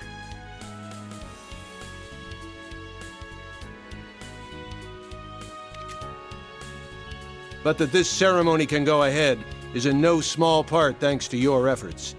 I'm very grateful.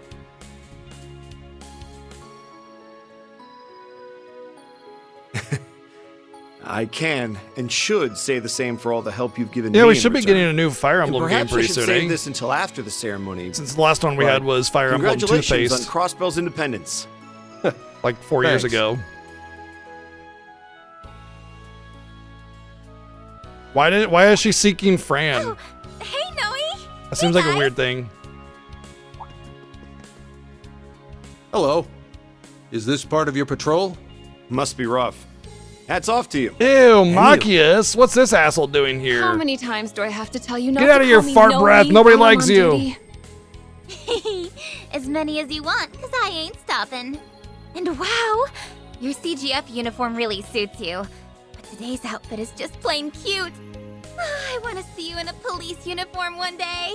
I bet you would rock it.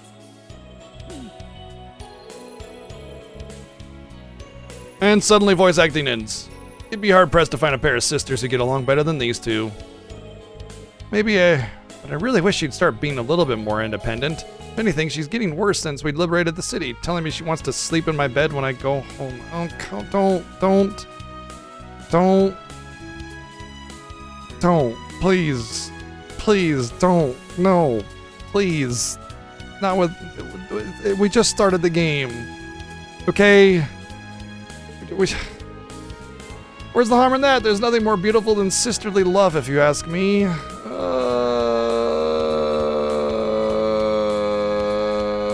wasn't aware you two were taking the two of them out on patrol, Bennings. I'm not sure how I feel about making people who aren't technically part of the force help with the duties. Oh, is having them with me a problem? I didn't think it would. No, pay me no mind. You know what works best for you at this point. Experience has taught me that trying to get the police to follow police rules to the letter is a fool's errand. So, there's a reason, real, actually good reason why you not, like, from a legal perspective, why you don't take civilians or anybody else out on police errands, unless you're doing like a ride-along where you're specifically told not to interact if a crime is happening or anything like that. And it's because of liability. Like, if somebody not on the police affects something and doesn't know the rules and does something wrong, then it's a lawsuit waiting to happen. Machias never got to get out of his initial impressions. Of course, he didn't really actually improve other than just existing, but yeah.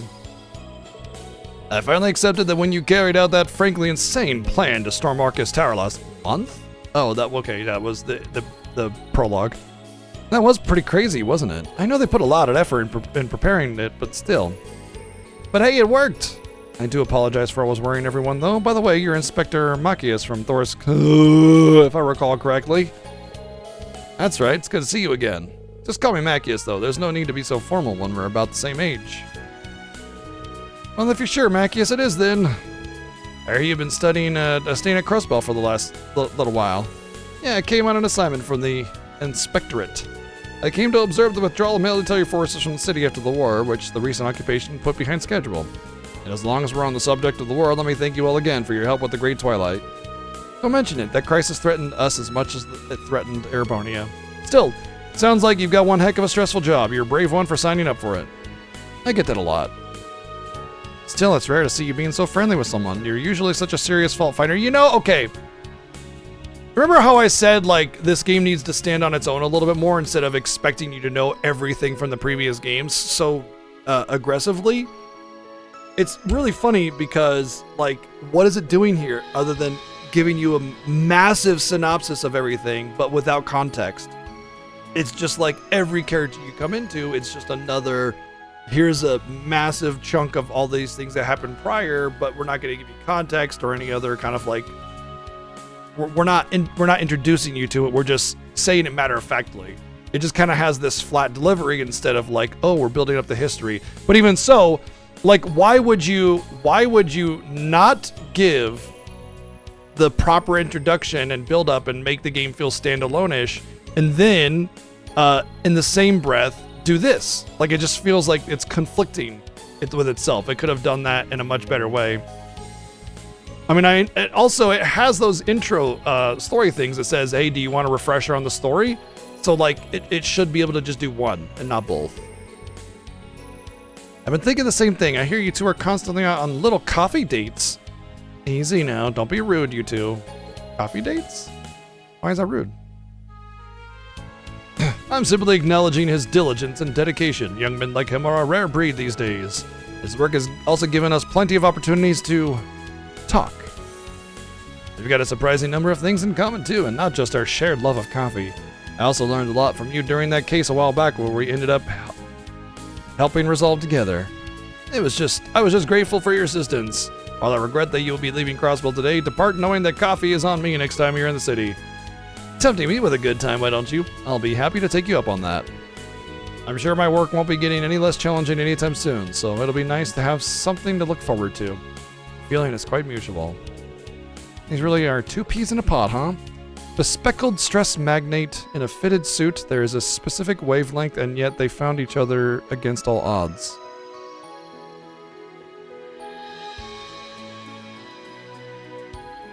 Okay. I'm kind of curious what case they were referring to just now. Well, be sure to conduct your patrol with great vigilance. I can read. I shall be counting on your unique perspective in rooting out potential signs of danger. Should anything happen, you are without a doubt the group able to act most flexibly.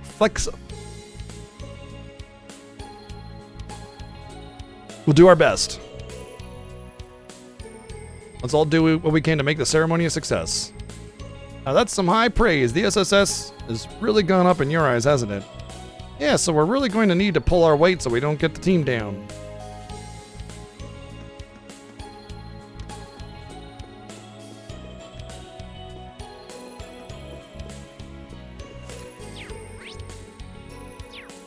Treasy. Treasy.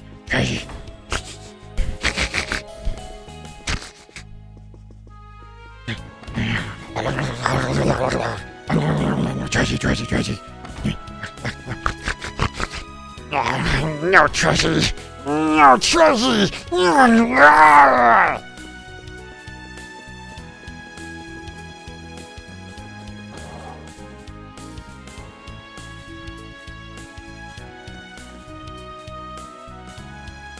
I just do, like, walking normally with how much you have to do in this game and how big everything is. I just do fast forward.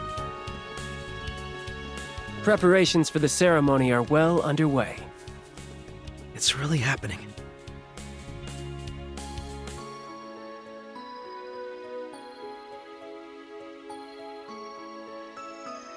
Yeah, I don't think I've had a single treasure in like several minutes. That guy is still running back and forth? Really? It's been like 4 games, buddy. Like, you can stop running back and forth, all right? Damn.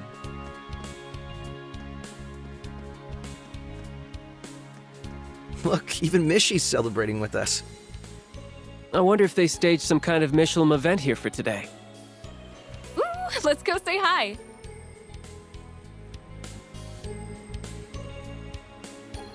I want to poke his butt like that.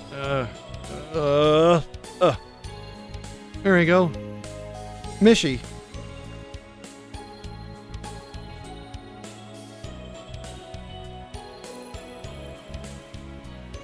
Okay.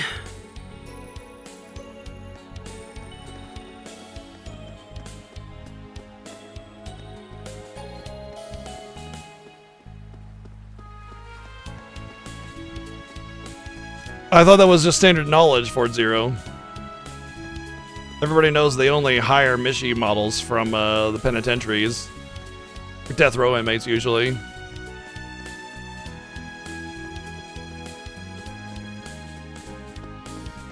Let's go say hello to the mobsters. Hey mobsters, how you doing? Lovely to see you, but because you're named characters, we get along just fine. We're always pleasant to one another, even though we may be at odds. How nice is that?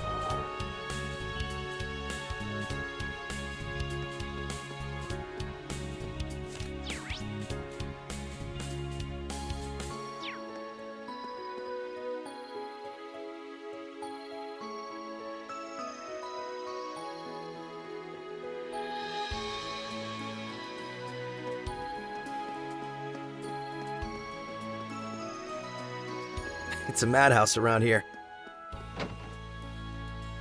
Yeah, just because you're evil doesn't mean you have to be who rude. It is. Welcome to the Crossbell branch of the Bracer Guild. It's good to see you looking so well, Michelle. Is Kia here? She is indeed. The little princesses are both over there. Oh, hey, Lloyd.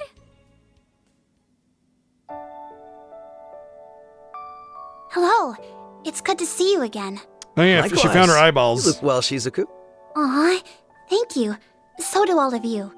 I may have had to leave Crossbell for quite a while. Yeah, I just want to know why It's he's wearing lovely to be bottoms. You've really grown since I last saw you. Arios had you take shelter in Reverie, right? Yes, that was just before warrants were issued for him and all of you. I still feel awful about how easy I had it, relatively speaking, when times were so hard for everyone. You've got nothing to feel bad about. The letters you sent us really kept us motivated when things felt bleak. Yeah, it's like you were right there cheering us all on. So be happy, okay? I know we're extra happy to be able to see you again. Aw. I feel the same. Oh, my heart's about to burst. It's been a hard 2 years, but moments like this make it all feel worth it.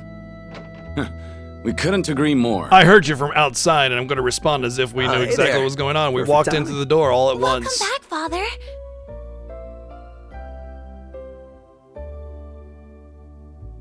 That's one of my least favorite things about the way they do And storytelling. Michelle, we're reporting in. Is people walk in from outside or from, like, I don't know, across the world or like all the way down across the entire field and respond as if they heard, as if they were just like in the room with you. It's like easily the worst part of the storytelling. Like the writing and the progression and the character interactions and the characterization, like those are definitely, there's a lot of flaws in that. But that shit infuriates me because it's a lack of logic. It's a lack of like thinking. Your brain just ain't there if you're doing something like that, you know? And we're all better for it. I take you wrapped up all the work that needed to be done outside the city? Yep, the monsters are slain and the jobs in Amorica Mains and St. Ursula are done. It all took longer than we were hoping, but now we should be able to focus on the ceremony. I'm guessing we must have left early in the morning to get all that done. You really are all hard workers, that's amazing. We're just doing our jobs, although I'm a little tired. But it's nothing a bit of love from Kia and Shizuka won't fix.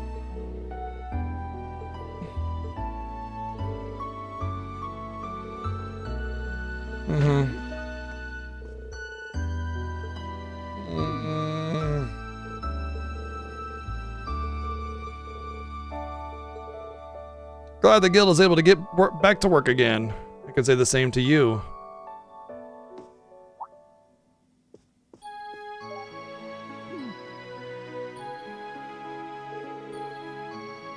It does feel like a long time since the guild was able to operate here. I believe the situation started changing for the better elsewhere too. Sure has, nowhere in that more obvious than Erebonia, where the government crackdown is finally at an end. The guild started spending personnel from the surrounding areas there in an effort to rebuild their presence in the region. There's a lot of good news coming out of the Republic, too. Like the rumor that somebody might be about to unseat the Purple Lightning from the title of youngest A-rank bracer. There's talk that my master is the immovable has been recommended for an S-rank, too. I thought S-rank was more like unofficial. They made that comment before that Cassius and everybody else is technically just an A-rank bracer, and that the S-rank is just more of like a, yeah, they're S-rank among the A-rank, but there's no actual S-rank bravers, so there is no recommendation that can be done officially if it doesn't officially exist as a title. So there's just the 4 divine blades, right? Wow, talk about moving and shaking. This is the unofficial, thank you, unofficial rank given only to only a handful of the continent's most capable bracers, right? Very impressive. I'm glad the future started looking brighter for you all. We're still woefully understaffed, though. We don't even have Wenzel's help anymore now that we've been roped into helping over in the Empire.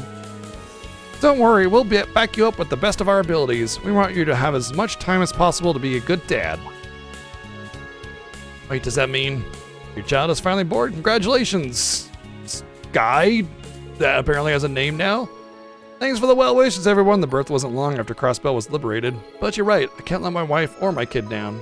I hope you'll be able to share of our wisdom. And being a good father with me, Arios, I'm not sure I'd advise using me as a parental role model. Putting that aside, their favorite segue. Putting that aside is their favorite segue. Which, when you have so many characters say it, it's one of those things that kind of tease you off that every character's kind of written the same. Because it's always putting that aside, anyway, putting that aside, anyway.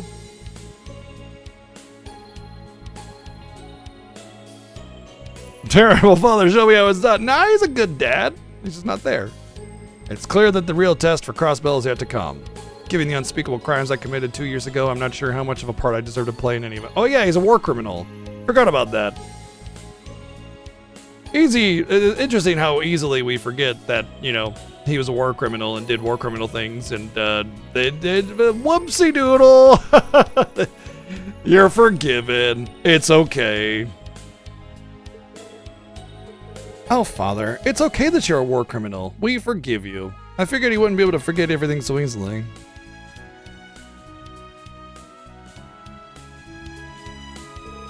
After all you've done ever since to help us become independent and free, surely you've earned a second chance. I don't think that's how crime works. You know, you don't go on a war criminal path. Don't get put in jail and put on trial and everything for that, and then you get to go free and then just make it up with good behavior outside in the open. You know, it's not how that works. But hey, no lasting consequences for any of the named characters in these games. There's precedent for, you know, it's actually kind of funny because I think if they actually had commitment to characters like actually having lasting consequences for their actions, death, imprisonment, whatever, and actually really enforce that concept, they would have a way better story. You know why? Because then you would actually automatically be dealing with character bloat.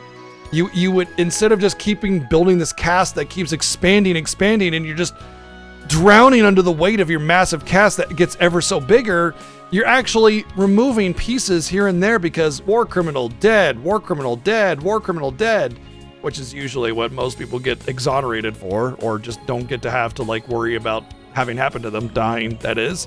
And you just drown under the weight of every, like, how long have we been in Crossbell, just character introduction with all these named characters that have been built up over the many years.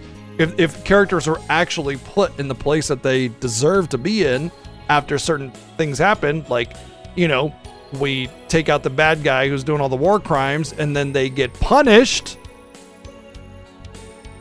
then you would automatically be dealing with the overbearing building cast. There's precedent for sure. There was a coup ringleader, and Libero pardoned for his help in fighting off terrorists. Of course, given the kind of man you are, I realize it's not that simple for you to reconcile what you've done. Let's do what we can together, Father. And suddenly voice acting. I know you aren't ready to forgive yourself, but until that day comes, I want to be the shoulder you can lean on. And no voice acting. No, hold on. After she stops. So I just know there's nothing we can't face so long as we face it together. Betio, as soon as she stops. She's so cool. We'll do all we can do too. Of course. We'll always be honored to count you among our allies, Arios. We're all charged with Why wasn't the rest of that voice acting? Why did we do voice acting? So no voice acting, voice acting. For them? It's not like these are important lines. It's all just fluff. The CGF will be right there with you too. We're all united in wanting what's best for Crossbell. We've all just got to do our jobs the best we can, and everything else will fall into place. Perhaps you're right. You really have grown strong, Shizuko. I almost mistook you for your mother for a second. Are more lines voiced in the Japanese? Makes me kind of want to play in Japanese if that's the case. No? Okay.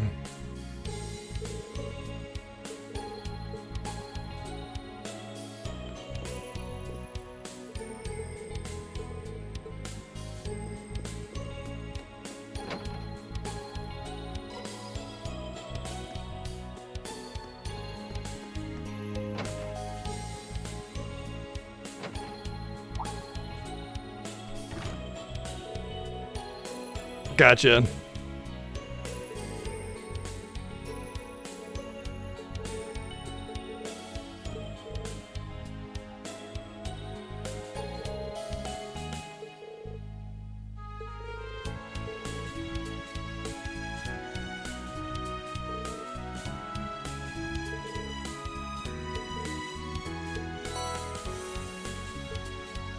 Sure hope the fishing is better in this one than it was in Cold Steel 3 and 4.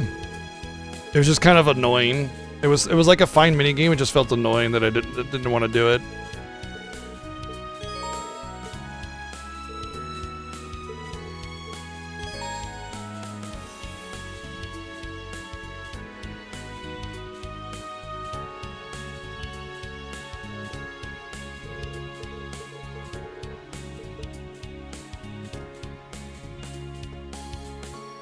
I want to buy.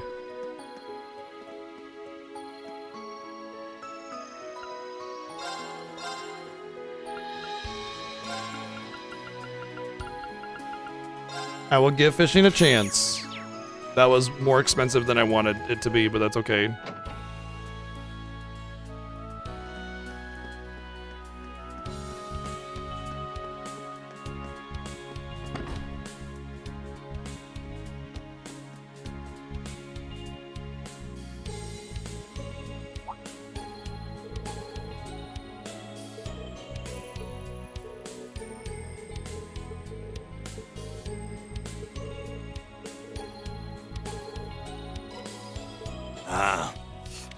Different day, same BS from you guys.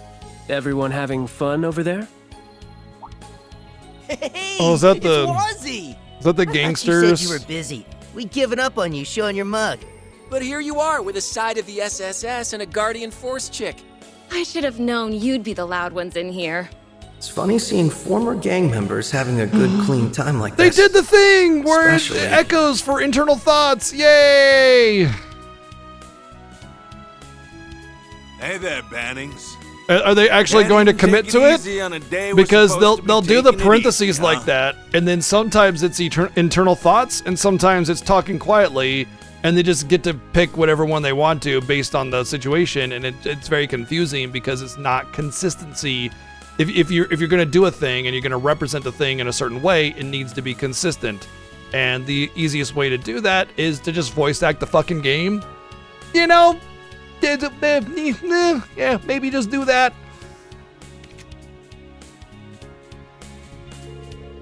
Yeah, remember when he was like doing all the crimes and it was clear that he was doing all the crimes and we arrested him? Well, we beat him up for doing the crimes, but he never got arrested. No consequences, no stakes. But he's got glasses now, so he's a good guy.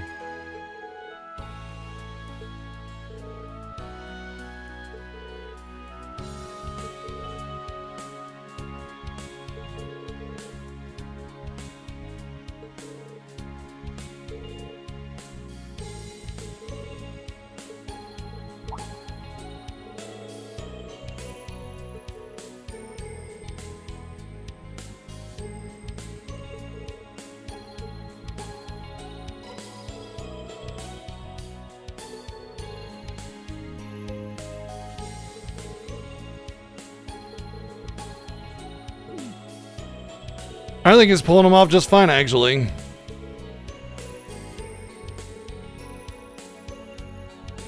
Yeah, it's okay. I can do all those crimes and just not do crimes later, and it's fine that I did crimes before.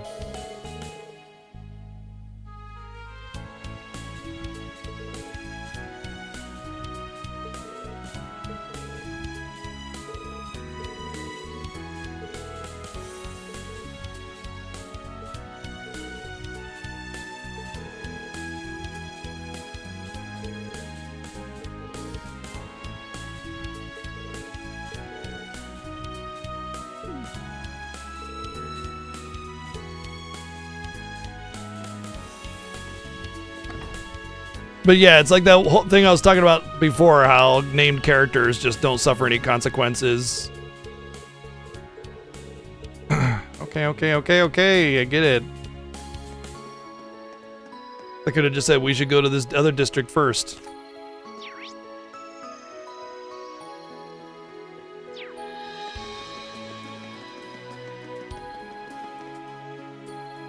Salty bitch? Yeah. Well, see, that's the funny thing is they started out having stakes and consequences, and then they just stopped.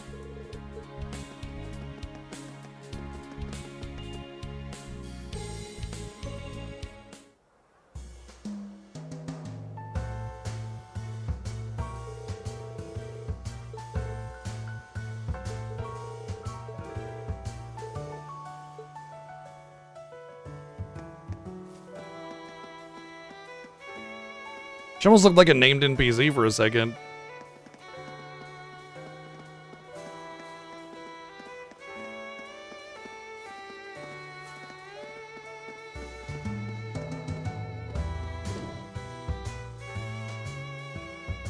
Obviously, we're gonna go in here. We're gonna see Rixie in her uniform a lot in this game, I'm sure.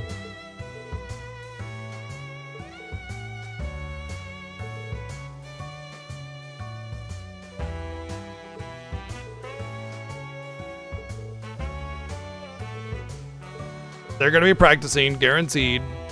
Guaranteed they're practicing, so they're in uniform. So we get to see the boobies and everything.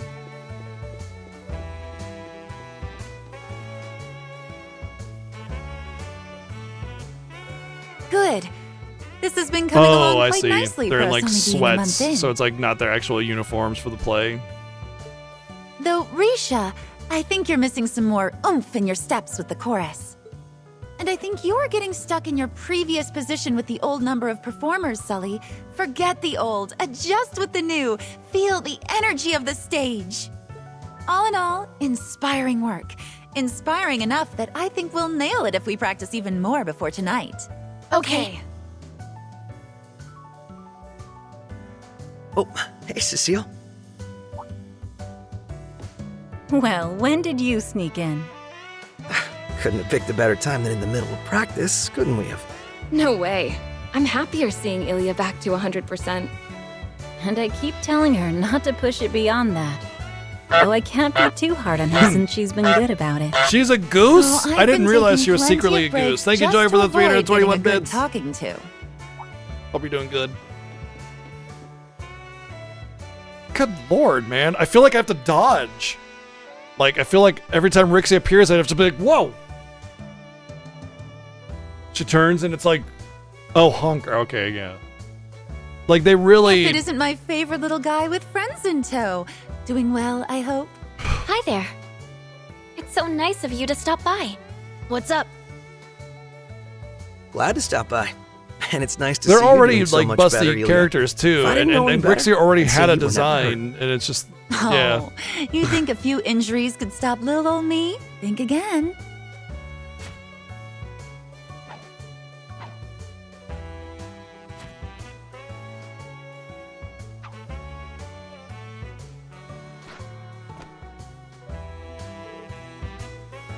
Yay! And the voice acting suddenly stops.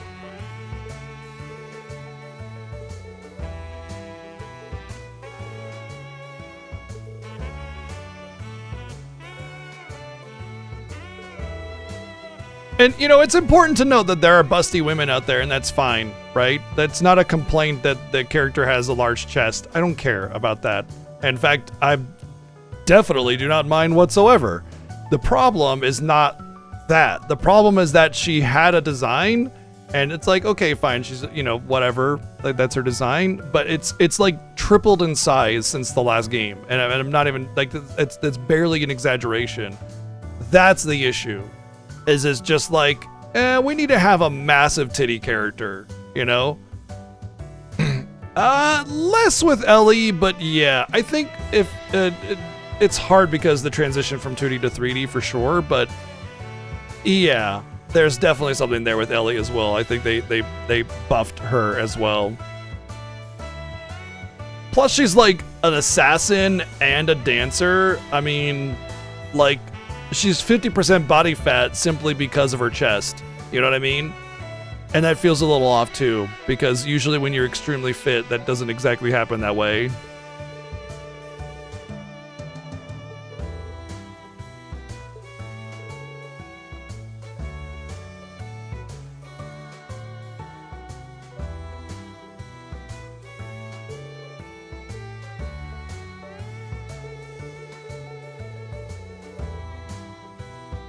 I don't know, but it's important to note that in Cold Steel 1 and 2, those are PSP games, so the fidelity is a lot lower and the model quality was a lot lower. So when Cold Steel 3 and 4 came along, the model quality was improved to what we see here. And so a slight model change at that point is going to take place, and that's fine, but like obviously you need to adapt to it.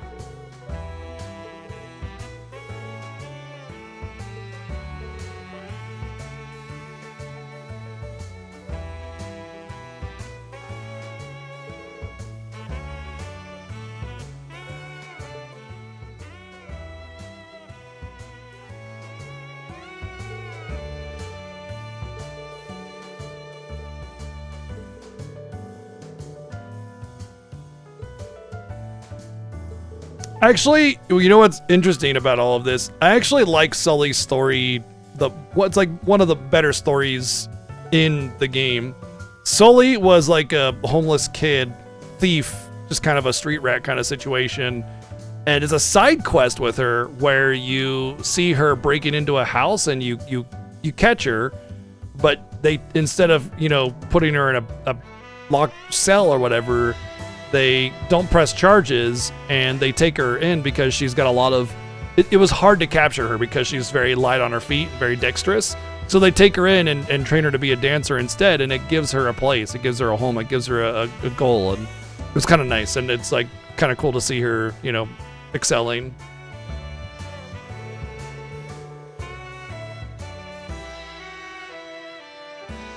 Of course, no consequences, no stakes. Named character, also hot girl. Definitely nothing bad can happen to her. She's like immune. It'll be like in the Lufia 2 remake where Gades like straight up smashes Cell in just like with a giant hand. Complete like, you know, 2-ton smash. And she's like, ow, and then completely unharmed.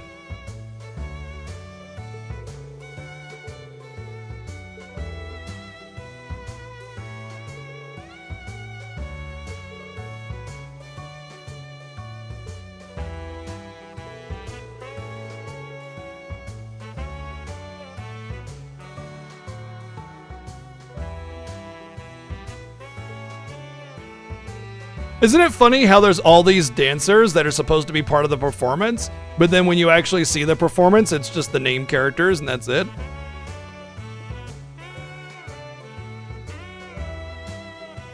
And it's just spinning. And what's really funny is they all have their own unique like dance animation, and it doesn't feel cohesive. It just feels like we made 3 dance animations and put them on these characters. Like, I understand like having an actual elaborate connected play is very difficult, but I mean, think about the FF6 opera. That's like where my thought immediately goes to. Just this tiny little part of the game, they decided to have this opera thing, and they do it really well, where the bits that they give you are cohesive enough for you to put together the play, but you don't get to see everything because you're not watching all of it, you're just watching bits and bobs of it, but they still make you allow you to get the parts that feel cohesive, you know? And it's really well done, obviously. So they could tell something, even a generic story, you know, that's what they do with the opera. It's just, oh, the East and the West, and the lady longing for her long lost love that was a warrior on the opposite side. Yeah, it's very story as old as time, you know? Ugh. Ow. Would you watch it? Risha, we can't do rehearsal without you. Why does it say voice? It's like you get absorbed. Why did it say into your voice? own little world Why did it whenever say he voice? shows up. Why did it say voice? Why did it say voice? Why did it say voice? Is everybody in the room blind? Do we not know who Ilya is? It's like if anybody speaks off camera, then it's always like, who is that's talking? And we're all just sitting here like we can see her as clear as day. We know who's here. We know who's talking. When you say voice, then it makes it feel like somebody new is coming onto the scene. You don't just stop it. The game is not taking place wherever the camera is only, right? All those pieces on the board still exist there logically, right? So unless you present something to the player that says something else, stop it. Stop. I will get a newspaper and I will slap your nose so hard. Stop it. Start making sense. Stop not making sense. Or else I will do nothing. Was that really necessary? I don't believe my eyes. Did you go up a cup? How those monster melons continue to evolve, I'll never know. I better inspect for padding. Could you please stop?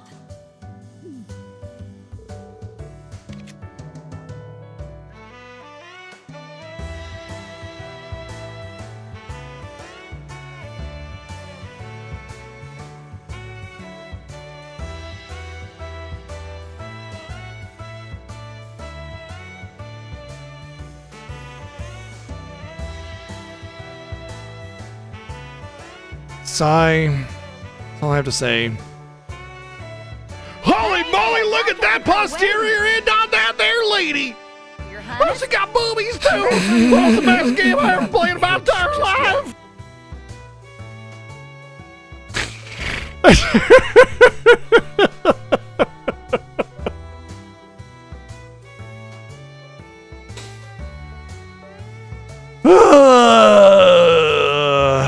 Thank you for summarizing my feelings.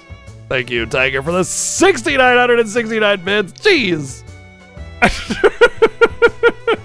Thank you for breathing life into that scene where it really needed it. And yes, the casual sexual harassment because it's an anime trope. Ha ha ha! Oh, funny sexual harassment. Oh, so silly. But like the reason I'm giving the blank stare here is not just because the scene was it's because they decided that of all the scenes that they needed to voice act, that was an important one. They voice acted that one, but not all the important, like, you know, lore bits that they're dropping about all the stuff that's happening in Crossbell and the history and everything like that. No, that doesn't need to be. That didn't need to be, but that.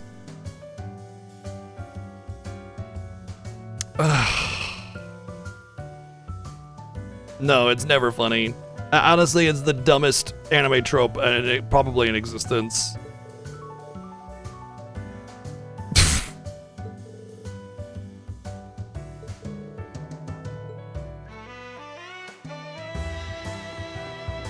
Also, I love how they have an in-game cutscene to talk about Ilya's massive chest growing for no reason. Like, that was they could have just ignored it and just said, yeah, we redesigned Rixia, period, and just owned it. But they tried to inject it into the game as if it was like some important lore element that was very important.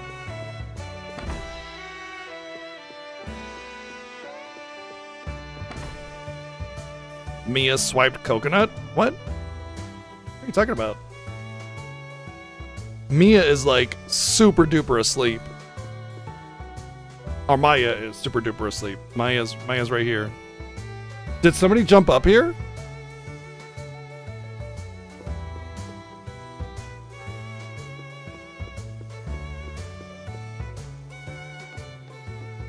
Trails of ecchi. Yeah, it's not even good ecchi. You know what I mean? Like there's like. Okay.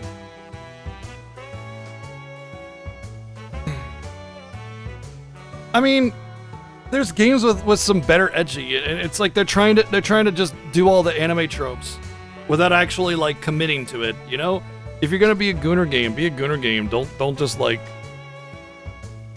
try to get away with it as a cute little thing and then not actually commit to the bit.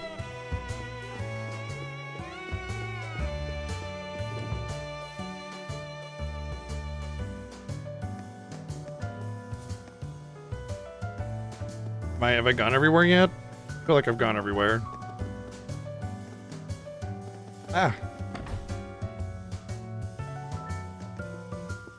You know what's funny is I don't think that actually is the way the saying goes. I don't think, like, I know we say Jack of all trades, master of none, but like the origin of that saying, I don't believe that actually was the way it went. Also, yeah, Lloyd is the real villain for not arresting, or at least fining, or doing whatever the legal thing is in this place.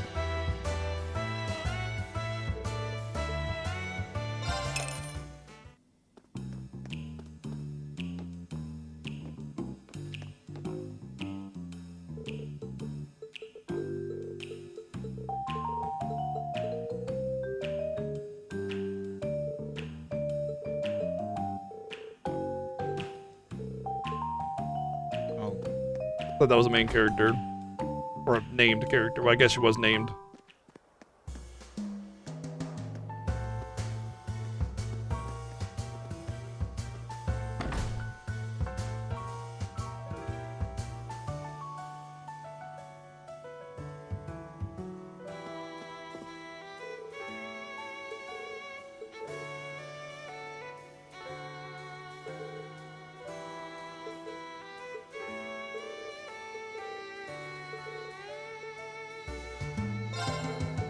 I don't want to talk to your dumb face. What'll it be? She usually has some good stuff. Yep, Evergreen and Abyss Shadow. I think, yeah, the Evergreen is good because of the... Oh, it's worse!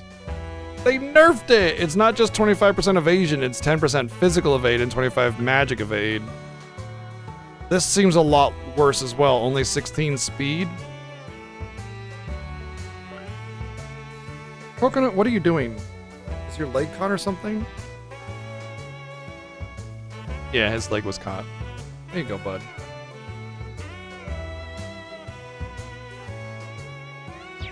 Come again.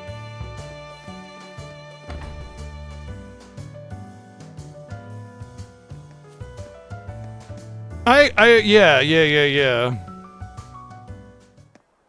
I think that's what it was, yeah, where it's like it's not a negative thing, it's a positive thing to be a jack of all trades.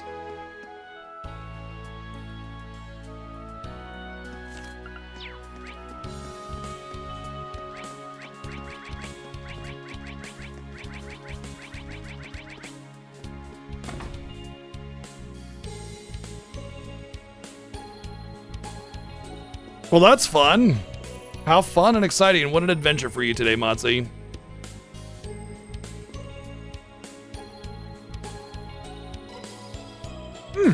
Goodness. This flavored water is delicious. This is simply divine.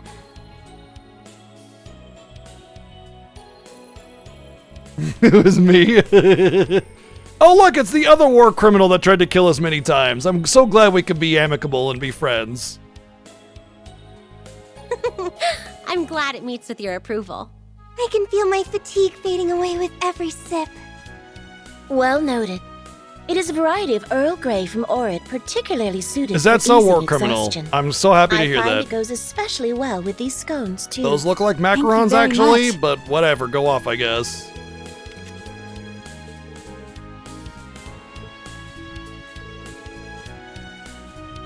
Toa's alright. I don't mind Toa.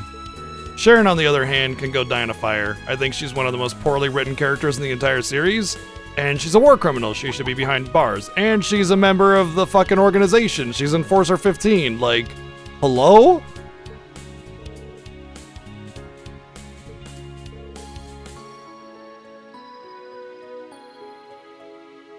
It's good to know that she can't have a personal outing without being in uniform also. Because why would you actually give characters logical clothing for their whatever they're doing?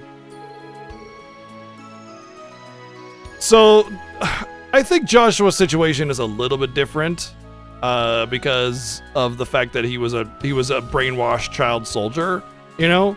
Not to mention, he actually wasn't tried for any of his offenses. He was just rescued from the thing by Estelle's dad and taken in safety away from there, like in secret. So I think it's a little bit different with Joshua because he actually was not like arrested and you know, brought to justice or whatever. He was a kid, child soldier, indoctrinated into the assassin situation, and then taken away in secret a decade ago, you know? Also, Ren was very different too, yeah.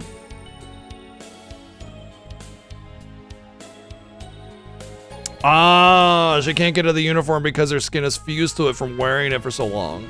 The stench must be out of this world.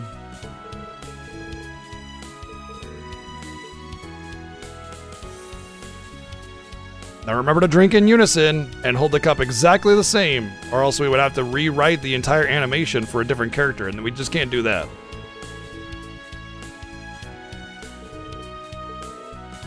I'm not much of a tea drinker, but the tea that Vax sent me the other day, the prickly pear tea, ooh, that's got some flavor to it.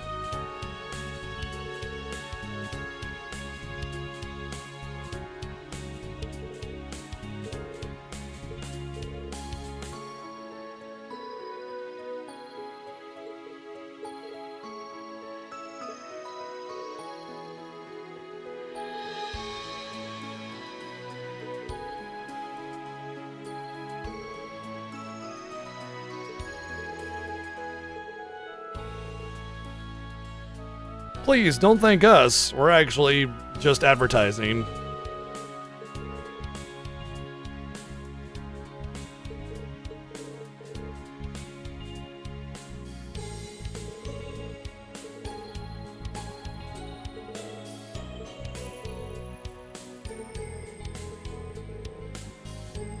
So I did As this. someone who cares about Crossbell, I'm just so happy that you'll finally have your independence. But even if our international relationship changes, I hope we can stay close friends, Ellie. I feel very much the same way. Here's to lifting each other up, always. Why? Why? Why? Why? Why? Why? Why? Why were those two lines voiced all of a sudden and then back to no? Maybe we're gonna have to wait till daybreak.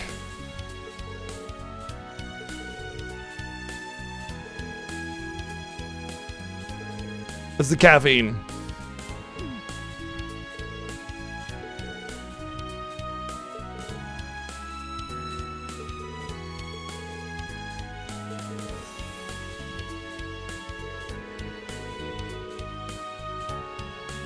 Did you guys see my cool Final Fantasy 16 controller? Yeah. It's a little blurry because it won't focus. There we go. Bam. Bam.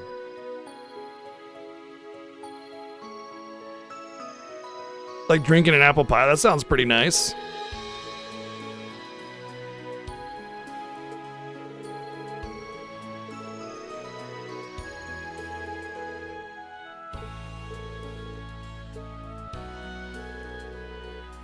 My least favorite character, I think, in almost any video game ever. I don't like him at all, and the way that he's treated is the worst ever. I hate it. I hate everything about him. They wrote him so poorly and did nothing that they to like help his character along at all, making him just the most uninteresting milquetoast nothing burger ever.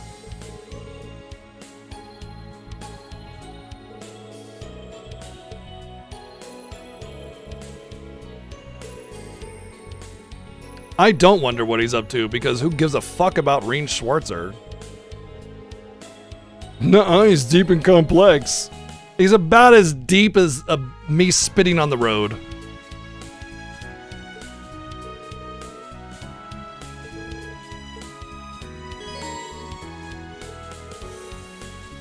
Using the Trails to Walk menu allows you to switch viewpoints in the story currently playing as Lloyd route, in which Lloyd is the protagonist. However, you can switch to the Rean route to play as Rean, then you can experience the story unfolding simultaneously from his perspective. There are times when you cannot make progress in the main story without changing routes.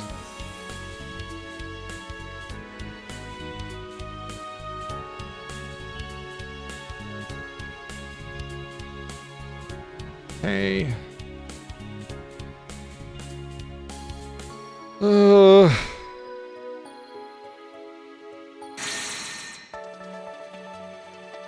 Seems like there might even be another one. Maybe even 3 or 4.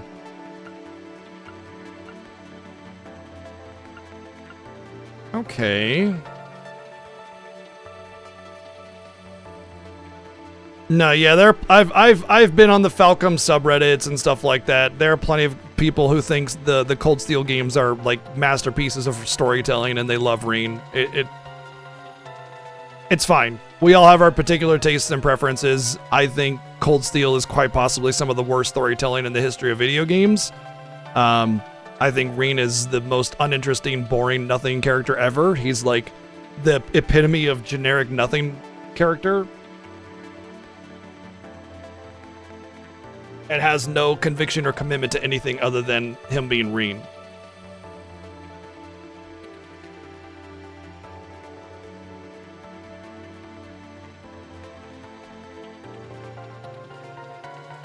Yeah, it just depends on who you're talking to and where you're going. Well, okay. Act 3 of 15, Prologue 2 of 14. What? What does that mean? Maybe treasures? Could be treasures. Anyway, it seems like I can go... No, I can't go back. Okay. Okay, let's talk about this for a second. I like the idea. Oh, 3 meetings today. Okay. I like the idea of what this is doing. I actually really enjoy stuff like this, where there's like these intermingling stories that work together to kind of build on the whole narrative. My fear is that if Cold Steel was as bad as it was with storytelling, trying to do something like this is way above their ability in terms of storytelling. There are very few games that have actually done this kind of thing successfully. And no, Octopath Traveler is not one of them. In fact, Octopath Traveler is atrocious at doing this. I mean, it's already not super great storytelling, but it's really badly done with the multiple stories. They're basically 8 short stories that have nothing to do with one another, and even then you barely participate in those stories, and they're horribly illogical, but that's besides the point. Anyway, the point I'm getting at is I like the idea. I'm excited for it, but part of it is a little annoying because like now I'm going to have multiple parties in order to, you know, to build up and work with and everything, and it could be a little confusing. But at the end of the day, I'm still excited for the idea. I hope that it's done well, and I feel like at least there's an opportunity for some like breaking of monotony and all that kind of stuff. The biggest problem that I'm worried about is honestly just how much is voice acted and what's not. Really, I think that's like my biggest problem right now. But it's a neat idea, and I like it. So hopefully it's done well, and then I'd be very happy. But for now, let's continue what we're doing here until we finish it. I don't want to go bouncing between different stories.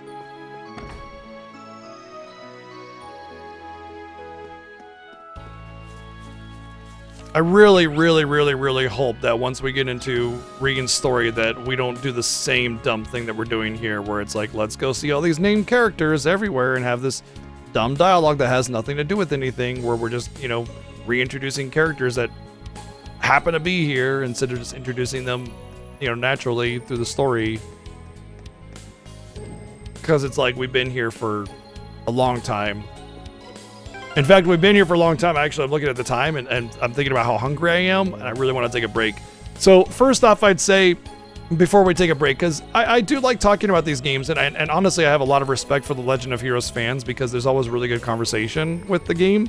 But before we take a break, I just want to say, like, I like some parts of it, okay? But the problem that I'm having right now is it has all the pitfalls that Cold Steel had, which is like, way too much writing, way too much over elaboration on stuff, way too much greetings and goodbyes instead of just telling the damn story, and some voice acting and then some not voice acting thrown randomly together without any kind of like logic. It's just like, why is this voice acted, why is this not, you know? And so I'm really hoping that it'll get better, but I know that it's not, because the vast majority of the effort and the storytelling is going to be in the beginning. So they're going to put more effort in the voice acting here, which means it's going to be less as we go on. And it's fine. Yeah, that's actually essentially what I'm getting. That was going to make that comparison, Kamen Rider, is that I'm feeling like it's Cold Steel 5. So hopefully we get some kind of resolution on that, or at least some kind of movement beyond that. But we'll see. At the very least, we're going to get through it. You know, whether we love it or not. And at the very least, I know Daybreak is going to be something different, you know? So if it's Cold Steel 5, it's Cold Steel 5, whatever. But we're going to play it, we're going to get through it, and I'll give my honest feedback on it. But otherwise, I'm still enjoying it because, you know, at the end of the day, I never really disliked any of the Legend of Heroes games. It was always just like, I just like the storytelling methods more than anything. So yeah, gameplay, movement, and a lot of the other stuff is pretty cool. So take my break. And I'll play some jams for you, and be back in a few minutes. So hang tight. Be right back.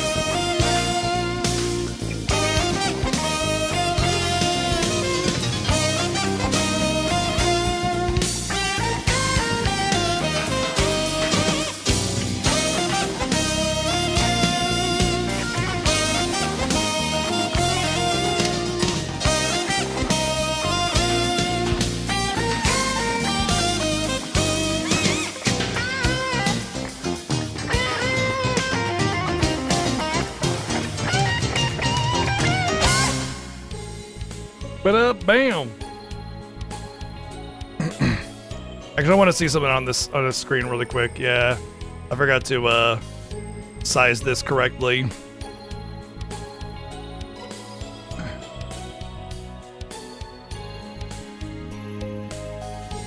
That's actually worse. It's fine. I'll size it tomorrow. All right, stomach empty, bladder full. Let's go. Gotta go do some more running around and stuff.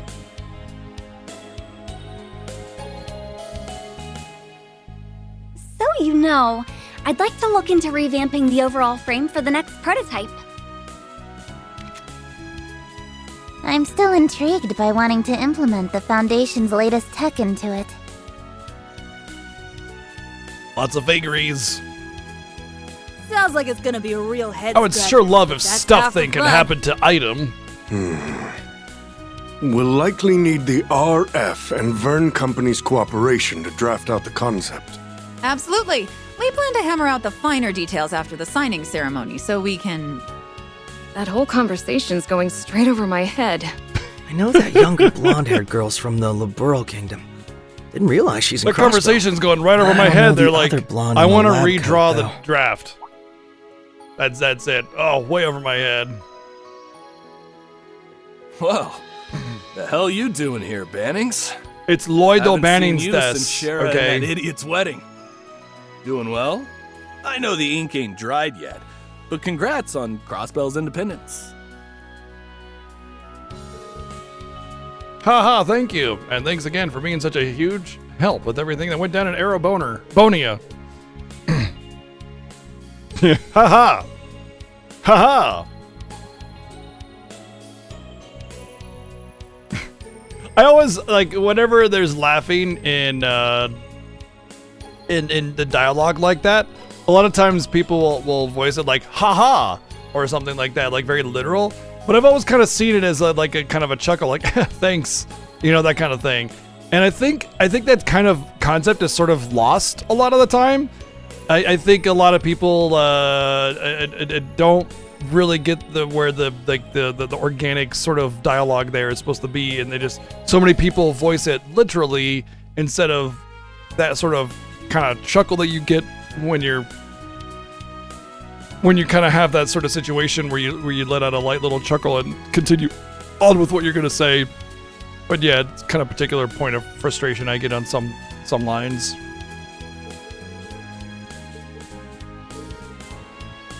Just generic greetings, same bullshit as the wedding, the signing, blah blah blah. We like you. Everybody's the best if you have a named character.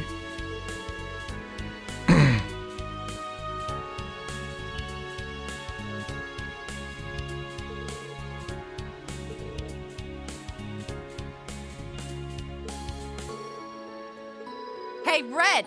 I don't remember saying you could slack off. I will say that Olivier in Cold Steel is better than Olivier in Sky, so I'm actually all for the whole wedding thing. I think it was questionable at first, like if you see their interactions in Sky, but their interactions in Cold Steel and the way their characters are Long time no see, Lloyd. makes a lot more sense. Yeah. Long time no see. I like how we have actual And, conversation that isn't voice acted, but as soon as other characters are talking, all of a sudden it's voice acting again. I thought I made it as clear as your face is stupid, Agate. The only reason I let you come is because Tita is in need of a research assistant. You've got a whole lot of nerve working that jaw with some other group in the middle of a meeting. He's not even in the meeting. What are you talking about? What do you expect? I don't know shit about what you're talking about. It'd be one thing if it was like the activation test we started off doing, or you wanted me to do some heavy lifting, but... No excuses. That's one ding. 2 more and you're on the first flight back to Liberal. And I hope you love the outdoors, because your flight is going to be through my special Crossner catapult. Ha ha ha!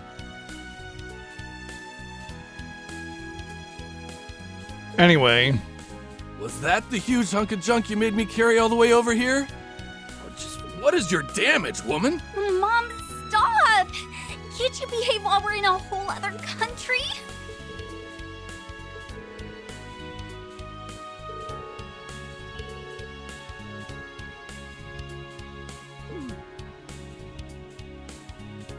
Oh, that's right. It's the whole overprotective mom thing. And then now that we've had all that scene play out, now everything is hunky-dory. Everybody's just sitting down, being all prim and proper again, like nothing ever happened.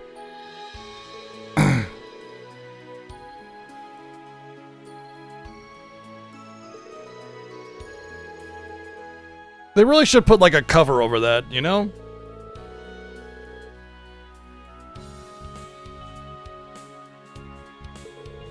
Yeah, it's anime hijinks and then pretend that it didn't even happen.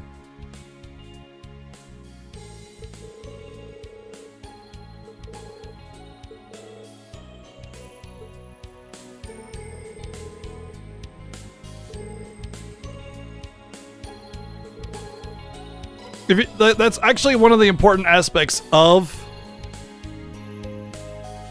levity and storytelling.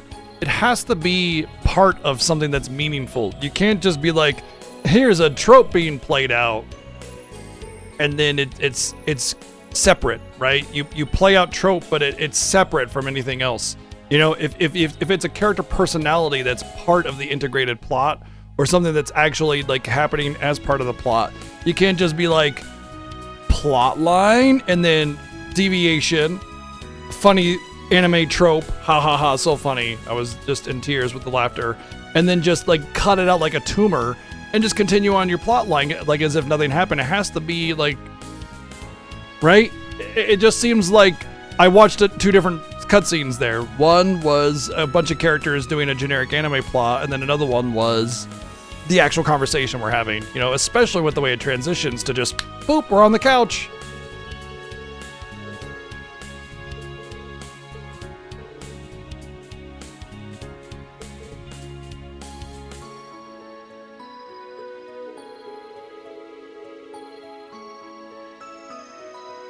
I haven't watched any of those.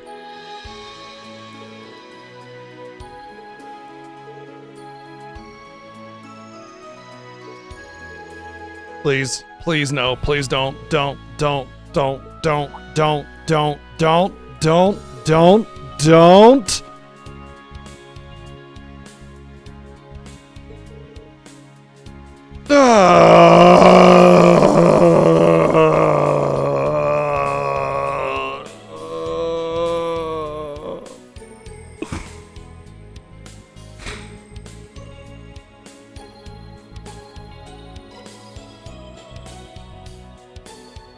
Why? Why? Why? Why? Why? Why? Why? Why? Why? You know, it's like the worst part of it is they don't actually make a perfect couple. First off, she's like a super duper child. I think there's like 10 years between them, and she was like 9 when they first met or something like that. Anyway, and they still said this bullshit perfect couple crap, by the way, back then, so it's like really fucking gross. But anyway, like they don't. They just have like a normal interaction. They're just like, hey, I'm gonna travel with you, cool. Fist bump, done. You know, like it's so stupid. It's the dumbest, forced, weird, creepy garbage the whole series has, and they insist on like repeating it every fucking game, every single one that these characters are in, they repeat it again. Thank you. You're the best. Hold on.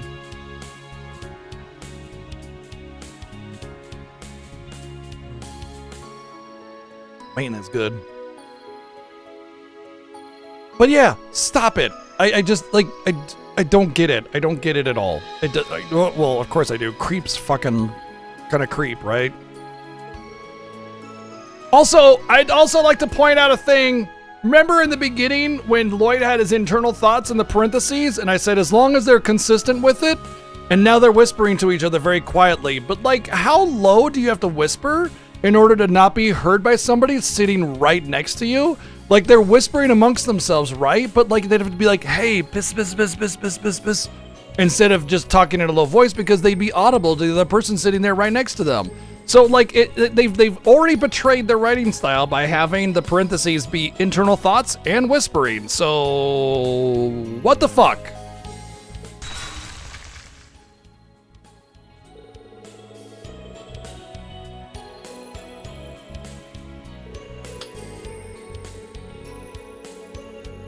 Why is she saying this out loud? Why is she saying this out loud? How is it that she said that out loud? We heard it, but the other two did not, who are sitting right next to her versus us across the table. How? Why? How? Why? Please. When I talk about logic and storytelling, this is what I'm talking about. Make it make sense. That's all. Like you can even have the same scene. Just put the position of the characters where it makes sense a little bit. Like that's all you gotta do. Have them walk off somewhere. You know, or something. Do fucking something so it actually makes sense. Instead of me going, how does this logically happen? It makes no fucking sense.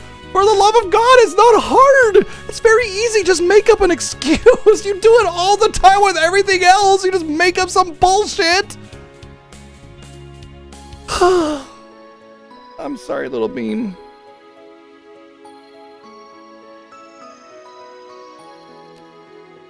Yeah, it's not the only time they do that either, Demi.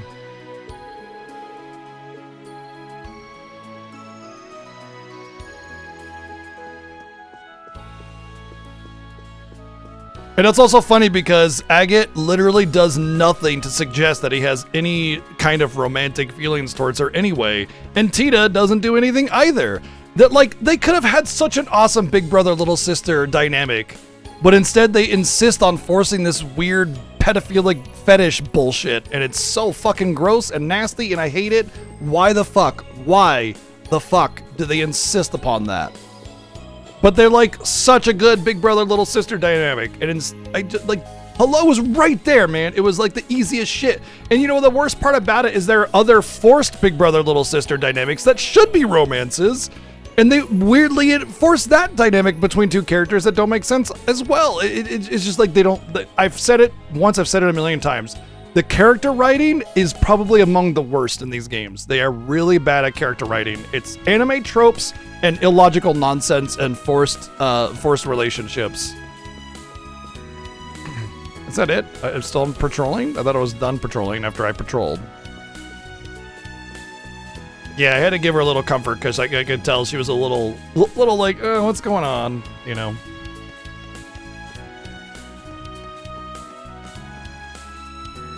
Honestly, if there was one thing in the Legend of Heroes games that made me not want to finish playing all of them, it's that. It's that right there.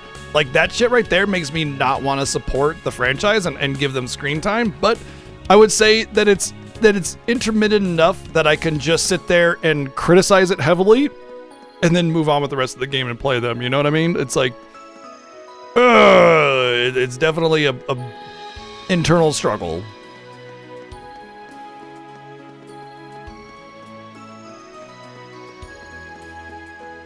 Oh man, the coffee is really freaking good today. Holy moly.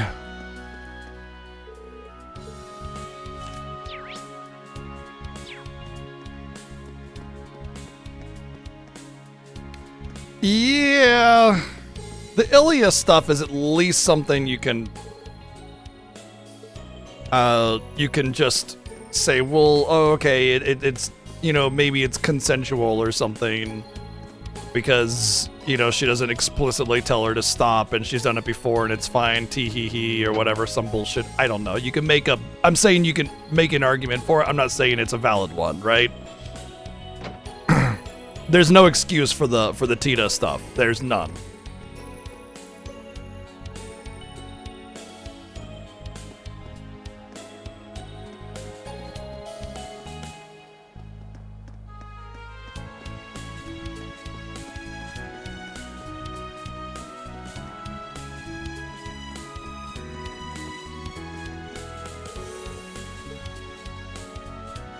Special support section.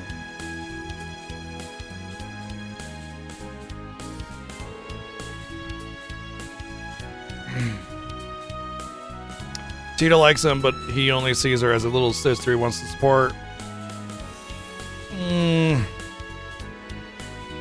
I mean, at least there is an official statement on it. I've definitely been the older kid where the younger sister of my friends have crushes on me or something like that. So I kind of understand that dynamic where it's like, stop it, kid, you know, kind of thing. I mean, this is like in middle school, high school kind of situation, not when I was actually an adult or anything like that. But it's like you go over to your friend's house who have a little sister and they won't leave you alone or something. So I can understand how a younger kid can like look up to somebody, and it's simply that they're in their life that they like develop that kind of affection for them. It's not because of any kind of real actual emotional attachment. It's just like, this happens with kids a lot, actually. Like kids see somebody big, tall, whatever, and they see them as maybe a protector or something along the lines, or something they can look up to, and they have mistaken feelings, not necessarily, but like you get the idea. It could be like misplaced friendship or something like that because they haven't been able to understand feelings and emotions for themselves yet because they're too young.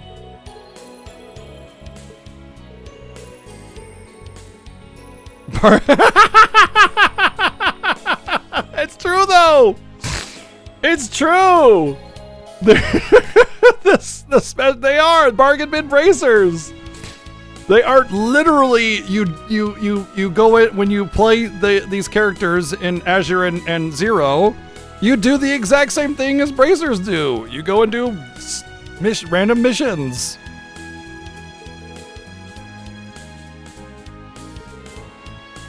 Like in Sky, you're bracers, which are basically like bounty hunters or like something like the adventure guild or something like that. And then in the Crossbell section, you're the special support section, which is basically glorified bracers. And then you are in the academy with Reen, and you're basically not even in school. You're just a bracer. It's a bracer, and then not a bracer, but a bracer, and then not a bracer, but a bracer.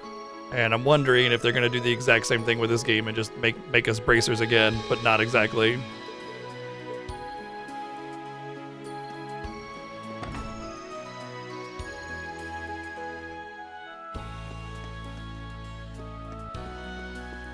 It really is they only know how to make one game, right?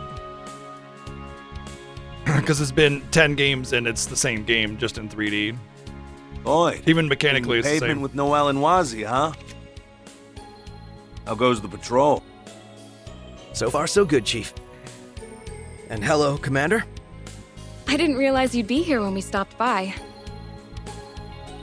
But that's the thing though. It's written in a way Well, that suggests surprise. romance, I had some business to attend to and here. so it's not You're something that you assisting can the just SSS interpret then? one way or the other. Security detail has mostly been handled, so I don't suppose that's a problem. Is it just me, though, or are you more gung-ho with their business than with the CGFs? And voice acting.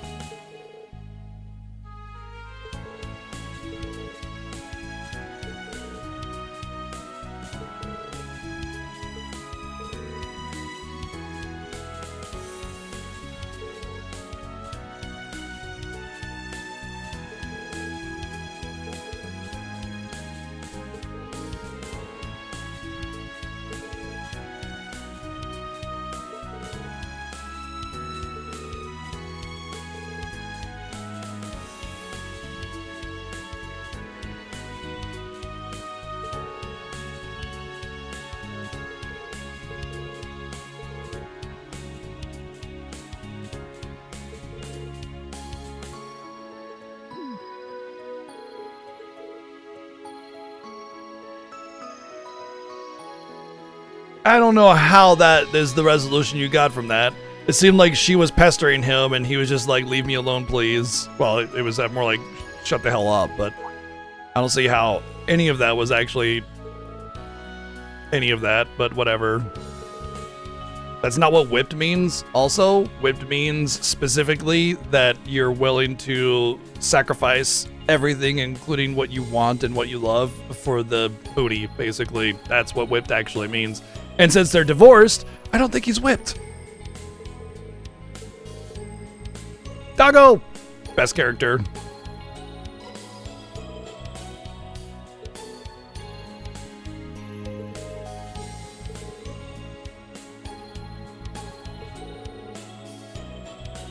By the way, sight just means time. That's all. Is he the time? What? No, he was the Mirage Guardian, not the Time Guardian.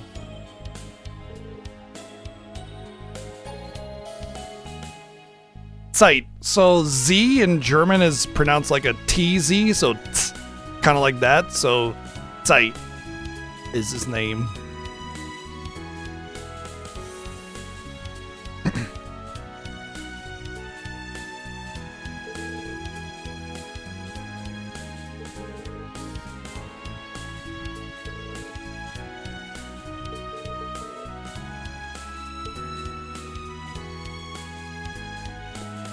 But I thought he was the Mirage Guardian because he dealt with like the Mirage relic thingy and Crossbell. Strolling through here makes me feel like I'm back on the job with you. It feels like it was just yesterday, huh? I bet the rooms haven't even changed. Both your rooms are still the way you left them. Why not check them out and see? A lot of people might not understand what's going on there. It's been like years since we were here doing our thing, right? And we had the rooms detailed out for the 3D when we went here during the Cold Steel section. Wait, is this Randy's room? Just sexy girl, and that's it. Wow. They didn't even give her a name. Just sexy girl. That's it. But anyway, instead of having to redo the rooms and remake them up with new doodads or maybe have them half moved out or boxes or something, it's just Control-C, Control-V, and then have a dialogue line to hand wave it away. That's all that is. That's quite literally all that is.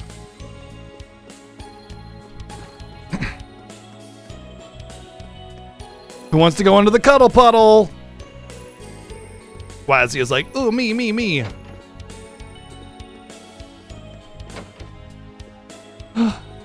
Golden Mishy.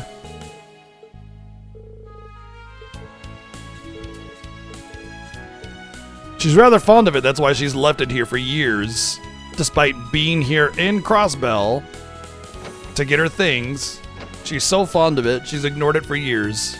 That's how fond of it she is.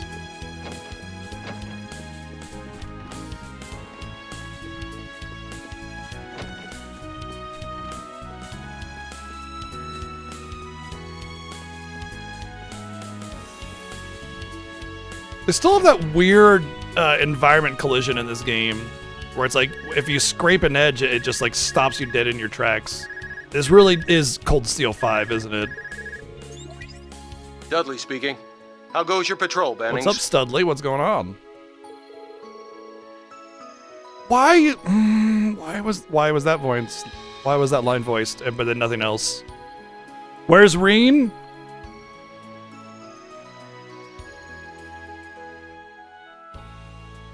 All good. We just finished up our rounds, actually. Nothing out of the ordinary to report for now. Good. Perfect timing. In that case, I have something for you to do. There's something I want you to check at the old law firm in West Street. That place, did something happen? Shouldn't Pete be there helping you with the move?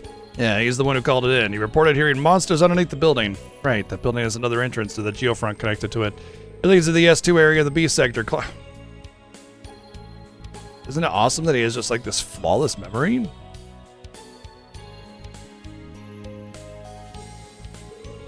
Could be nothing, but we should play it safe with the signing ceremony so close. I also realize we're all busy right now. However, the SSS is a perfect fit for the check like this. No, you're right. We'll head there right away. Great, but if you need more time to finish what you were doing, then that's fine too. Thanks for the cover, Bennings. You heard the man. We got an old-fashioned sport request on our hands. Oh boy, still being saddled with busy work, are we? Talk about a blast from the past. So that old law firm has a monster infestation on its hands. There should still be time to take care of it before the signing ceremony. Yeah, I'm all for covering our bases before the ceremony begins too. Let's go speak with Pete once we're ready.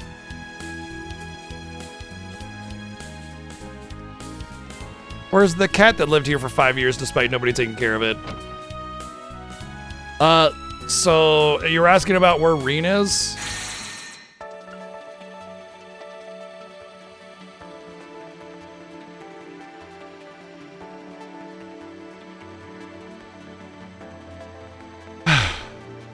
Right here.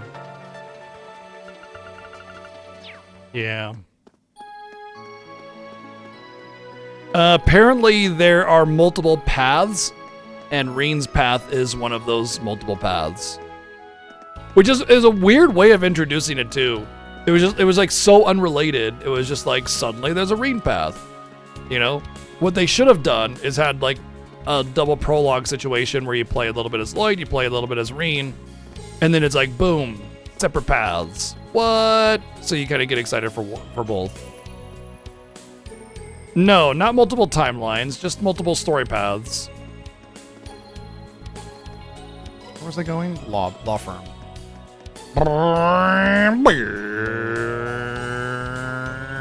That's what I mean. Start with the multiple paths. You get a little bit of each, right? And they finalize in such a way that that it kind of implies something, right? And it's like, ooh, it's connected or something. And then they introduce the multiple paths. But instead, it was just like, anyway, you're Lloyd. Also, sometimes there's Reen. Out of nowhere.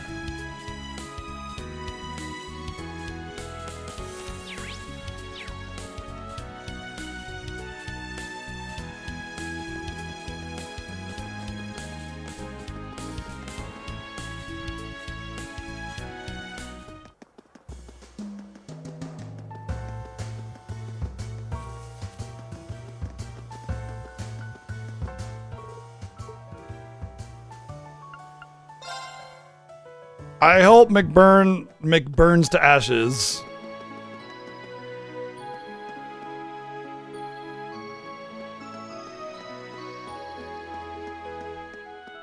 But as we know, it's Legend of Hero. Nobody actually really dies or suffers any lasting long-term effects.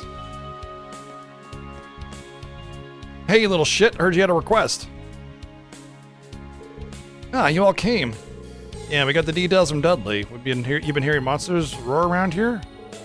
I was just double checking and we'd cleared everything out when I heard something from the back. It wasn't a normal growl either. It was strange. Almost artificial, like a water pipe. Well, color me intrigued. Sounds like we're up. Yeah, we need to look into this, especially with the signing ceremony about to happen. Let's get ourselves together and then begin the investigation. Thanks, guys. I really appreciate it.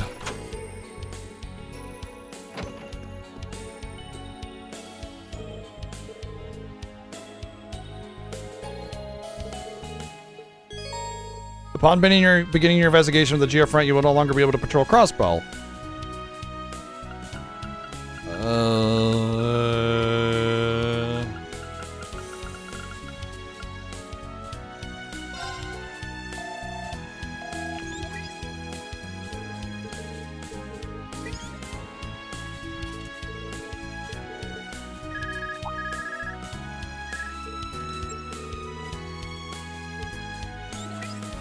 Hey there, Lloyd.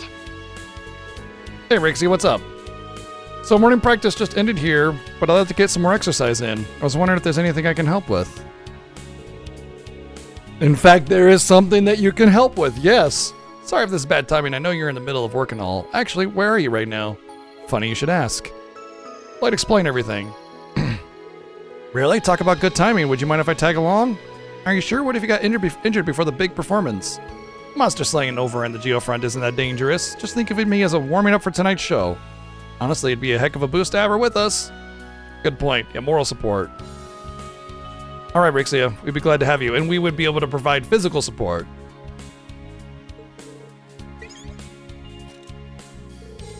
I see Ellie more as the white mage. I picked Tio because healing is kind of universal, but Tio has better magic power, and so she would be able to benefit from magic more and also heal.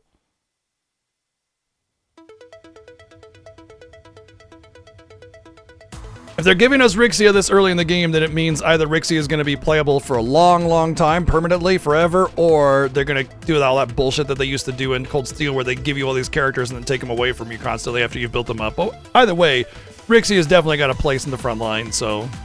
I've always liked Rixia as a character, but she's also just got a lot of versatility. She has like high magic and high attack. I heard Reen's group came through this sector a couple times last year. You heard? Or when you fought him here, did that not tee it off? Venturing into the Geofront to fight monsters, doesn't it make you think of the good old days? Yeah, it felt like we were coming in and out of here every day a couple of years ago. The geofront has never been my idea of fun, but I do have fond memories of those days. Speaking of memories, seeing you in that outfit again has given me a flashback to the mission we went on right after the occupation. You ever notice how in anime, especially anime like games that like this, whenever it's a girl character, not only do they usually get multiple outfits, but it's always pan up. They always get the pan up from foot to head every single time. Always the girls. But anime is pretty egregious at it too. Guy will just be generic guy, black hair, black outfit, you know, messy brown hair, done, and never get a pan up. And then every girl will be like elaborately designed and get like the whole sparkles and situation with the pan up and everything. They know their audience. Exactly, Shinjo, yeah. The one where we were tasked with securing the citizens' private information, that's quite the memory for me as well. It was our first encounter with anyone from Thor's. I guess you're right. You can see it right there! Look at her! Wow! Oh my god! You can see the difference! Holy shit! Like, why would they put that in there?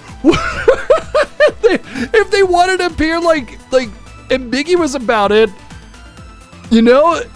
No, we didn't increase we didn't triple her bust size. You're making stuff up. Bro, you wouldn't have just put that image in there where it was very clearly plain as day. Like, come on.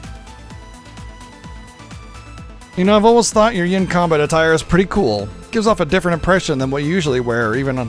Why are we having this long, elaborate cutscene about her outfit? Like, nobody else got a long, elaborate dialogue about their outfit? Ah. Right. Yes. Yes, I understand now. The game's just being a little cheeky. That's all. Oh, Lloyd, you must have had a hard time keeping his eyes off of you while you were together.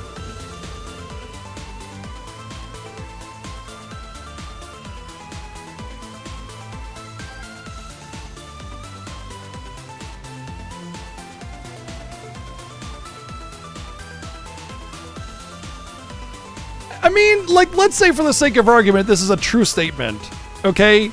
In what world are you just, like, freely admitting that? Oh yeah, I was definitely still staring at her ass when we went through the air ducts together, and she went first. And like the fact that she's basically not even wearing bottoms was really nice. Yeah, I'm just gonna admit that like freely. I'd just be like, she's a very pretty lady. Done. Conversation over. You know. And funny thing is also, Rixie would not be embarrassed in the slightest. She wears virtually nothing on the stage for her performances. She's obviously very comfortable with her body. So this whole adolescent elementary school shyness bullshit is really dumb. So that's your favorite memory of the Geofront, huh? I don't want. I refuse to voice these dumb lines like this. Sorry, I have my own line, you know, and when it comes to just irrelevant garbage, I'm just not gonna bother, especially trashy shit like that. Hey, special quartz that can be set in the center of the Arcus 2 battle armament. I like the Master Quartz system. So it starts at level 5 in this game, which is funny because it's basically just it's a different level 1. Yeah. Yay, the Submaster Quartz is also in.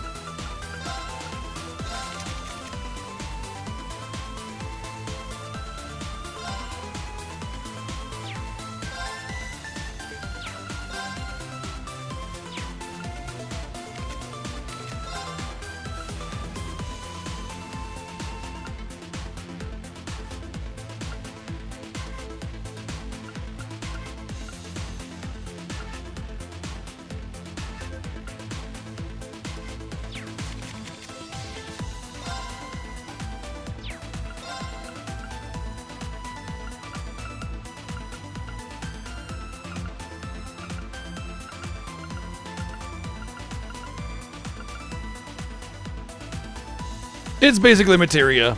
Yeah. It's a little bit different than Materia, mostly because it's a little bit more. They've had 9 games to update the system. Like, imagine if Final Fantasy VII had 8 sequels to it. I'm sure that the Materia system would have gone through a lot of changes, right? So it is essentially Materia, but it's a little bit more different because you get more than just like spells and abilities, I guess, you know? More commonalities with Junction? Nah, because you could go completely without quartz and you wouldn't really suffer all that much. You're gonna let me,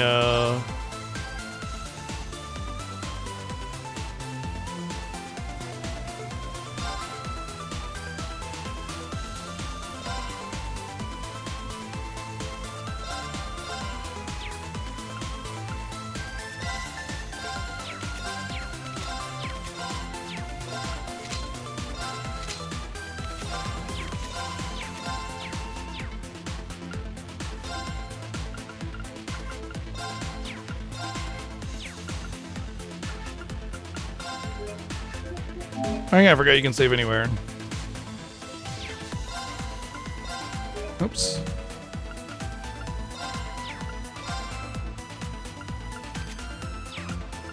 I guess the DLC stuff is just given to you automatically or something. Assuming there even is any. There we go, that's how I change.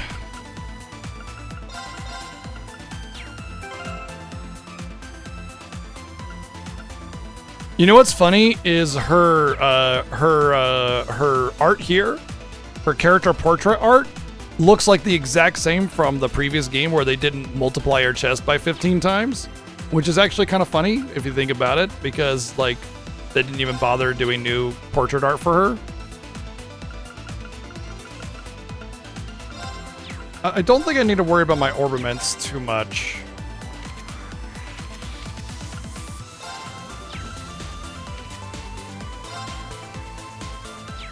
I don't think the Master Quartz are really...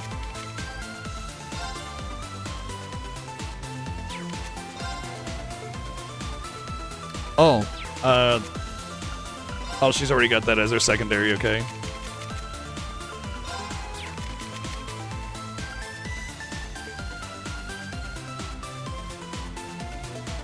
Yeah, I like the junction system too. I think it's solid.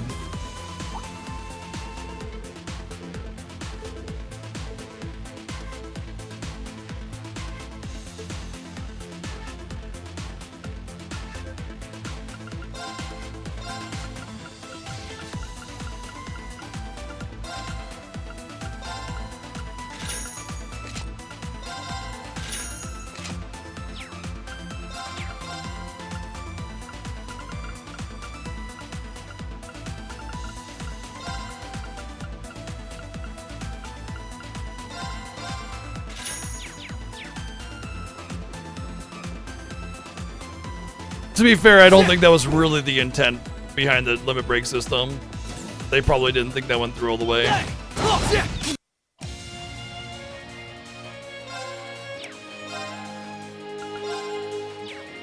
Actually, I don't know if her strength is more in magic or not. Arcus activate! Fire! Let's go! They're open! Now! Hang in Thanks. there! Go! There!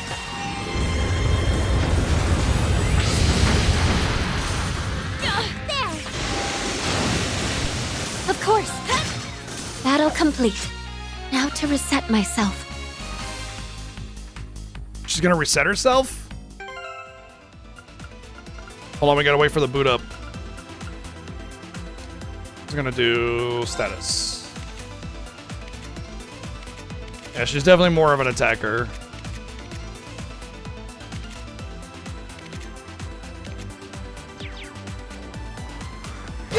But having Galleon for it, which actually makes me,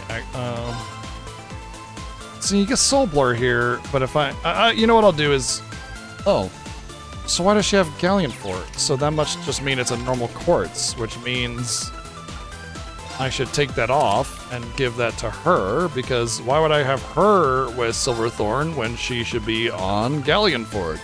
Since she's much more of a caster, and Galleonfort's kind of a higher tier spell. And I can just give her, like... I mean, it's fine. It doesn't matter. I don't really exactly have a whole lot to choose from right now, so...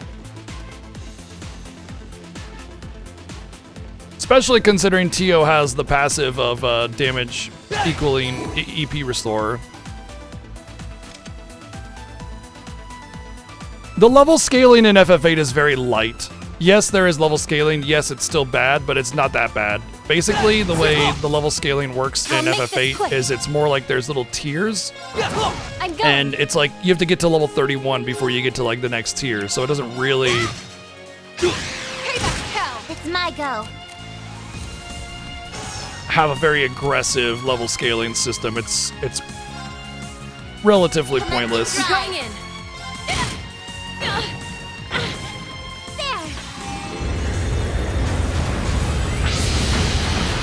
Of course.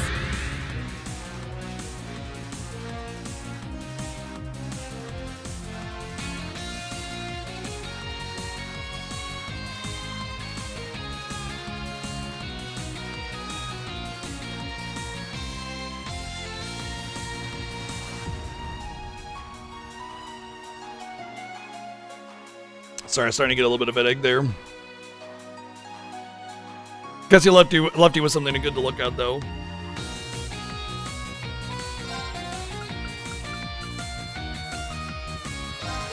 Let's go!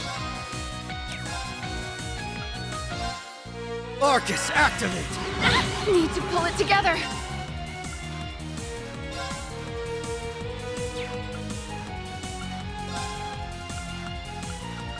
Arcus, activate! Okay. Commencing drive. Should have trained harder. Okay. I'm going. Now.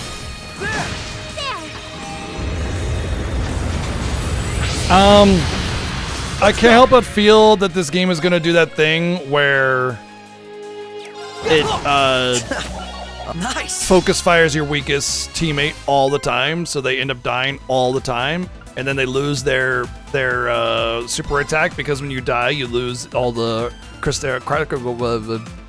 combo points or whatever they're called. So I can't help but feel like I'm going to be very frustrated by that because it was easily my biggest complaint with the previous games. It always felt like the weakest character would just get focus fired every time. Like the enemies were scripted for it.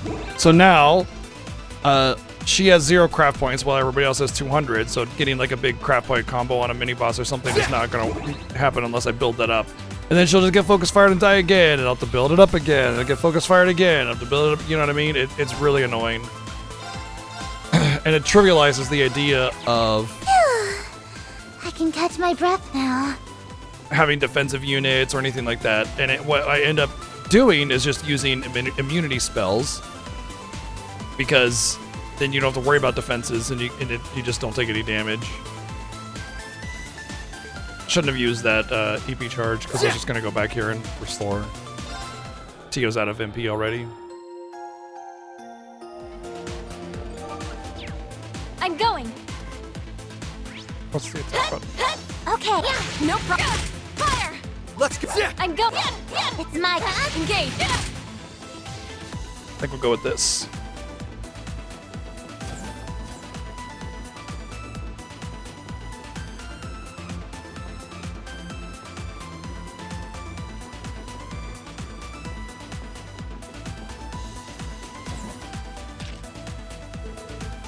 That's a familiar enemy.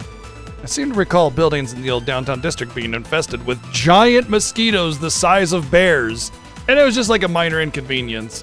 I don't remember being especially difficult to deal with, but let's take them seriously all the same.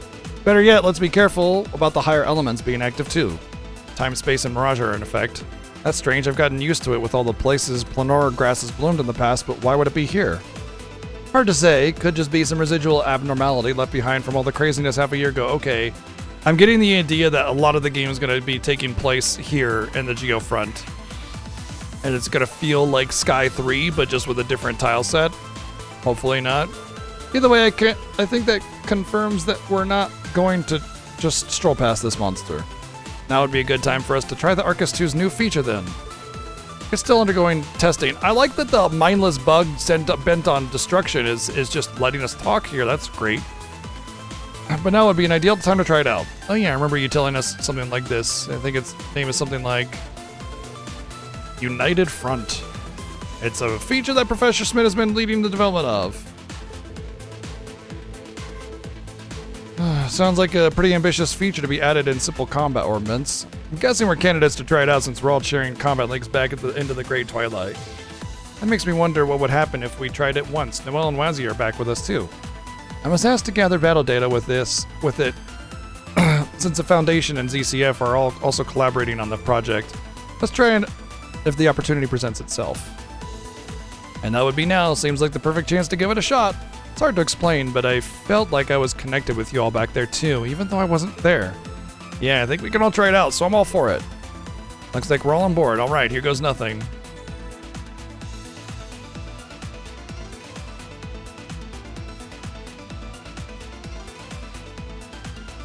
I mean, there's lots of different kinds of RPG mechanics that you can have. You know, if we all just had one RPG, it'd be pretty boring, right? So having different RPGs with different mechanics and stuff, that's fine. Spotted. Intercepting. United Fronts or overwhelming attacks are healing abilities that trigger when you have 5 or more members present. 5 or more? These efforts cost 1 unit of the assault gauge and come in 3 forms. So United Assault, United Art, and United Boost. Hold down R2 with the assault gauge filled and to view brand new battle commands. Oh. X becomes an offensive United Front. These commands consume units of the assault gauge to produce powerful attacks and support abilities with both in-party members and tag-alongs. Normal BP will increase while organizing a United Front. Pick the best action for every situation. Attack is physical attacks all enemies, grants craft points and strength up, heals stats, seals and stat down. Magically attack all elements, ignores elemental efficiency. Or efficacy, I guess. That's more. Yeah.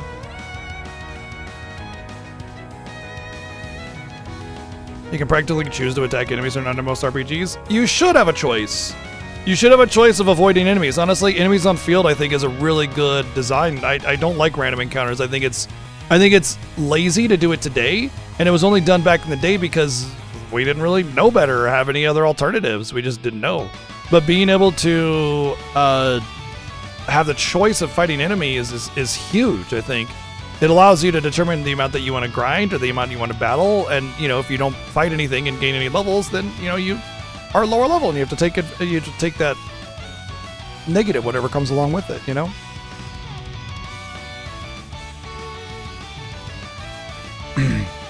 Good point, Rex. I know I walk outside and it's like, the sun and the wind. It's like a random encounter. EP recovery and ATS up. Heals mute stat down. Recovers HP world. Party wide grants defense and ADF up, which is magic defense. Heals all ailments and stat downs. Okay. Not only are United Fronts excellent to use in a pinch, they also grant 2 BP to help you give more orders. Try invoking your United Front by pressing R2. How about? Okay, fine.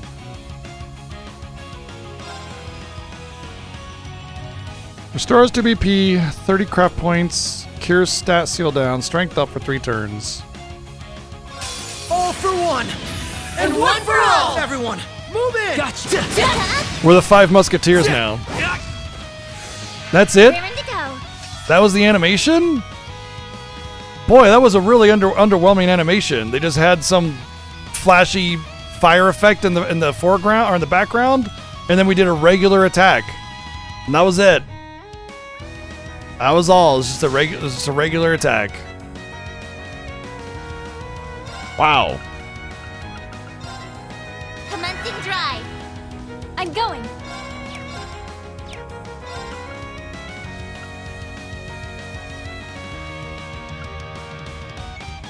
Well, that's a good way to get my attack up, and it's another thing I can interrupt attacks with, so I can pair it with other things to do some cool stuff, I suppose. Delay minus 50%. That's good. Cast time minus 80% is good.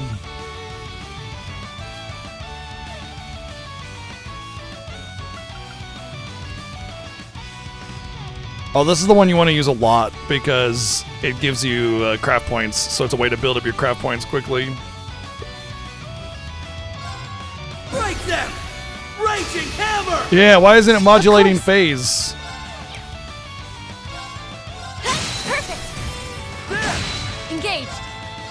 An opening! Following up! Yeah! Of course! Perfect! No problem! Oh, 5 BP is the max. Aha. Okay, that's important to note.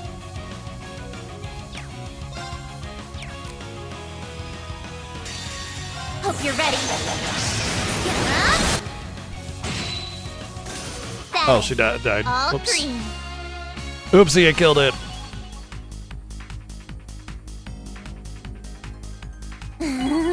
Leveled up.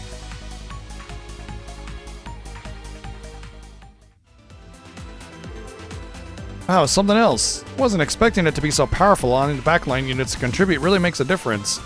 It wasn't even all that powerful. It did nothing. It did a little bit of damage. True, no other ability allows us to use our combined strength so efficiently.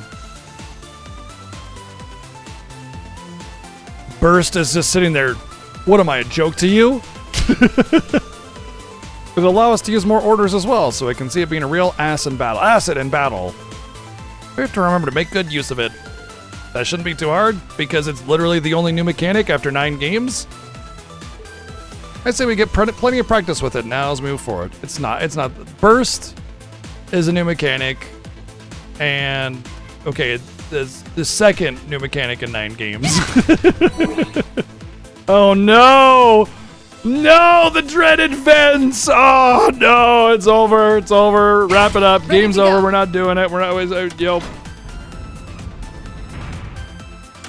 The dreaded vents. All right.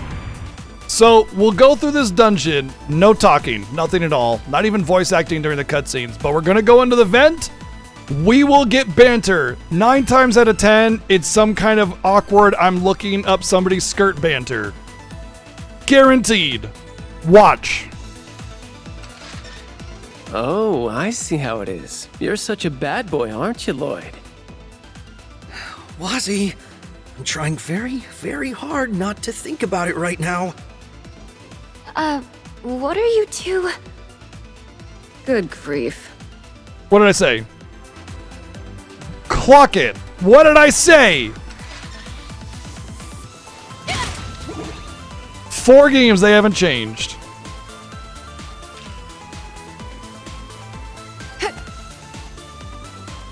Damn, these liners are made for like giants, dude.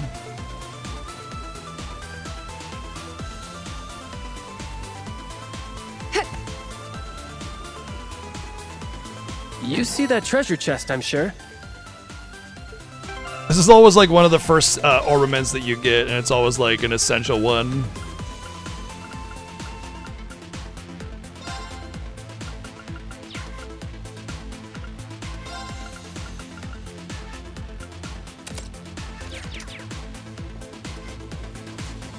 I mean, it's fine if you're thinking it as a player. Like, that's your right to do so. You know what I mean? Like, that's fine.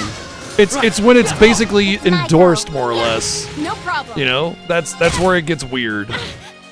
I'm going now. Player Kun, you looking up her skirt, aren't you? Huh? Yeah, I bet you are. Let's go. Attack! It's over. No problem. Fire. Now's our chance. You know what's funny about that statement you just made? They make so many lewd comments about all the things that happen, and every single time the girls are sitting there going like, oh, good grief, or whatever. Does it. So it's almost like they're self-aware of their perversions and yet insist on keeping them in there. You know? And it's always the same thing.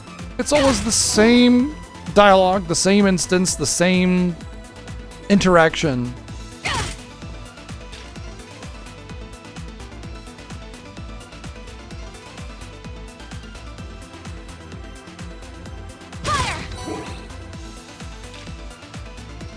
So what? Ladies are allowed to wear whatever they want. I'd love to take a closer look at this. Wait, isn't this literally the exact... Oh my god, I recognize this room. No, this is the exact same room. Oh my god, okay. Right, this is actually literally a part of a previous game. I recognize this.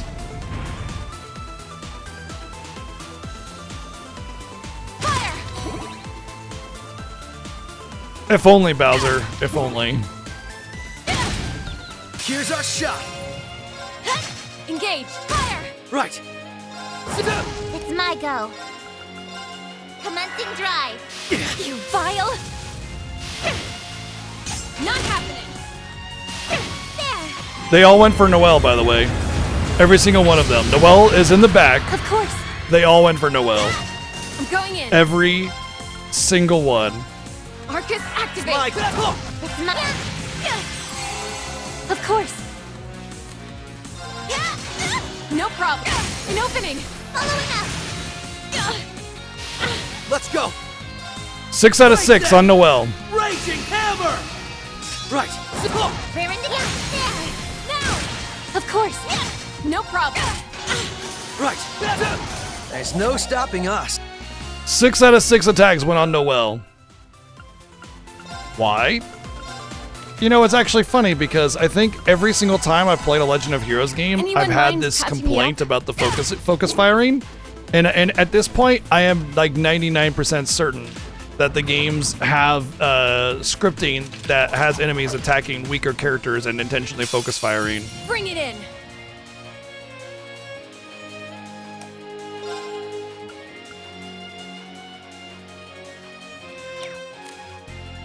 It's possible they gave Noelle they gave Noelle on by default a aggro absorbing thing, so that is possible. That might be a thing that I didn't know was on her or something like that.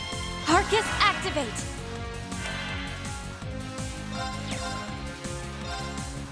Arcus, activate. Arcus, activate. Go.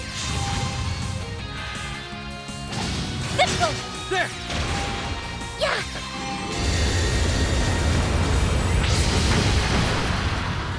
Hope you're ready. Global driver concern. Nice. I'm going full 0 to 60. Where'd the motorcycle come from? Wild stampede. And here's the finisher.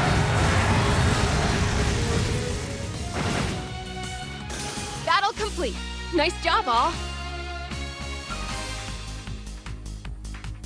Oh, they still have XP scaling, which is unfortunate.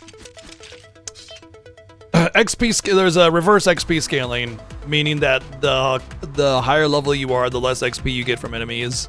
So it actually discourages you from fighting too much because you basically will reach a point where you stop gaining levels. And that's been a part of every single game. Shouldn't be too hard to reach the depths at the rate we're going, though I am starting to wonder what could be waiting for us at the end. I was just thinking, we were hearing, the kid was hearing a groan. Like, how deep into this place are we gonna go until we go, oh, this must have been the monster he was talking about? Because at this point, we're like several hundred meters into this thing, and none of the monsters that we kill up to this point did we go, that must be the monster.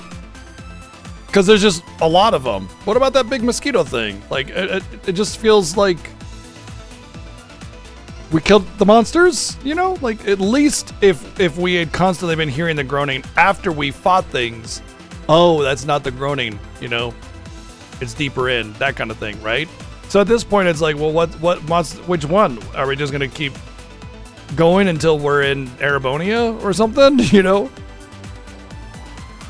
Oh, is it? Oh, I like Susie Young. Yeah, Susie Young does Eula and Genshin and Yuffie in the remakes. For those of you who don't know. Who knows? I wouldn't stress out about it until we get there. I feel pretty good about handling whatever it is that with the team we have here. Chat, yeah. The only good character in the entire game. That kind of overconfidence could be the undoing of a unit during a live combat situation, Wazzy. We need to stay vigilant. Whatever you say, ma'am. Ha. What's so funny, Lloyd? Oh, nothing. I was just thinking about how reassuring it is to have you all here. It's good to be teaming with you guys again. Heroes, welcome for being in my presence, but what brought this on? I guess being together again like this reminded me of how much I owe each of you, even from before the Liberation mission. Rixie has been top-notch at covert operations and being our contact with Hey You when we needed it. Noelle was vital for gathering information at the military and working at the CGF resistance effort volunteers. And you were also there.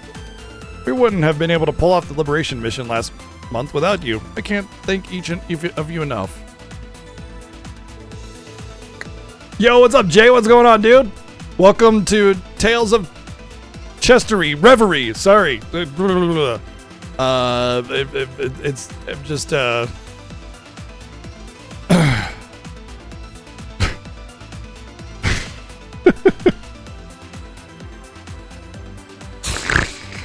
Oh. I had so many statements prepared, and I could not take it seriously enough to actually say any of them. But either way, hello, hi, what's up, Jay? What's going on? Welcome in. Hope your PlayStation event is going good. Hope you're enjoying some Wild Arms, which I imagine is what you're playing, unless you finished it and I didn't know. But thank you for the raid. Welcome in, everybody, to Legend of Heroes Trails into Reverie. Yeah, once again, I don't care if a lady has revealing clothing or a large chest in a video game. I am totally fine with it. It's the fact that they just increased the size significantly from the previous game that it's just so out there. Like, it just like, come on. There was nothing wrong with the previous model, you know? Like, it just such a weird, awkward change. Oh, you finished Wild Arms yesterday, so you're playing Final Fantasy X. One of my all-time favorites. Hell yeah.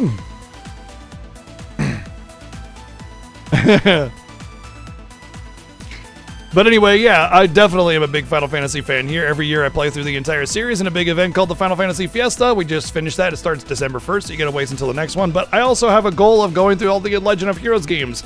I played all the previous ones, and here we are on Reverie, which is our latest. We'll be going through the rest of them throughout the year in various points, but we got a lot of very mean and awkward games. Like, we just finished the Lufia 2 remake. I'm sure you've heard of that one. It was just as bad as everybody says it is. But yeah, welcome in, everybody. How's it going at BGG? I like video games.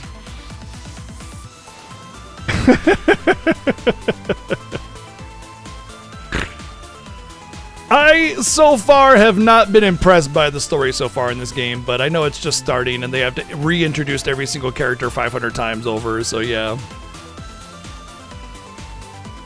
Yeah, we've been playing a lot of really bad games recently. Rise of Kong, Lufia 2 remake, not the SNES. You know, I mean, I expected Reverie to kind of be an improvement from Cold Steel, at the very least, and so far it is. So at that point, I can't really complain. But I am really, like, just waiting for Daybreak. I really am. I really feel like Daybreak is just going to be exactly as the name implies, you know? But yeah, welcome back, everybody. Hope you're enjoying your time with Jay. Hope you enjoy your time here. And kick your feet up and relax. If you get questions about what kind of games I like, just ask, because I like a lot of stuff. Come on, Lloyd, you're saying that like we're a bunch of strangers who owe you favors. We're part of the police force too, you know? We may not be founding members like the rest of you, but we still paid our dues and learned a lot when we were together. Oh, that's right, the Wazzy was with us in Azure along with Noelle. I'll never forget how you all helped me settle things with Wald. I concur. The time I spent working with the police has allowed me to face who I am and choose the path I want to walk in life. Not really. Actually, not really. Good lord. You know what's funny about that pose? Every character has like one of those, like the generic animation of like putting their hand to their chest, and the hand position is the same, and the hand shape is the same, but for her it's just like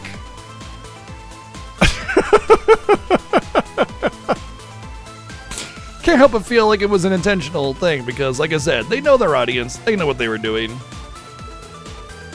I'll always be here to lend you my aid, be it as Yin or simply as Rixia. Oh, golly gee, I really don't know what I'd do without y'all. Finally on the cusp of randomly we're doing voice acting now. The Crossbell's journey is just beginning. It's up to us to keep fighting for everyone if we want our home to truly prosper. So let's do our best to keep the people of Crossbell safe. And then randomly not voice acting. Right, we can't afford to let them down. You know, it's funny, we're having this like major inspirational speech. Guess what our mission is? It's a glorified kill the rats in the basement quest. It's a glorified kill rats in the basement, and we're having this like ultra super duper mega inspirational speech with a bunch of one-liners and everything. And it's like,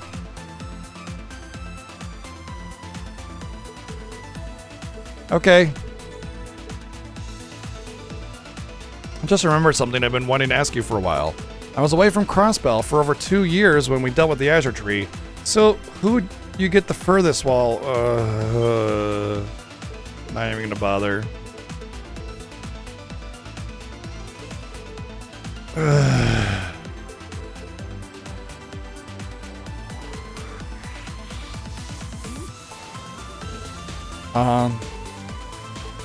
Okay. It's not like the... Oh. It's not like the issue. It's not an issue with Wazzy's preferences. It's an issue with the forced attempt at the weird romancing with every character in the party every single time. It's like you cannot just have normal characters being normal. It's always got to be some weird insinuation thing. And it's not even with Wazzy. Actually, his openness with his sexuality is refreshing at the very least.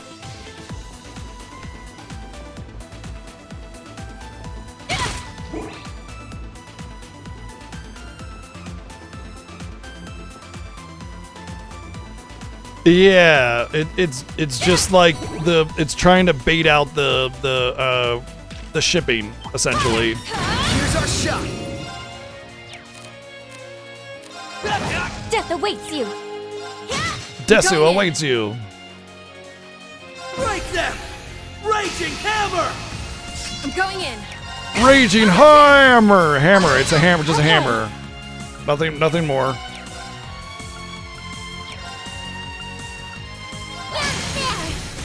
Everyone, Oops. come on. Well, we won, I guess. I'm going. Right. There's no stopping us. Lloyd X Waz, yeah. I mean, again, I have no issue with that.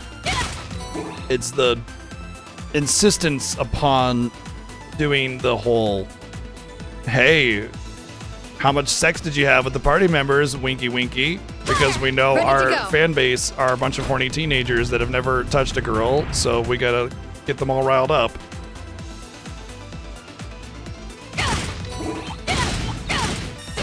Oops, didn't mean to do that. Oh well. It's my She has death on weapon. Attack! No problem. Now's our chance. Following up. Death awaits. Perfect. Oh yeah, I wanted to check if Not happening. It's my turn. she has a aggro draw on her. I'm going in. I'm going. It's my Engage. Could you stop missing? I'm going. Good lord, I feel like I'm speedrunning Final Fantasy VII again. You asked Of for course. it.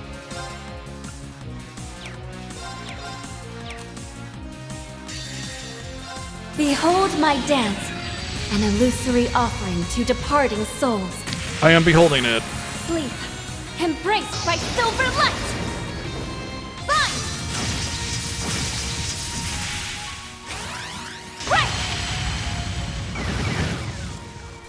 We've done what we set out to do.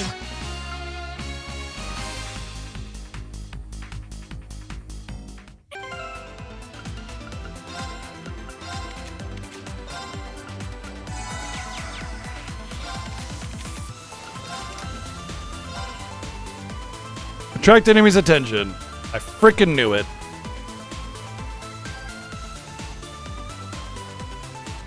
The funny thing is, she doesn't even have all that good a defense. Lloyd has significantly higher defense. Wow. Well, I don't like that for you. So, honestly, it'd make more sense for him to have that. There. Yeah, it's like Angelica. Angelica is the same situation. She's just like constantly making weird sexual advances to everybody all the time, and it just feels like so forced.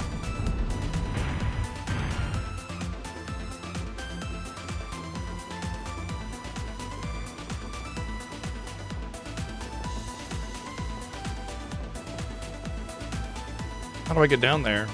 I'm guessing then I'll keep them up and then I'll come back around with something else.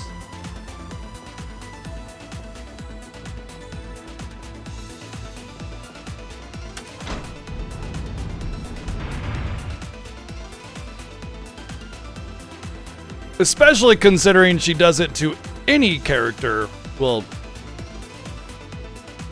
not any character, but it's any character. What I mean, it's towards women, which is fine. It's the age thing. It'll be any character of any age. That's when it gets particularly weird. Fire! Ready to go.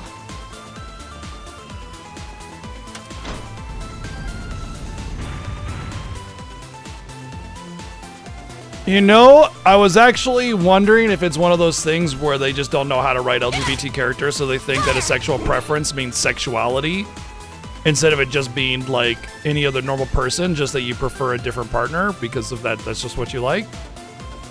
And I didn't want to assume that, but saying that, it does make sense. Formidable enemy spotted.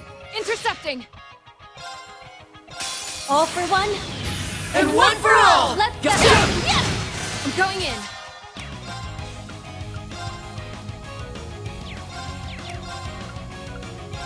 An opening! Following up! Let's go! Okay. Rear indicator! Break! Now! You vile! Payback hell! I'm going! Engaged! Now's our chance! Following up! Right! Keep strong! Toughness shield! Let's go! I'm going! I won't let You vile! Payback hell! It's my break! No problem. Spamming regular attacks. Do-do-do-do-do. Oh, hey, you're alive. It's my go. I won't. Right. I'm going in. Of course. Rear indicator! Let's go! Wow, my hit rate is really bad. So this kind of feels like the issue with hit rate. Can always count on you. If there's a back, I've got it covered. Cold Steel 3. Okay, nobody else gained a... You know, I just realized something that annoys me.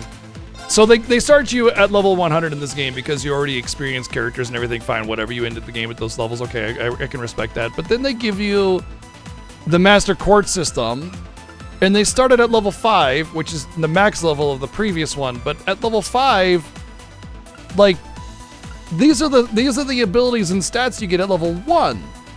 If you're gonna make me re-level the Master Quartz and just arbitrarily throw it at level 5, just give it to me at level 1. Stop trying to play this game like I'm not supposed to figure it out.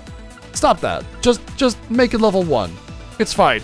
Just throw out the other normal random excuse of, oh yeah, we have a new model of Arcus, so you need new quartz, like they do every other game.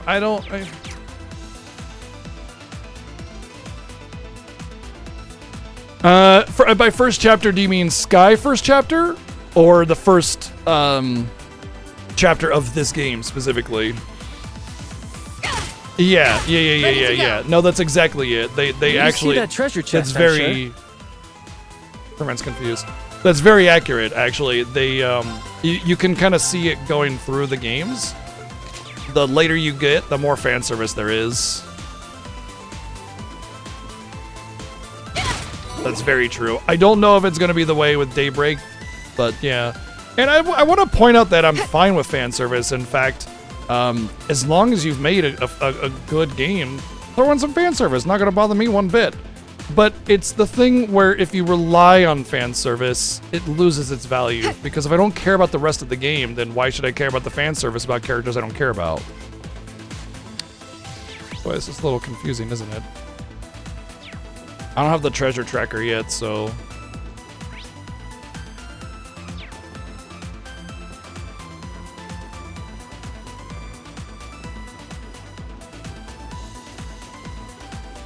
I already brought them down, right? So I shouldn't have to... Yeah, that's the treasure in question that I would have gotten. Okay.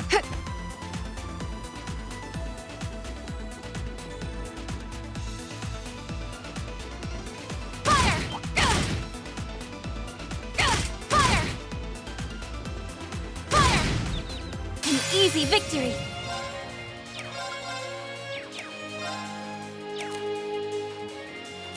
I feel like I'm pretty close to the whatever boss there would be here, but Behold.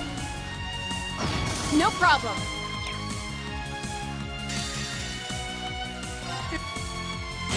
Engage. Status. All green.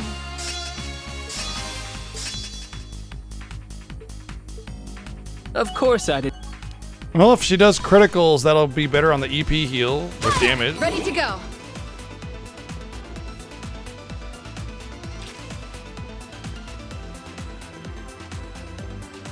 Not only that, but like it was pretty tame, you know? Like, okay, she's an attractive character, and What that's a fine. bonus. It's like the difference in, and again, like there's actually a sort of mentality behind it as well, where if your game is too sexually charged, people stop taking it seriously, and they go, okay, this is not a game that's like a normal thing that you play. It's a ecchi game or a something that's not like a normal game that you play. You play it for the pornographic nature of it, right? And there are ways of having fan service. I wonder who would put that and chest keeping there. them. Okay.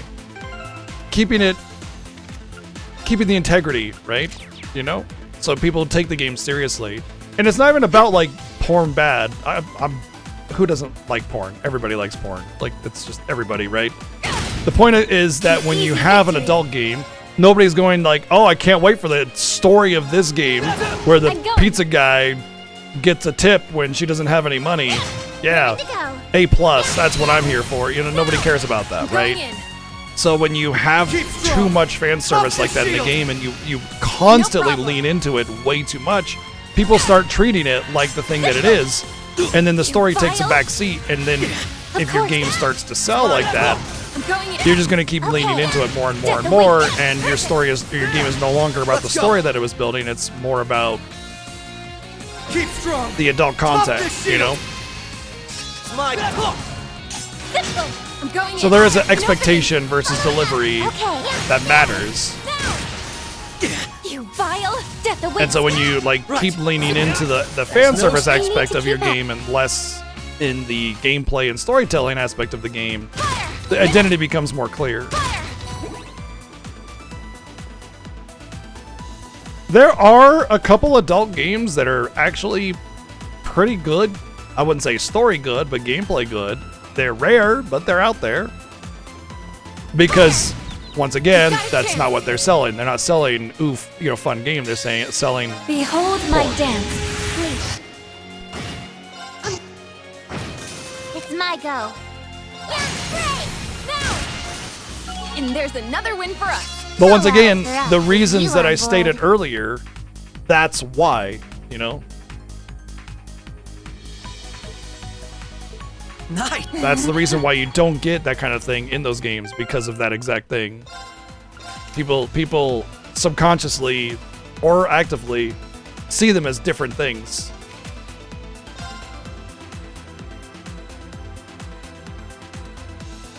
Oh, that's what that is.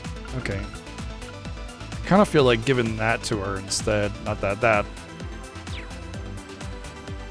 actually makes sense that she has the random debuffing because her attacks are AoE.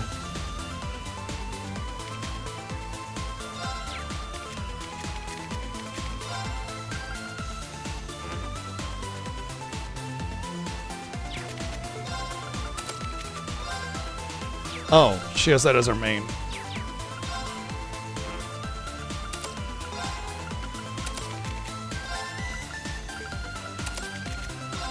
Oh, that's good actually. It lets her pick something more offensive as her aside.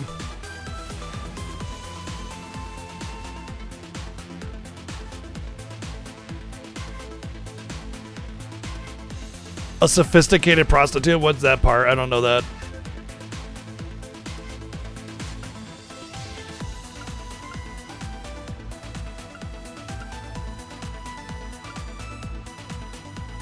guess I could just have that as a secondary and still get the benefit from it.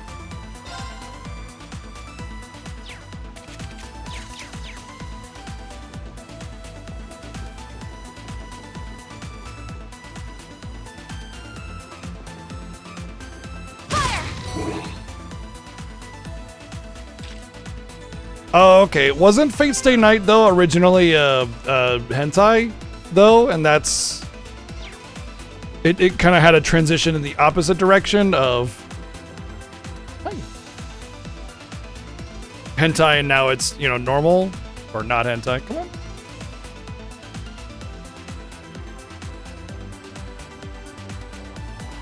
Okay. She'll be back.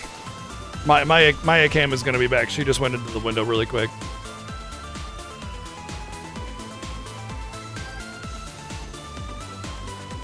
Don't Hi. All for one, and one for all. Everyone, Death awaits you.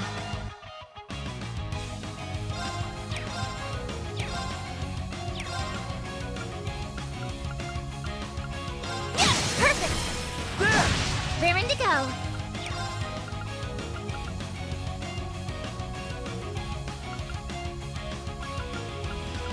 I'm not sure how I feel about the battle theme in this game so far. Okay.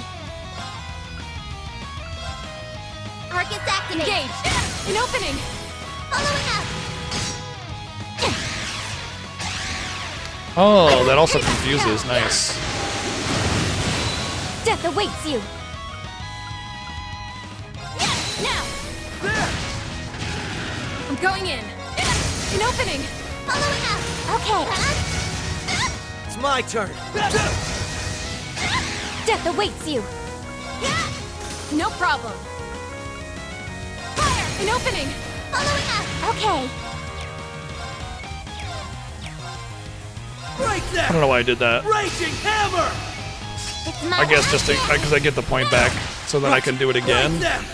Raging hammer. I get the 15 craft points for attacking and guaranteeing a burst. It's over. Is Engage. Shit.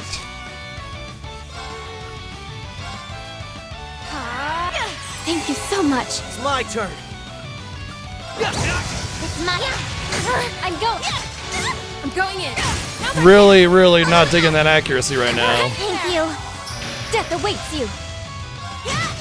Right. Raring to go. Arcus activate. Thank you. There.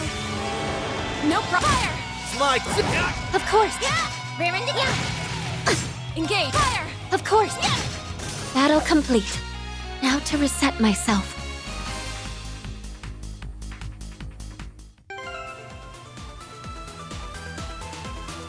I want to say back in the day, the visual novel market was like, hey, let's tell stories. And now the visual market now is just like, hey, let's make porn. Because I don't think I've seen a visual novel in the last, like, several years that isn't porn.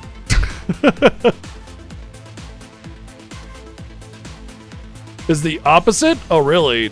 That's weird because, well, I guess I don't play visual novels, so that might be why. I don't like visual novels. I'll just read a book. I found a chest. Let's open it.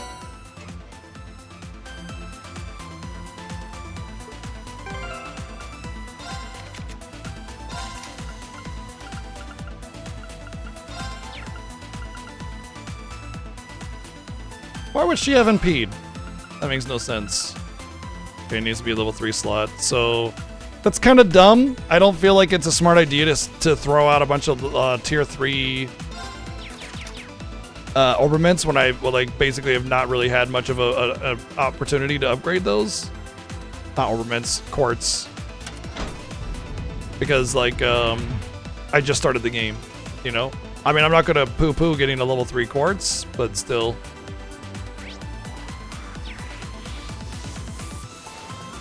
The only reason I don't read as much as I would like to is because my arm goes numb when I hold my hand up like this. I have like ulnar nerve stuff going on, so I can't hold the book up very long before I have to kind of shift around and change my positioning and stretch my arm and everything.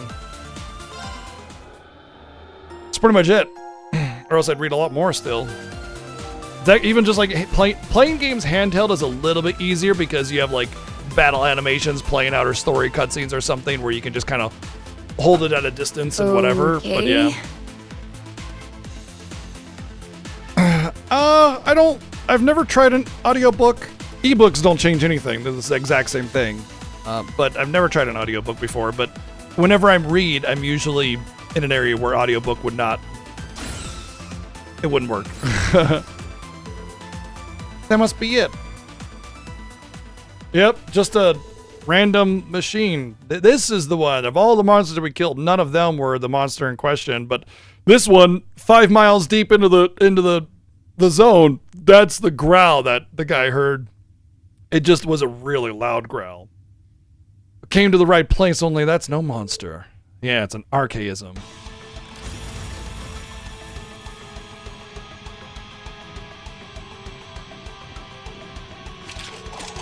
I would sit in high school, I would sit in class and read my own books instead of paying attention to lectures and stuff, so I've always been more interested in books.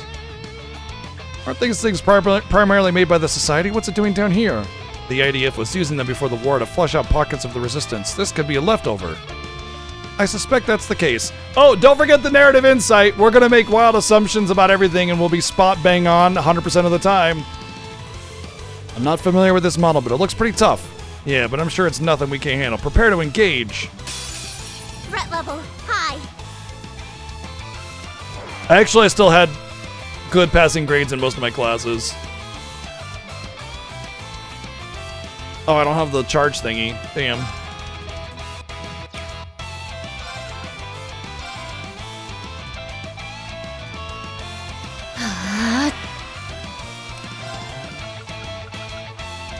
Keep strong! Toughness shield! It's my turn!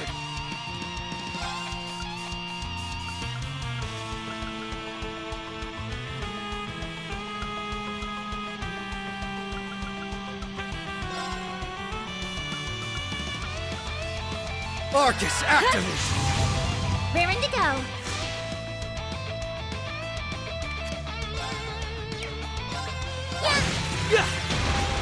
Engaged.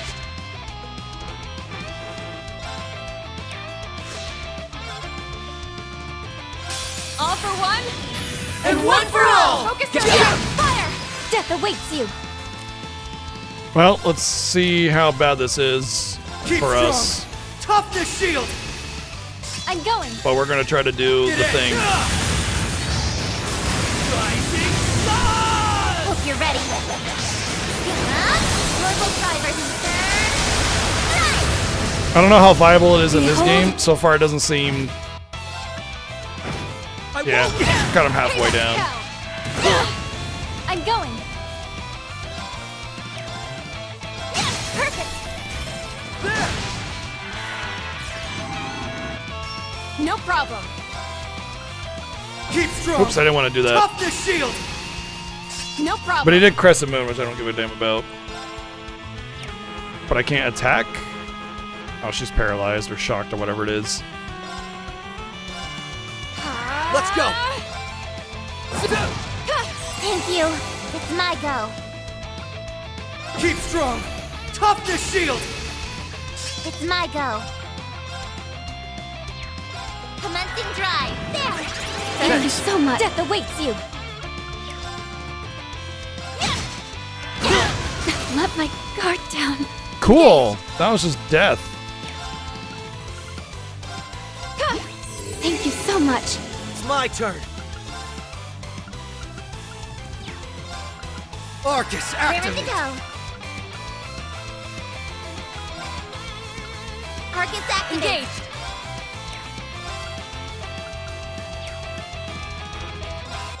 There. Thank you so much. What did she do? What did I do with her? Thank you so much. I won't. Payback hell. I'm going.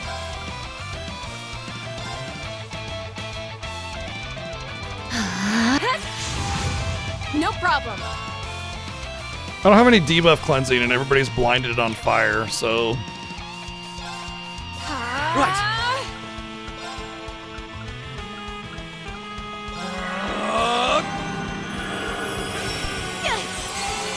Raring to go. Arcus activate. I'm going. Now. Yeah. Thank you so much. Right.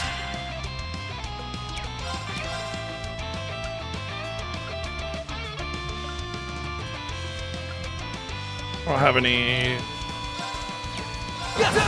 Engage. impede there. Keep strong. Toughness shield. She should have impede, I No think. problem. Next set and now's our chance. Following up. Okay. Oh, that's right. Her thing is considered magic, so you can just do a regular attack and soak the Crescent Mirror, which allows me to use the Galleon for it. Commencing drive. Of course.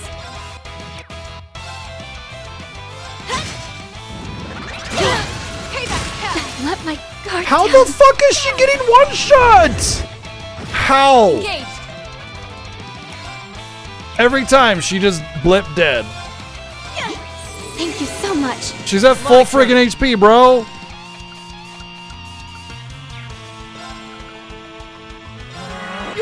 Thank you. Thank you. It's my go. Arcus activate. Engaged. Of course. Thank you so much. Thank you so much. Let's go.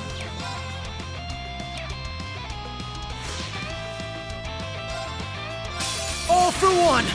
And one for all. Everyone. Get it. Break. Okay.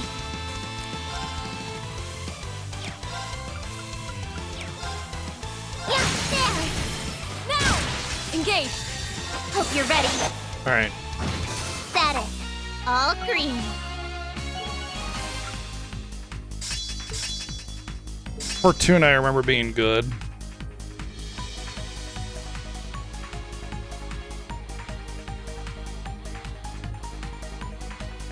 Strength and magic defense or magic attack.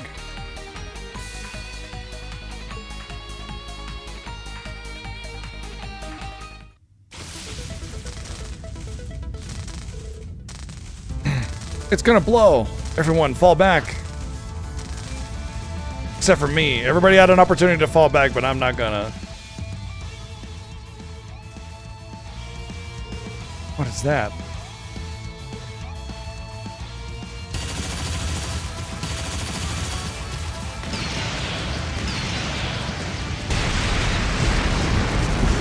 It's gonna blow! Maybe if I explode it some more, it'll cancel out the explosion, and then it'll just not be exploding. Oh no. Oh no! No! No! No!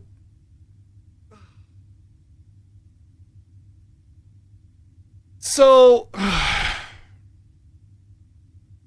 The reason Cold Steel 3 and 4 particularly are so bad is because every time you come to like a head on a mission or something, you fight a boss and you beat the boss, but then something happens where it's like, oh no, thing is happening, and then somebody comes and rescues you at the last second, and it's always like in 3 and 4 it's always somebody from old class 7 and then maybe somebody else or something like that. So it's like you go in and you're fighting some soldiers and you go beat up like 30 soldiers, but then 5 more come out of the bushes and it's like, ah, curses, we're done for. But don't worry, fucking Macias way up there 300 feet away on the ledge with a shotgun is going to save the day, and he'll just jump down and save us by himself, you know, because we're clearly incompetent fucking idiots. And it was like that every single plot line. No actual story growth, no actual main story, just going, oh look, trouble or something. There's a vague sense of trouble. You go in, you do a thing, you beat the guy, but then you lose the cutscene. But don't worry, somebody from old class 7 will come and save you every single time. Every single time. In Cold Steel 3 and Cold Steel 4. Every time. I'm not kidding. Play the damn game. Like every time. And this is the first time in this game where we've had like a culminating moment after the prologue where, well, not really culminating. It's just the boss of the dungeon, right? So it's a little bit more action than not. And we beat the boss, and then somebody has to come and win the day for me. So the reason why it's dumb is obviously it's just dumb, right? Well, okay, what's the point, right? But it makes it feel like you've done nothing. You don't get to win any of the battles. You don't get to win any of the cutscenes. You don't get to have success anywhere. Everything you do gets attributed to someone else. They even did it with the final boss in some of the games. Not kidding. Even the final boss got the treatment in some of the games. Wow. Oh, hi. Washa. I got a bean. Oh.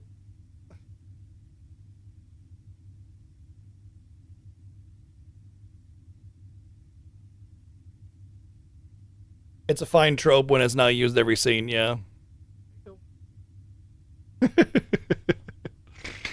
But yeah, it just like, oh, man. She's a little worked up because I'm talking loudly and she was just in the window. But the fact that this is the first opportunity for this kind of thing to happen and it just randomly, they're here. Ellie, Randy, thank goodness we didn't get here a moment too soon. Also, it's really interesting to note that they were able to enter the room, immediately assess the situation, react to it, and suppress it. And we weren't. Having already been in the room, talked about how I was going to blow, had enough time to back up.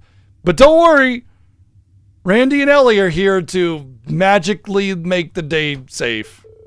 You guys hold up okay? Yeah, thanks to you two, because why would we be able to benefit from our own successes when we can just have everybody else answer the problem for us? We busted our asses down here after getting a heads up from Dudley. I know you all can handle yourselves, but we would have appreciated being kept in the loop. Why? It didn't concern you. Sorry about that. We thought we had things covered, so I didn't really cross our minds. And here you are, saving our hides in the end. Looks like I still have a lot of rust to shake off. Ugh.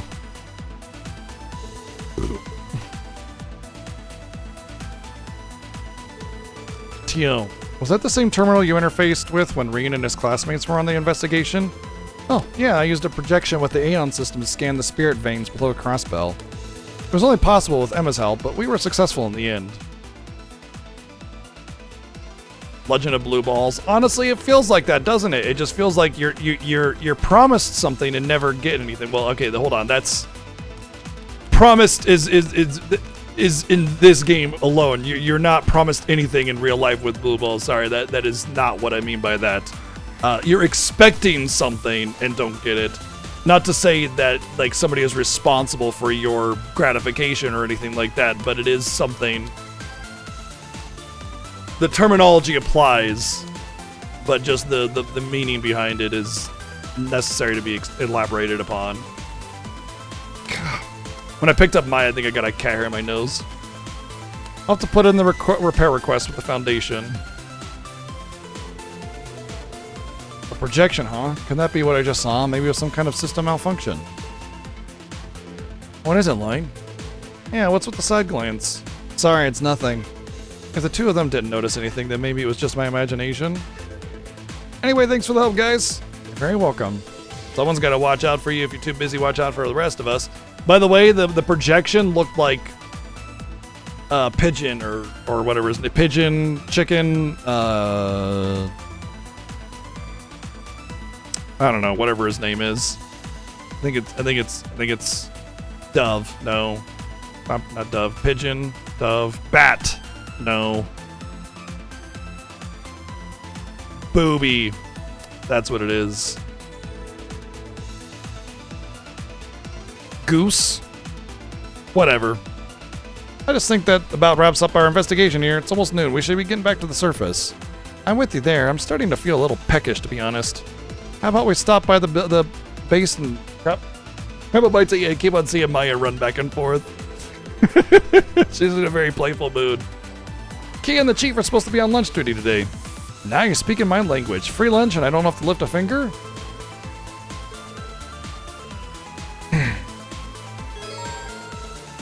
Leaving the jail front will cause the main story to advance. It's been a while since we've sat down and had a proper meal together, hasn't it? Of course. Too long, if you ask me. We couldn't afford to go lax for a second during the operation. Can't wait to have some of Kia's cooking. Me too. I bet she's really upped her game. Then what are we waiting for? It's my go. Let's make our way back Engaged. home.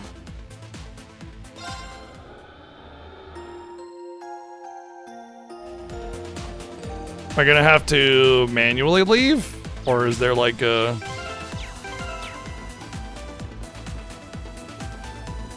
That's interesting. Usually they don't do something like that. I wonder if it's like complaints where people weren't able to get all the things, and when they instigate the story, then they can't finish getting the treasure, so they let players leave on their own or something. Well, it's kind of annoying because now I gotta undo all the puzzle solutions and just... It's like having to do the puzzle twice.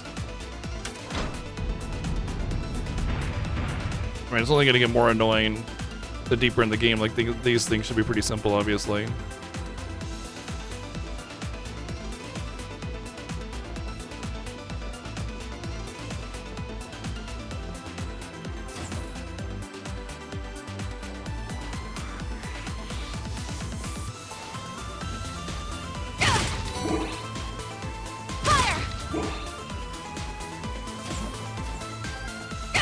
Ready to go. At least they made the pathways Ready to go. big enough to avoid the enemies.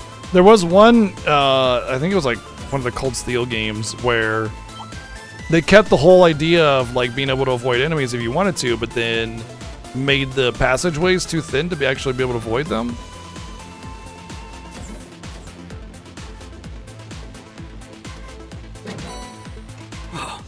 Who knew we'd get so lucky?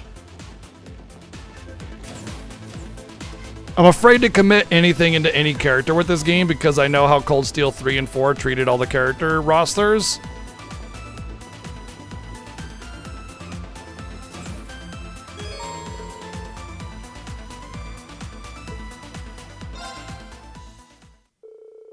After returning to the surface, Lloyd and company reported the results of the patrol and made their way to the building. Hey! Over here!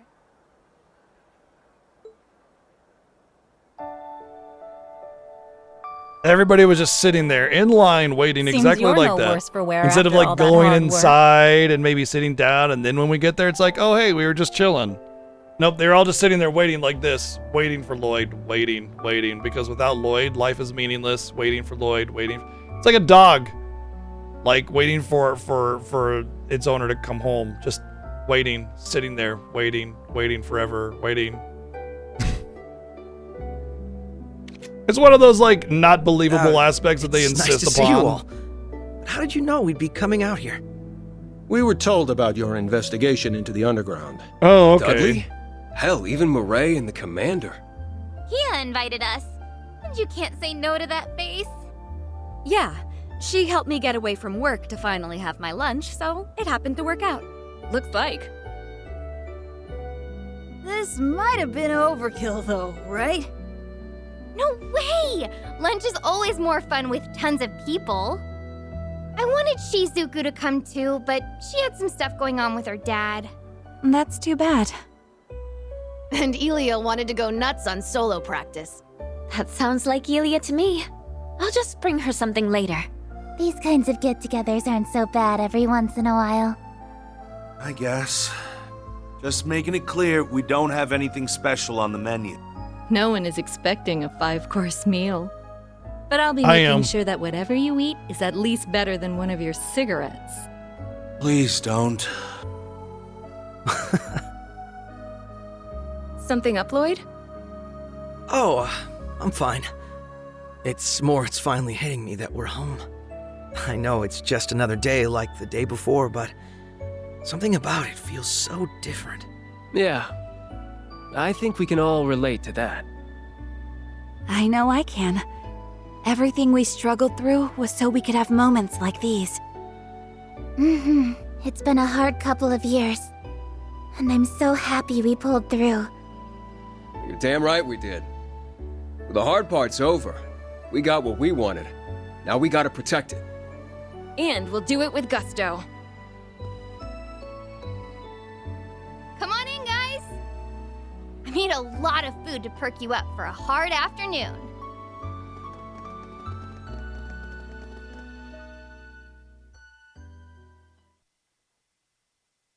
Now, let's get into the meat and potato of the story so we can not voice act anything.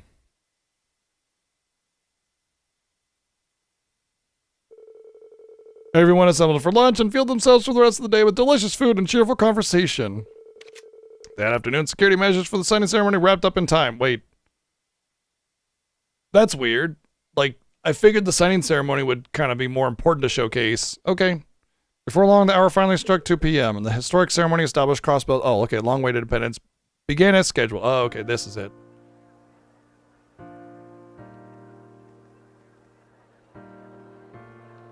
One of the things that also really annoys me about character placement is it's almost always very, what do you call it,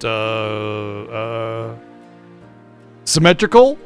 Something I noticed is like the crowd had this perfect semicircle going on, right? And then there was 3 named characters and then 3 named characters, like to balance out the symmetry. Like it couldn't do non-symmetrical character placements. Whenever characters walk up, it's always in perfect sync, perfectly symmetrical. Whenever villains are sitting there, it's always perfectly symmetric. You know what I mean? It's always symmetrical. I believe it's starting. I can feel myself getting nervous. It's a new beginning for Crossbell. Let's make sure to keep watching to the very end. Were we just gonna only watch the intro and say goodbye? Oh, I'm so happy to finally see all the SSS hard work pay off. Yeah, Crossbell's been at the whims of the great powers that surround it for a long time now. But the day has finally come for their dream of freedom to come true. Where the devil is Arios? I hoped he would be back to see this. Shizuku too, I'm gonna start any minute. Or it's gonna start any minute. Do you mean war criminal Sharon? That's for some reason free? Yeah, she's familiar. I think they're streaming into Ereboni and Calvert through the orbital net. Yep, they're using wireless signal boosters to make it possible. It's just amazing what modern orbital tech can do to these guys. And technological advancements go very fast. It was like, what, 10 years ago they were living in without electricity, and now it's like internet, cell phones, rocket launchers, tanks, ion cannons. The lady with the eye patch? Oh, I don't know who that is. I got no clue what they're even talking about.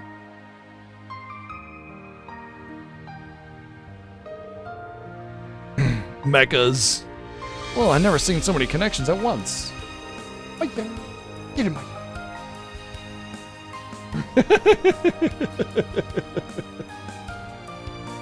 Get her, Maya. Oh, that's a bug. I'm so glad we recently upgraded our server hardware. It wouldn't have been able to handle this.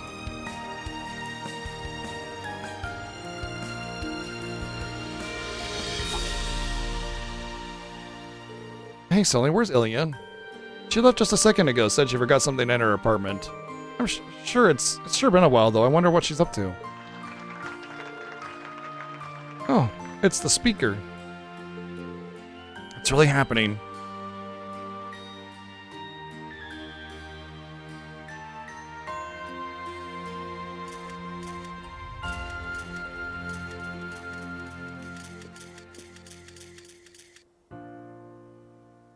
It has been a long winter for Crossbell.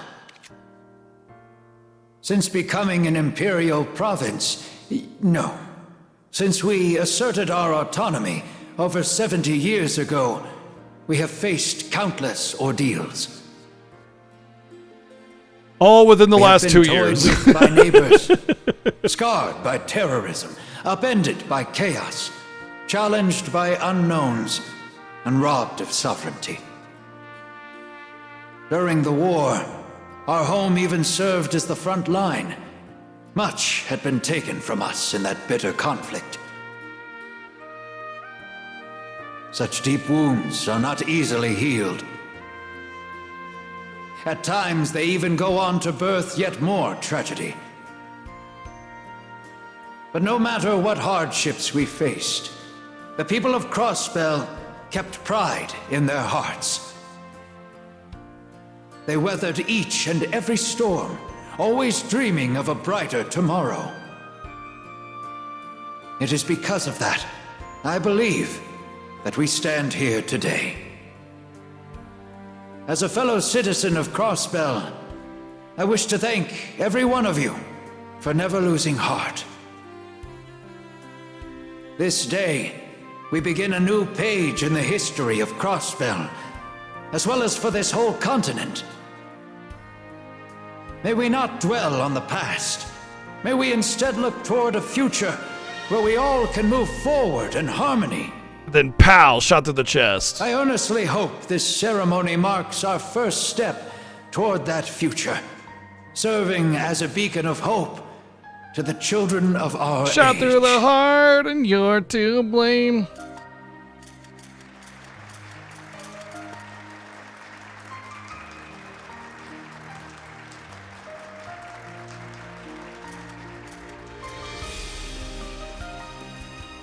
I don't know. Osborne was shot to the heart and he lived. The goddess of the holy city of Arteria, I reassert the legitimacy of Crossbell State's independence.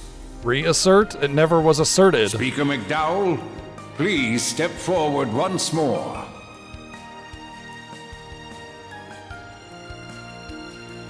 Stay your pen, Mr. Speaker. Why is he not in prison? It can't be. Literally, he should be in prison. Helen. This is some kind of joke, right? Also, he said that from like 500 yards away. It's the former Governor General.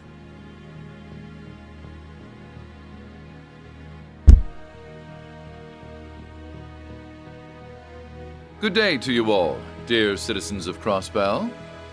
I do hope you will forgive my late arrival.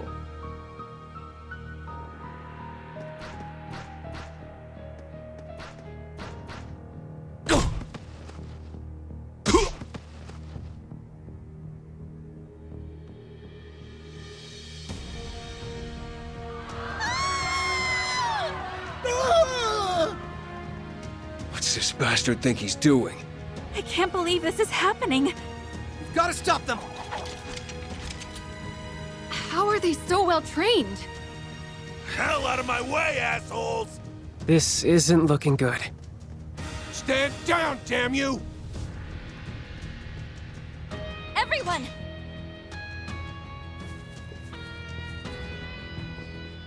Lord Rufus, what is the meaning of this?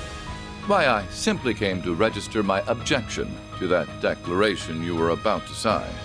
You see, this region's independence will be a defining moment for the continent as a whole. Should you not try to dream a little larger than becoming a church-sanctioned state? What do you mean? I thought I might suggest a more fitting form for Crossbell's independence. After all, I did once govern this region. Take your suggestions and shove it! You can take this job and shovel it. We're supposed to be locked up in an Imperial jail. And who are those soldiers with you? See, he's supposed to be in jail. What a pleasure it is to see you all again.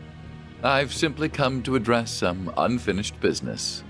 As the primary member of the Ironbloods, it falls to me to see that the late Chancellor's ambitions are realized. What do you mean by that? That fight's long over. Long time no see, SSS. It's time we got even for the way you humiliated us last month. You're the soldiers who occupied the city. But why?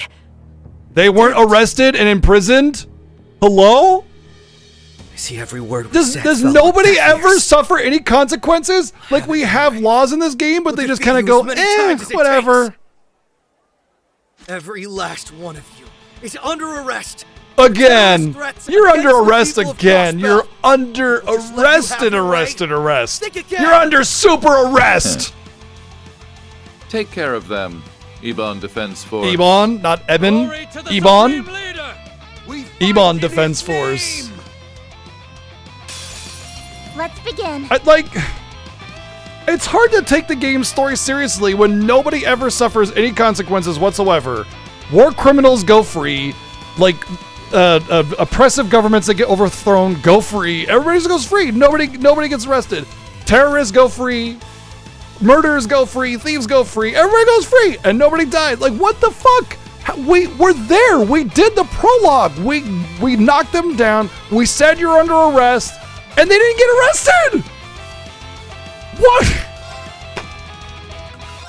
Nothing matters. Nothing freaking matters. What even is the point of playing this game when nothing's gonna actually change? It makes no damn sense.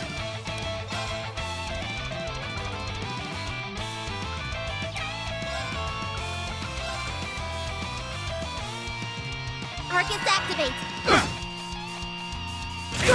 Let's go. Arcus activate. Going for it.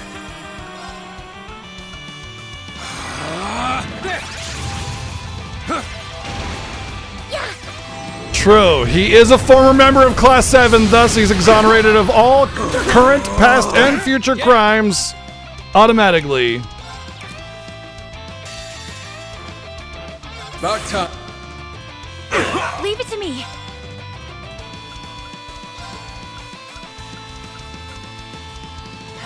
Let's go. Raring to go. Arcus activate. Nice. Thank you. There. It's my turn. You know, at least with superheroes, they almost always have some kind of like escape sequence that they go through, or something. But like even like in Batman, like there's Gotham Prison where the criminals are frequently locked up and they just bust out all the time because they're supervillains, and that's just what supervillains do. Arcus activate. Leave it to me. But at least they're like actually, you know, trying. You. Okay. Leave it to me. Also, comic books are kind of like Right. the ultra extreme, you know? Like you go through time and travel through the universe and have superpowers and stuff. You kind of expect some pretty extreme things happening.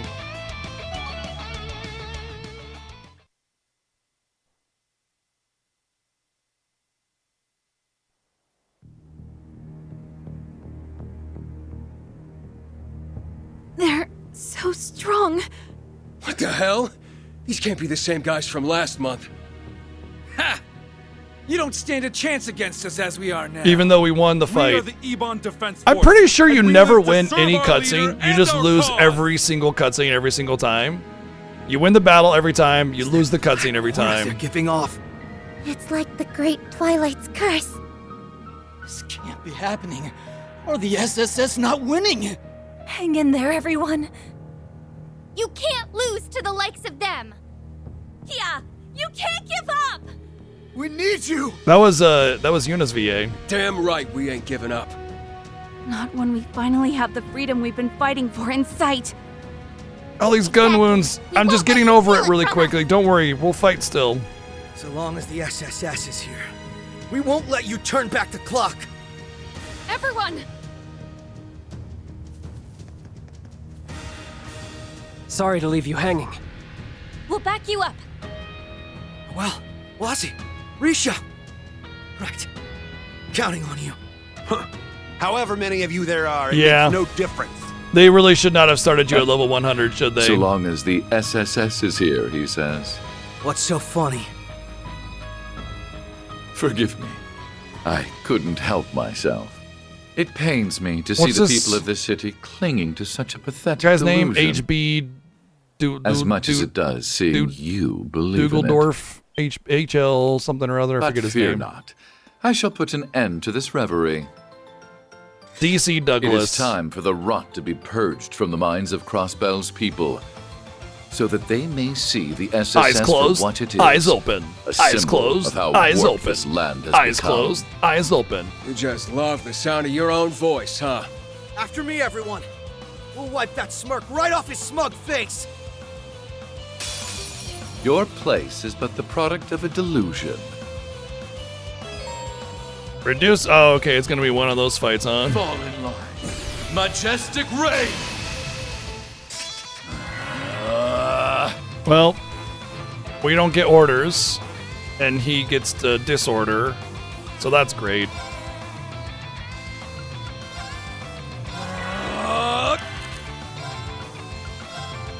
Arcus, activate!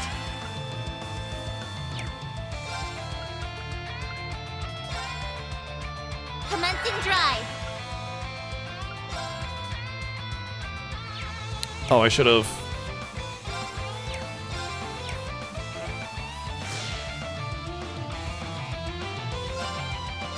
All for one, and one for all! Knock him down!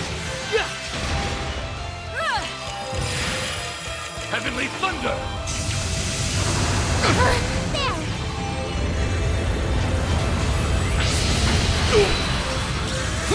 It's my turn.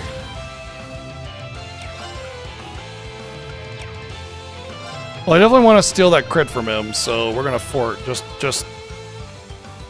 to take the crit from him. All right. It's my go. Commencing drive. Thanks. Thank you. Yeah. Thanks. It's my turn.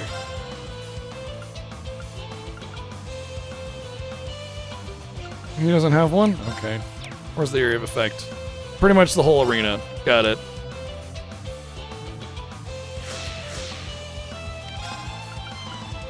Keep strong. Toughness shield. Take it easy, Master. My turn.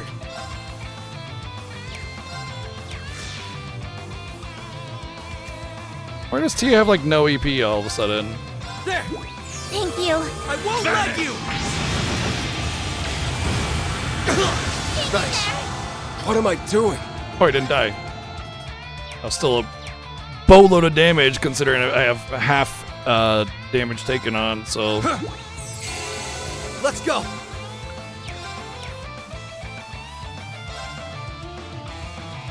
Oh, he's healing. Oh no. Oh, which one of the Cold Steel games did this? Where the bosses heal like crazy amounts of the damage they deal?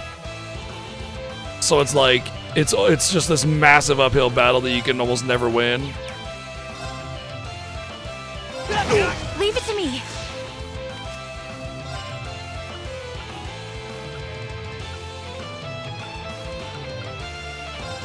How, proud warrior! Leave it to me. All for one. And one. Oops, I didn't mean to do Ellie's. Now. Thank you. This has gone Alright, on good. long enough.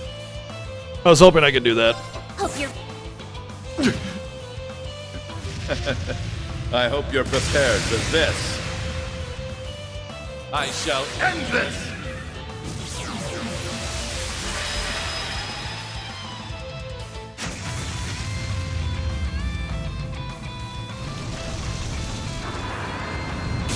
Carve this into your flesh!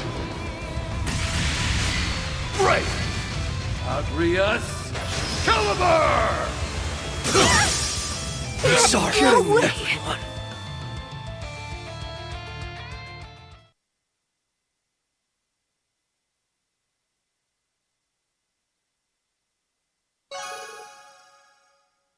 Okay. We don't even know what RP is. And we got 3 of it. It's gonna be the currency, So strong. like the chapter There's currency. 7 of The us, more you get, the and more your only one rewards of are. him. I forgot about that. This isn't good. No! Guys! This can't be happening. How could the SSS lose?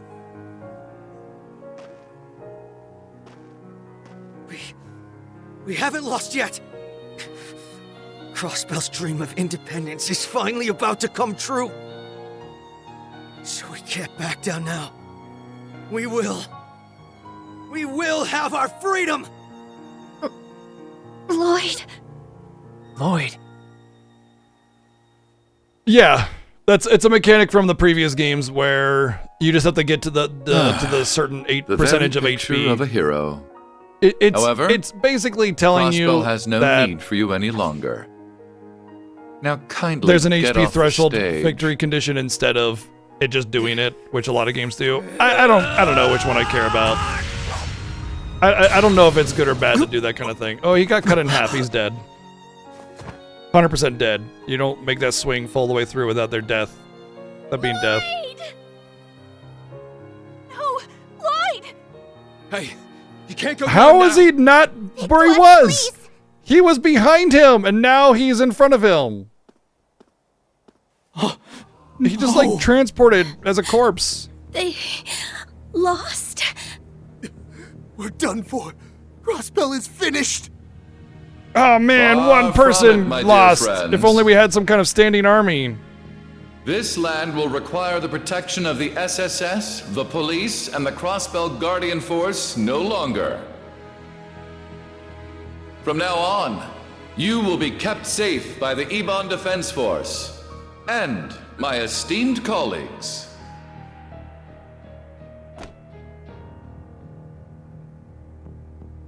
That's Sharon.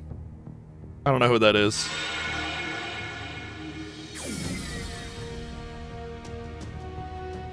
Yeah, that looks like Pigeon.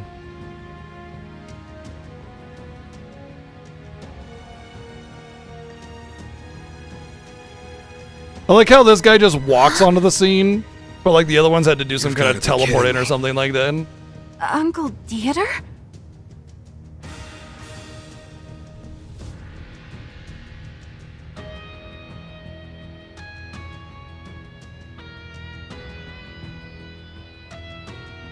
Eyes closed, eyes open. former president Eyes doing closed, here? eyes open. Didn't that guy used to be with the Mafia? Is that Also, really isn't he you, dead? Uncle Dieter? The hell No, are wait, you nobody doing dies, I here, forgot. Garcia? Nice to see you too.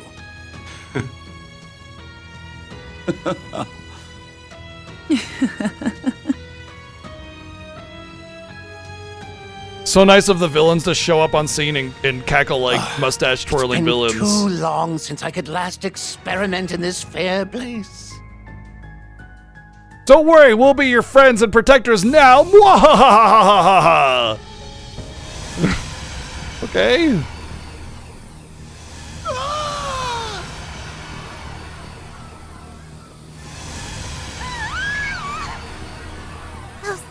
Those models. No way.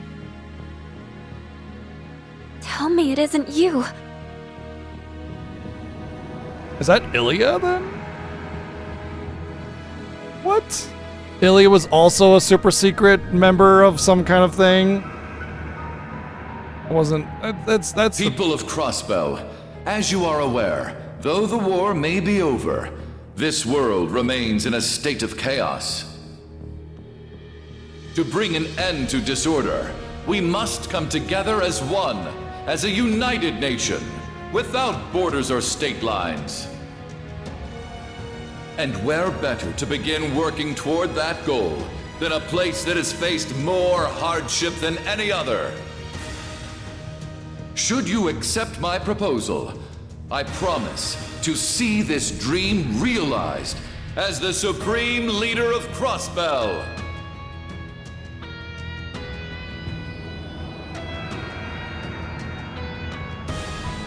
Yay, One mass man, Hypnosis. United under Crossbell. We could That's be kind of a throwaway the to center being of able to the gain the world. people's support. Just mass Hypnosis. There, done. Don't have to worry about any kind of rebelling.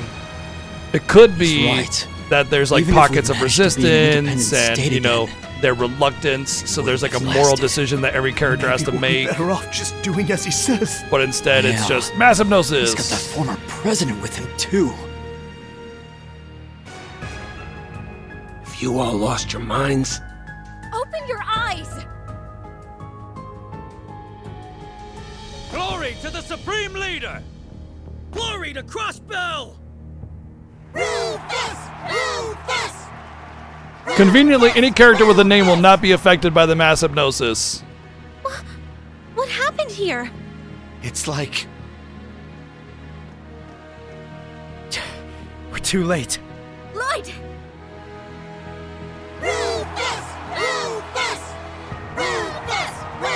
Are they going to be captured, imprisoned, or killed on the spot or anything? Or are they just going to let them go? Damn it all. This can't be happening.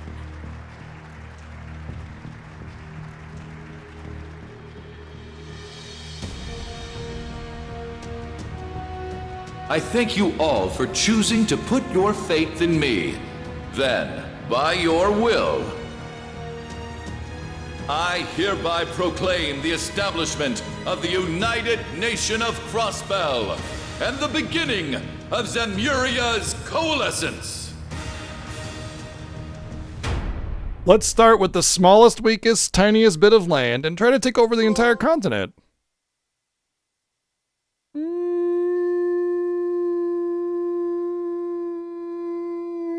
Seems like you get squashed pretty easy that way.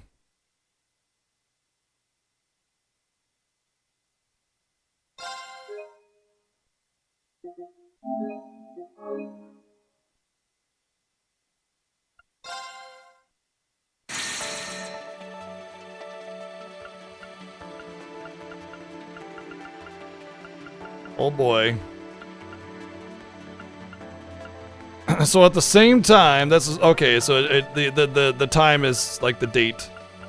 So it shows. Okay, cool. I like that. So the next thing will happen several weeks or something later or something like that. Cool. I like it. It's neat. I don't want to start. I don't want to start it. I hate Reed. He's such a lame character. Whatever. I just played as Reed for 4 games. I'm so over him.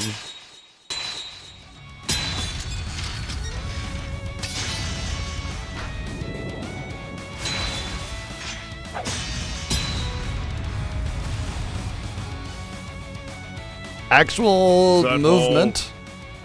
Oh, that was quick. Never mind. Yeah. No. I can fight. Curry. I'm ready. Pathetic.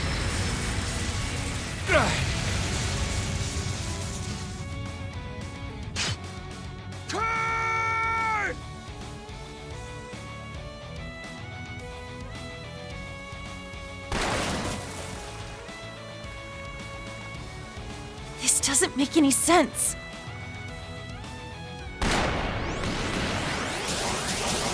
At this rate. Come on, we'll hide under the bridge. Yeah, we're gonna be internet trolls. We need to get to Instructor Reen ASAP if we're going to figure out some way to help out Ash and Instructor Reen now? I agree. And we need to get out of this icy water before it saps any more of our strength. That should be our top priority. Ooh, imagine being able to react to I hope you gunfire. don't think I can't see you down there. Hey, isn't it funny how they haven't introduced these characters yet, but they're using their first names, No one even though in the escapes other the time when they were icy introducing maiden, characters that we knew she's they was been like person in green or yellow and white or something, or lady in white. So it's like I can't believe there's no this is consistency. happening. Thought I'd point that out.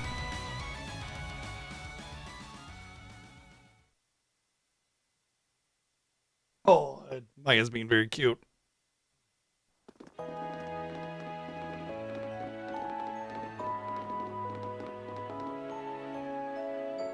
Several hours prior.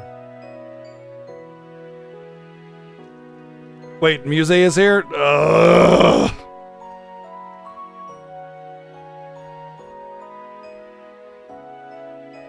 I was just a humble billionaire. Just living my life like any other normal billionaire. And that's when my life changed. I'm Reed Schwarzer, just a humble billionaire. Oh, what a gorgeous sight. So, this is where you grew up, Instructor?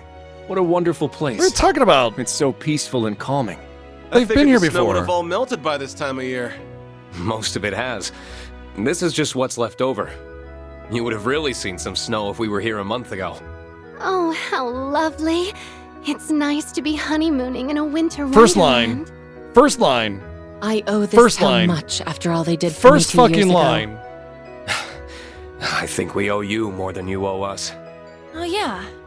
You used Ymir as your base during the Civil War, right? Yeah, but if I like She did a do ton a of bunch of work to crimes with a improve our bunch of people and defenses just say and it our was all communications me, network. and they have proof of them suppose doing it's all the been 2 criming, they years for still me as get well. put into prison The for last doing all the visit I criming. recall was when I was tasked with abducting Princess Alphen and Instructor Reen's little sister. It's, also been a while for you, Reen, hasn't it? Why don't we start by letting your parents know that we're here? That sounds good to me. I want to introduce all my students to them. It's going to feel a little strange meeting our instructors' parents. Wait, Yeah. I'm is this feeling like something that kinda nervous happened all of a sudden. in Cold Steel because they graduated Wait or to say hello something? to my future in-laws. 2 lines. 2 Got a lines, whole both of lot them. stories to tell them about their little baby boy. 2 lines. And Please both of don't them embarrass me in are front of my exactly family. the worst thing that she could have said.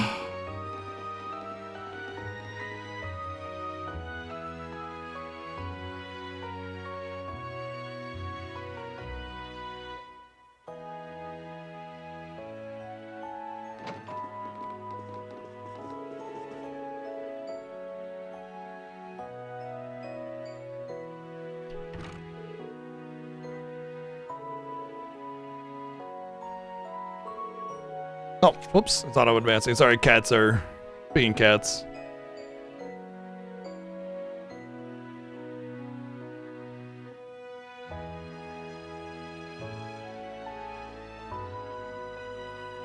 I mean, if it was like a plea deal where he said, I'll come clean with all the information if you let them go or something, that's fine. That's one thing if they accepted it, right? There is that kind of bargaining that's allowed. If it's up to the state to press charges, but I don't remember anything like that happening. Rufus definitely was not a what do you call it? He was not a very, kind person. Selfless. But even so, why is he not in prison along with all of his flunkies? It's one thing to just be like, why is Rufus out of prison? This is weird. But all those other guys, it makes it more weird. And without answering any questions, it makes it extremely weird. I'm just supposed to hold on to the what if for how long now? That's not. At the very least, there needs to be a hint of something like I have my ways. Or something like that, and which implies that there is something, but they're not giving us anything. They're just being like, suddenly he's out of prison with all of his buddies. I don't know. Didn't expect to find you helping out, Mabel. Gotten way better at welcoming guests. Eyes closed, eyes open. Every cutscene. And suddenly all pretenses of professionalism slip away. What did she say?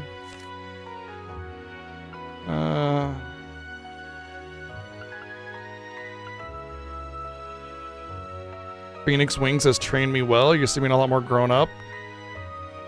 That doesn't... Okay, whatever. Apparently that's a pretense that was eliminated there. Now please come this way. Baron and Lady Schwarzer await you in the study. Who's she? An old friend of mine who worked at the Phoenix Wings. She's got a year on me and is determined never to let me forget it.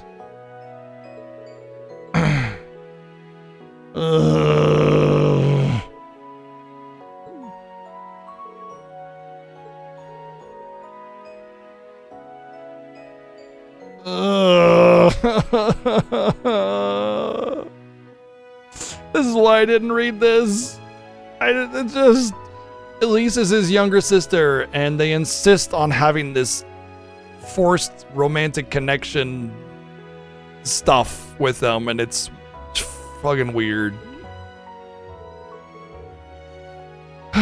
You said it, Reen. We had a moment there, Reen. We were connected. Reen. You and I were on the same wavelength there. Here we go again.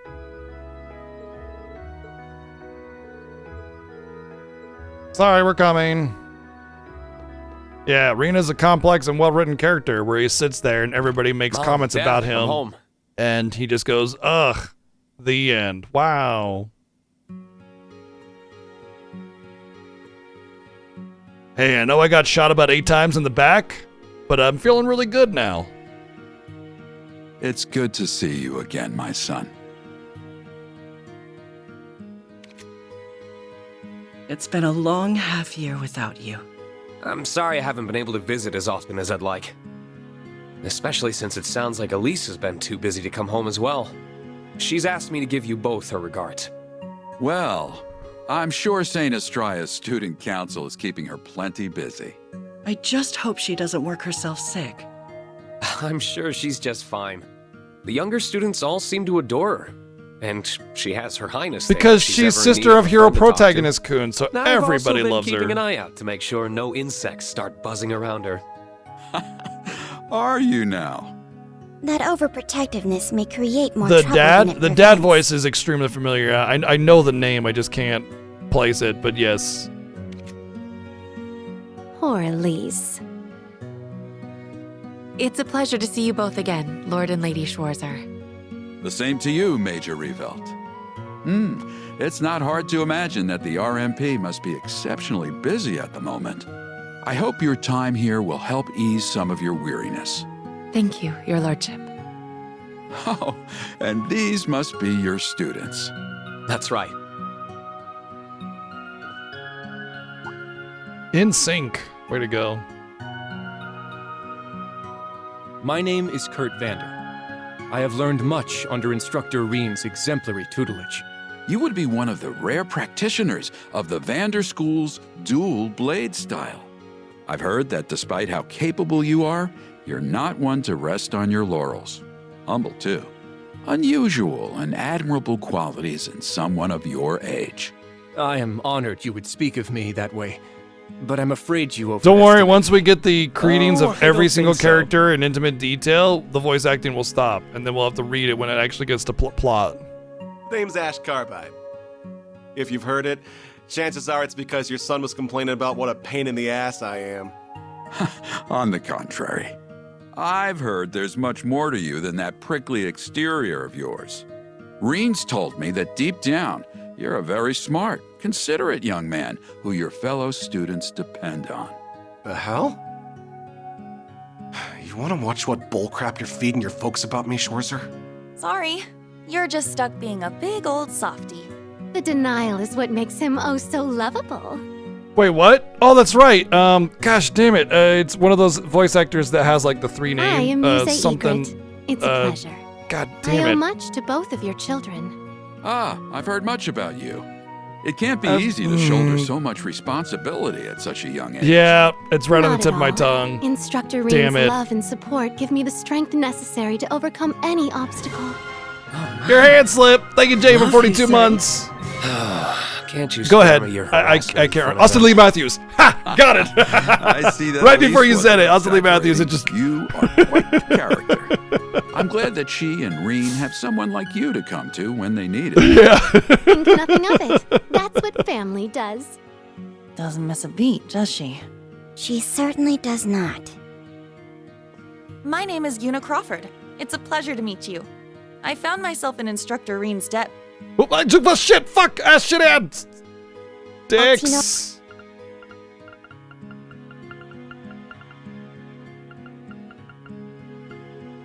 Sorry. The denial is what makes him oh so lovable. Oh. I am Muse Egret. I owe much to both of your children. Ah, I've heard much about you. It can't be easy to shoulder so much responsibility at such a young age. Not at all. Instructor Reen's love and support give me the strength necessary to overcome any obstacle. Oh my. Love, you say? I didn't even catch this part of the cutscene because we were talking about Austin Lee Matthews. Can't you spare me your harassment in front of them? I see that Elise wasn't exaggerating. You are quite You're quite the character, showing and commenting on romantic interactions with my son, who is your teacher, and just it's so funny because never in the history of time has a teacher ever taken advantage of their students in sexual ways. So this little joke is totally I'm glad that harmless. she and Reen have someone like you to come to when they need it. Think nothing of it. That's what family does. Doesn't miss a beat, does she? She certainly. My name is Una Crawford. My name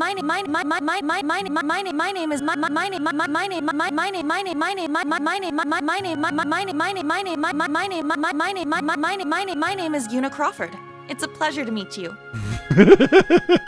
I found myself in Instructor Reen's debt before even enrolling at the academy, and I've constantly been in it since. But I've been trying to learn as much as I can from him so that one day I can be a source of strength to others just like him. Hero protagonist Kun is the coolest ever, and he's the awesomest, and we all owe every existence of every fiber of all of our beings' existence together all into one, and we're worthless without him. Oh, you're the young lady from Crossbell.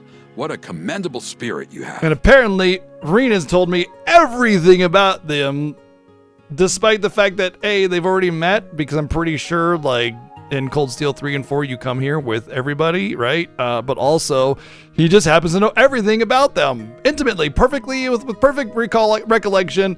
And of course, Reen told them every single intimate detail about them, which is also probably breaching some kind of, like, protocol or you know, student privacy clauses of some kind, but also like the perfect recollection and memory and just assumption based off of surface level, you know, interactions and conversations. You've not been here since Cross Cold Steel 2. Really? I'm fairly certain this is one of the places you could go to like do stuff for one of the missions and everything in 3 and 4. Okay. If I haven't been here since Crossbell 2, then how does Reen's dad know so much about my students? And also, why are they still my students if it's been like, you know, the graduation has already occurred agree. or whatever? You seem every bit the... What else did he say about me? He told us, you never give up even when all seems lost, and act like a shining beacon of light to those around you. It seems he really depends on you. That's really flattering but also really embarrassing to hear in front of my classmates. We defeated gods to save the country of Erebonia, but oh, well, he said nice things about me. It's so embarrassing. You're not the only one going red. How are you not completely desensitized to the things you say by now? I feel a little jealous, truth be told. Anyway. Doesn't that kind of seem echoey? Like it was phoned in or something.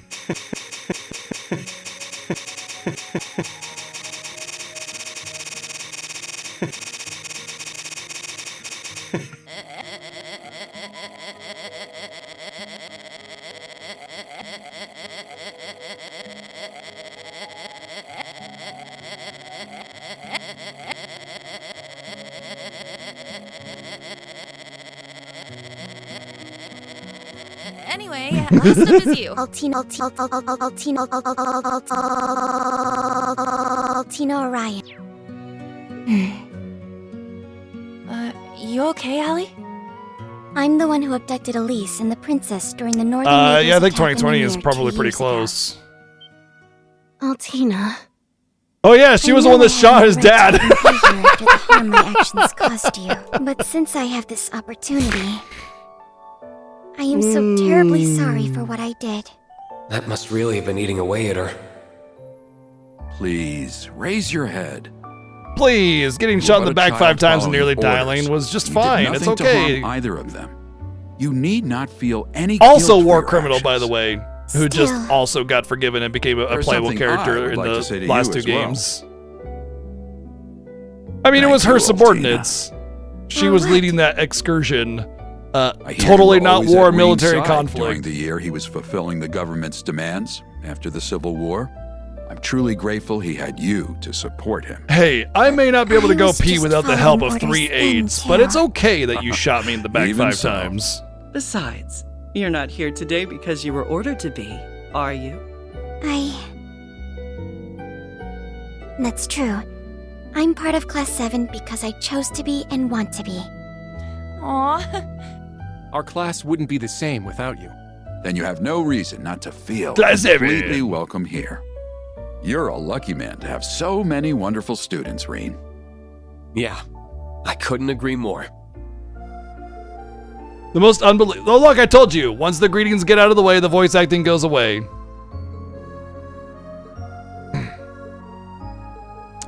This is the same as Cold Steel, unfortunately. I mean, I suppose if this is the worst of it and everything else was better handled, then I wouldn't be too worried. But we've only had one story element thingy, and they did the same thing Cold Steel did. So I suppose it's really just a matter of what the end result ends up being.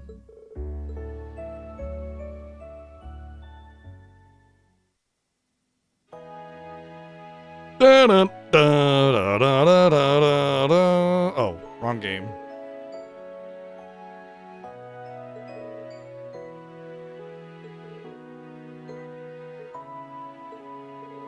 It's always the perfect meal and the perfect taste and the perfect homegrown this, that, or the other, and the perfect portions and the perfect everything and the perfect tea afterwards and the perfect conversation, the perfect temperature, and I had the perfect amount of ass sweat. Just the right amount, you know?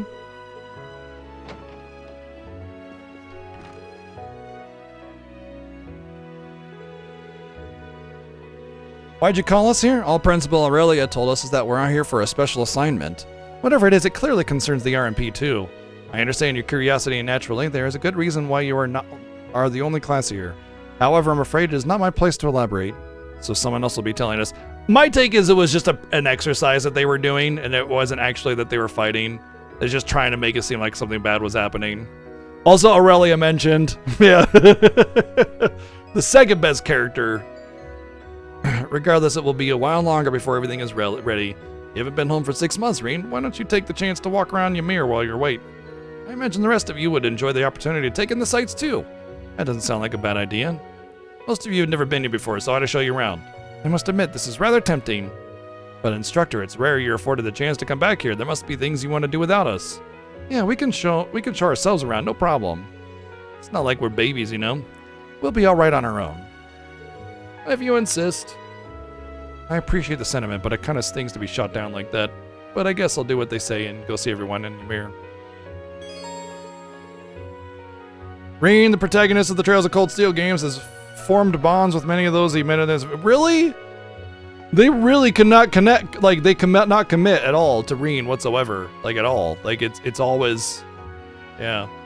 By carrying over Trails of Cold Steel Force clear data, it's possible to carry those bonds over. Players who do not clear data choose which bonds Reen formed here so that they can be choose which bond Reen forms here so they can be reflected in the story. Okay. Please choose character to bond with. The character you choose will receive bonus link experience. Link experience?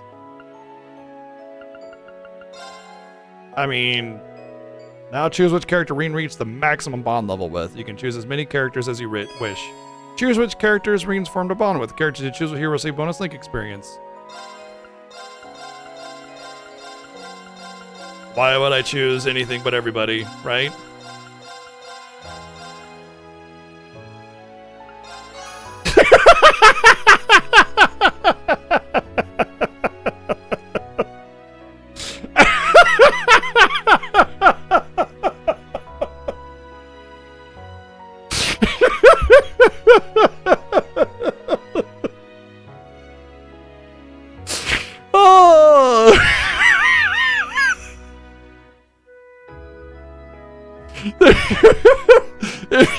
If you watched my Cold Steel play, this makes a lot more sense why I did that.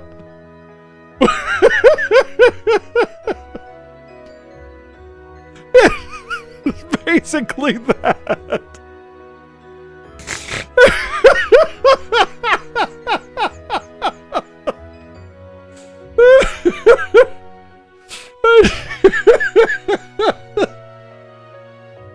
I do not like Crow. I do not like how they handled Crow. I don't like anything. Like, I don't like Reen, okay? I fucking hate Crow. The whole Crow situation is the dumbest ass, ham-fisted bullshit ever. It's like... It's the worst. The character Reen from a bomb will gain link experience. Good to be back home. It's just a shame we won't be able to walk around here, just the two of us. I have a feeling Laura wants to smash. I mean, would love this place and think of the training opportunities someday. Anyway, I should get going. It might be worth checking in on the others if I run into them too. Receive bonus items and tribute of releases of Trails of Cold Steel 3 and 4.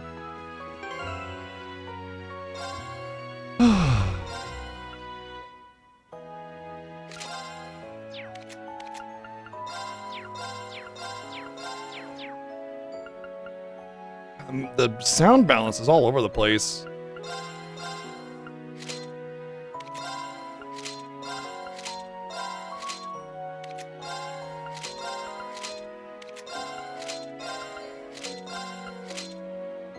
Why does she get that?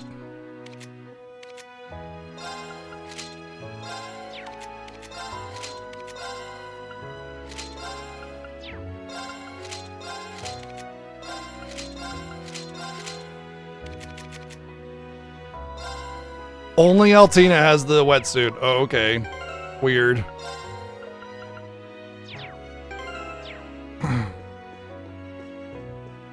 And Altina.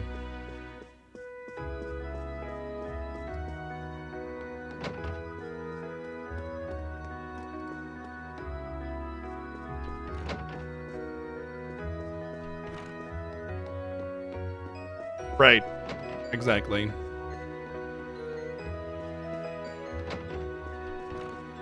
I'm actually not quite sure everybody else, to be honest, because I know some time passed since Cold Steel 3 when the characters were introduced, and I'm fairly certain it's been a couple of years, but like, what is confusing to me is that, like, they graduated, right? Everybody graduated from new Class 7 and old Class 7, I thought, and so there is no new Class 7 since everybody graduated at the end of Cold Steel 4, I thought. Nothing says I'm home quite like the clean taste of Ymir's air. My favorite part about this is I actually live in a climate similar to this, okay? It's high desert or high mountain or something like that. Like pine trees and lots of snow and stuff. And the fact that they have like fully freshly grown vegetables in here is bullshit. You would not get green for another 3 months probably, maybe 2 months. But yeah, it would be spring, it would be summer or early fall before you would get any kind of yield. Unless there's like a specific vegetable that actually grows in the winter, which is very rare. Yeah, I think the VA for this this set feels like it was recorded and then sent in. There's the footbath. Sounds like just the thing after having such a hearty meal. I wonder if I could just ignore them.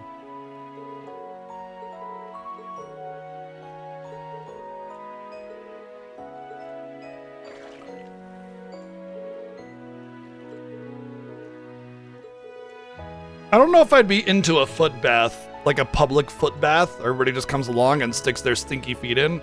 I feel like it would not take too long until it was all mucked up.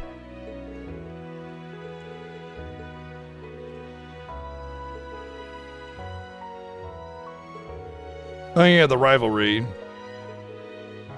Conveniently, all my power remains, despite the rivalry being gone and the seed of originality or whatever the hell all that stuff was. Irony, as there is no originality.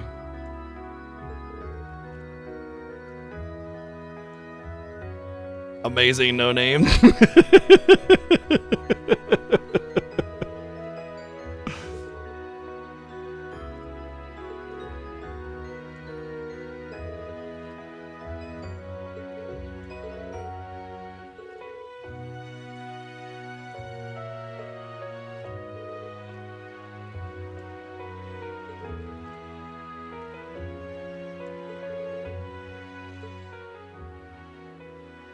Oh yeah, that character that nobody cared about. No. All right, that's right. Never mind. I forgot. No consequences. No stakes.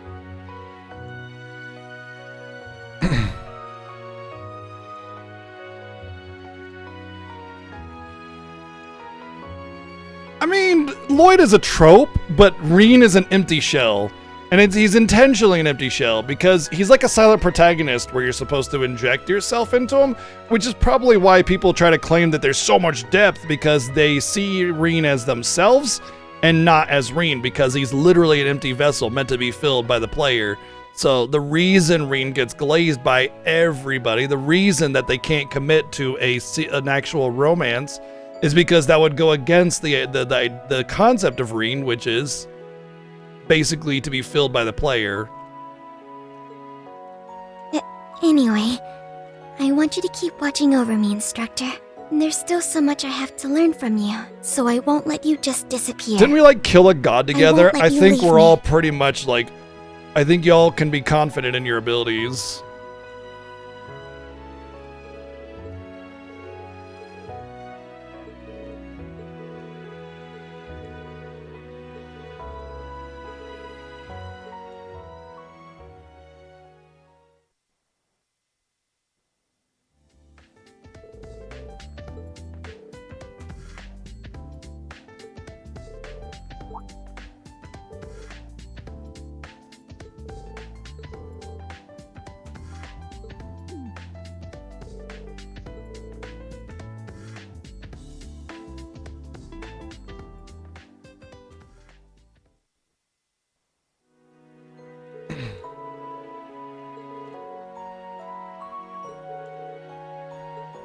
So, I did what I promised I would. I will buy you a peanut butter and jelly sandwich. There Instructor, you go. Don't you think I deserve a word of praise for my accomplishments? Can't argue with that.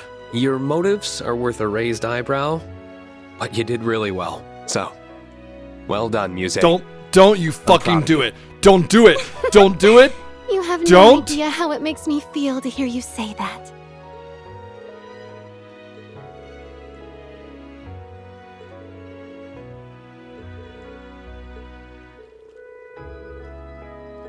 All right. I think it's okay.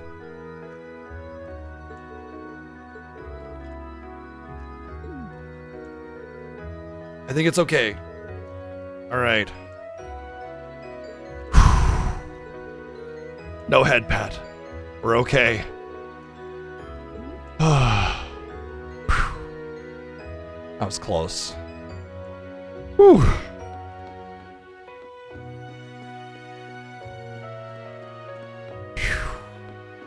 Why I tell you, that was a close one.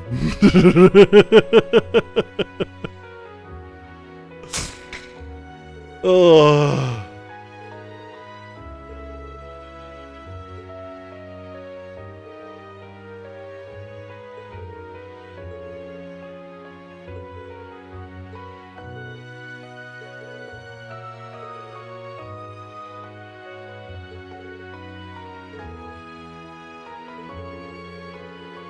And then he blushes. We don't want that though. Like he says, it doesn't even matter if he's of age or not. He's a teacher. Like the fact that they just so casually like express the suggestion that Reen may or may not, have the option of taking advantage of his students romantically. The fact that that's even a thing and it's just joked about is just so like omega creep factor, which is probably why Cold Steel 1-4 is among my least favorite. Well, at least one of the reasons. Of course, obviously, there's the writing in general and the current, like the cadence of the storytelling and the plot lines and the lack of storytelling, the generics and the focus on greetings and goodbyes and no actual real plot movement and completely dismissing any kind of, significant plot elements and, everything else are definitely the reasons. But like that whole, just the creep factor was turned up to 11 with those games. Student-teacher relationships, weird underage stuff, the sister-brother romance thing, just all of it. Yeah, exactly. I wasn't leaving Cold Steel 1 and 2 out because there was Sarah, obviously.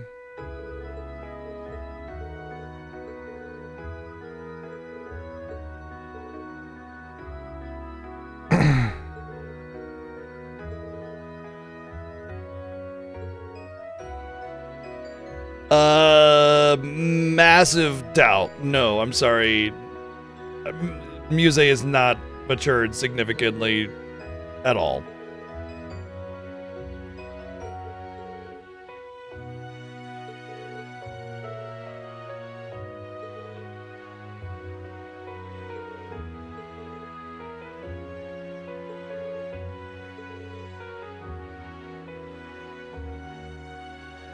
That's actually true. So there's a diminishing returns in progress. Like, let's say you don't know anything about a subject, okay? And you begin to study that subject, you're gonna get hit with wave after wave of knowledge bomb, right? Because you have no knowledge of the thing. But once you become pretty dang adept at it, it's harder to find things that you don't know about the subject. So there's diminishing returns on knowledge because you know most of the things that are available. So it's just harder to find things to learn in order to make in order to improve.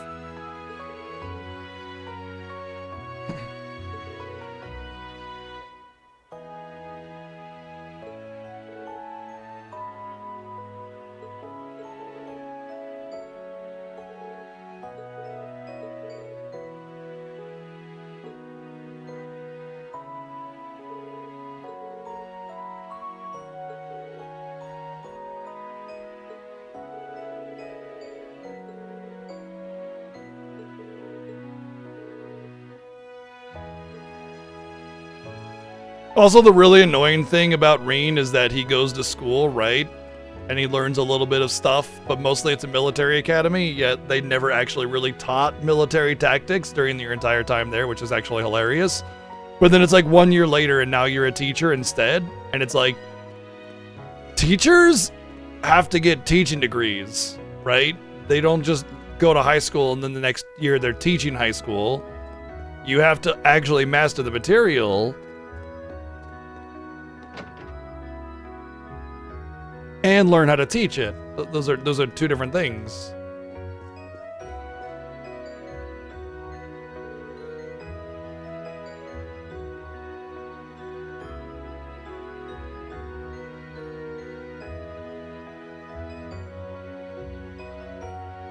No.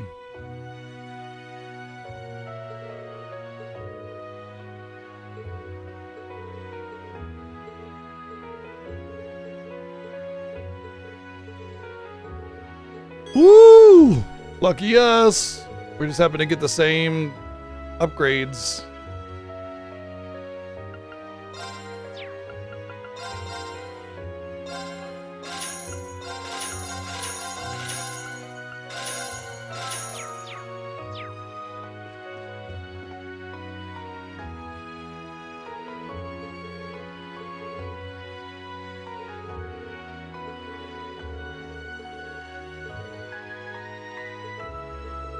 Oh, okay, fishing.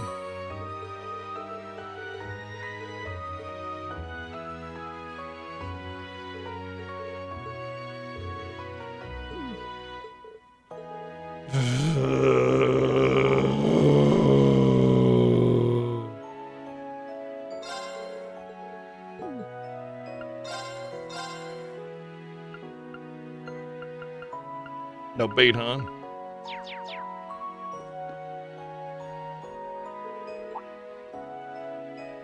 Wait, wasn't Yuna with...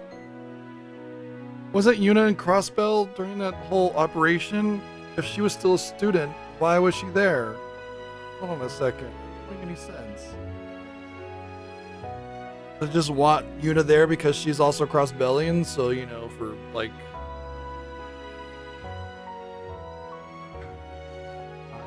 Yeah, and I swear it's like the same thing that was in my eye yesterday.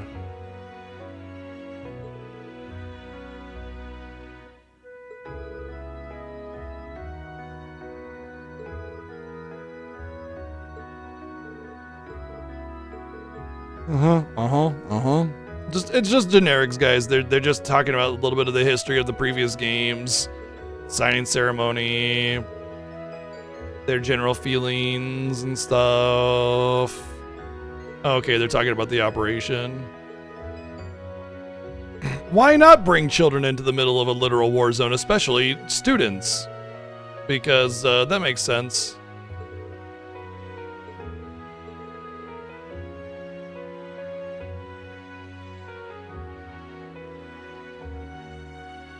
Really? That doesn't make any sense. Wasn't there like a whole year between Cold Steel 3 and 4? At the very least, it should be their second year. And you know, I like being with you, instructor. It's just kind of hard to keep track of the passage of time. I didn't mean that in a weird way. I know. There's still a lot I want to teach you, too. Good, because I'm all ears. That's a lie. I see a neck, I see chin, I see a nose, mouth, eyes, eyebrows, hair, boobies, arms. Yeah, all ears. Okay, Yuna.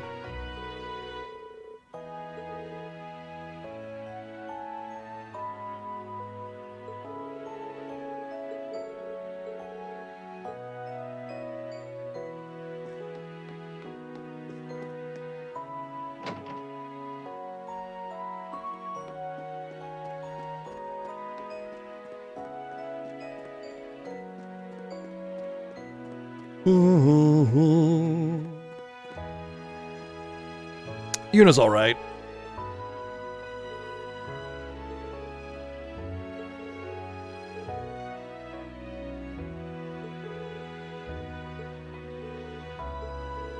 Wait a second, hold on. If we're at the time of year where it's spring and the snow is just melty. Yeah, this was exactly what it looked like in the previous games. It had to have been a year at least that passed.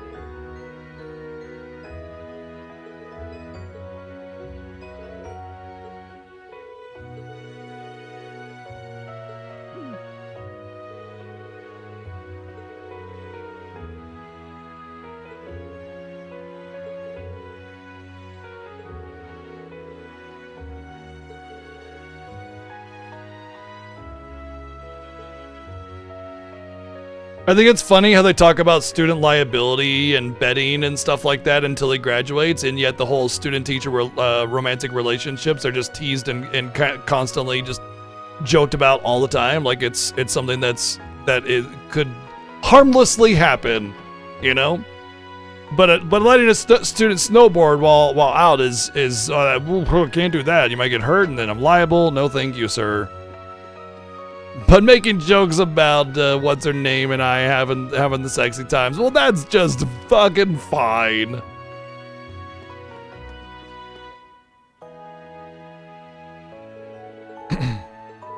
So it's like they knew better, but then just said, well, that part's gonna get in the way of my fetish. Can't do that.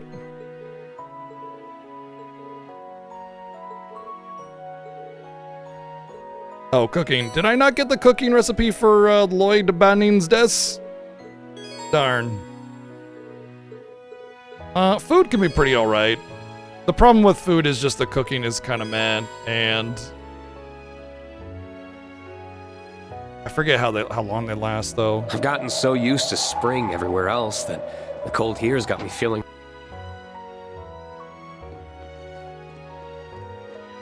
Called acclimation, Reen. Think I might take that advice I gave to Kurt and soak in the hot spring. Oh no. Who's gonna join us? Who's gonna join us in the hot spring? It's gonna be everybody.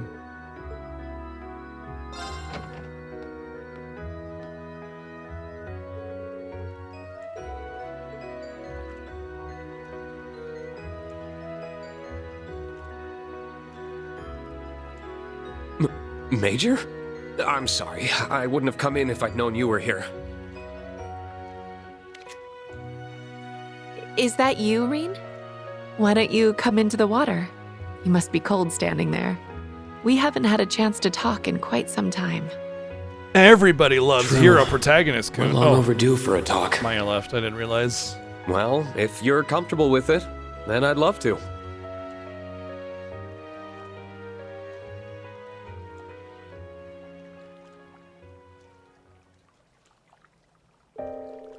Oh, suddenly not voice acting again. Dad mentioned how the RMP must be really busy now. How you holding up? You aren't overworking yourself, are you? Thank you for your concern, but please, put that worry out of your mind. My work sometimes comes with unexpected benefits, like being able to visit the hot springs here, for instance. I suppose. The RMP is being restructured and having its military capacity downsized at the same time, so I can't deny that I'm busy. Isn't it, like, very, very bad, like, manners to bring your towel into the spring? Like, the towel is for drying off and covering after you get out of the spring. Like, I feel like I read something recently that it's actually very much looked down upon to do that, because it's like just not good for the whole hot spring. And then you have a soaking towel, and it's stupid. And it goes against the whole idea of the hot spring, if I understand correctly. The RMP is being restructured and having its military, okay, yeah. But that's so true for many others right now. I don't think I have the right to complain. What do you mean by being restructured? Does this relate to how the RMP and the Intelligence Division don't answer directly to the government anymore? Yes, because of that we aren't going to have the kind of freedom we used to, but I believe that we'll still be able to protect the people of Ereboni in a different way than the Army, like before. I see. The RMP isn't being rolled into the Army, though. Correct, although that possibility was being considered at one point, in the end it didn't happen, thanks to, in part to General Van Dyck and Provisional Governor Head Regnitz It's not impossible that it could lead to a power struggle in the future, unfortunately, but I believe the Empire... Oh, hi, Maya. Needs something with a chain of command separate from the army that can serve as a deterrent. To avoid power gathering in one place again, you mean? It's an empire. There's an emperor. The power is already in one place. It's called the Emperor. Are you serious? The fact that this was so glossed over in the Cold Steel games was insane to me then, and it's still insane to me. There is an emperor and an empire. That's why it's an empire, because an emperor rules the empire, right? He has complete and utter control, and they treated him like like he had nothing. He had no power whatsoever. And sure, at one point, like, he was kidnapped and put under protective custody or something like that as a means of sapping him away from his font of power, but nobody even bothered rescuing the Emperor, or even considered rescuing the Emperor, since he would have complete and utter control to do whatever it was that he wanted to do in order to you know, get rid of the bad guy. But they just glossed over him like he's just an unimportant, non-essential character. It just was...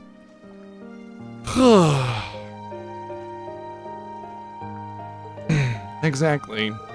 Thors and its graduates, myself included, are expected to serve as another kind of deterrent as well.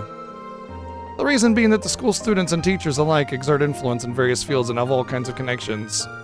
As someone charged with helping raise the next generation of Thor students, I suddenly feel even more pressure. As you should, we're all counting on you. Hero protagonist Kun, who's the coolest By the ever. way, Reen. There we go. Yes? This feels very overdue, but I wanted to thank you. For what? For not putting me in prison for being a war criminal. For all you did for Milliam, for facing me head on, and for granting His Excellency's true wish.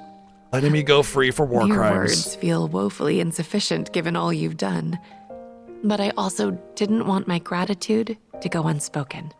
That's very kind, but you really didn't have to.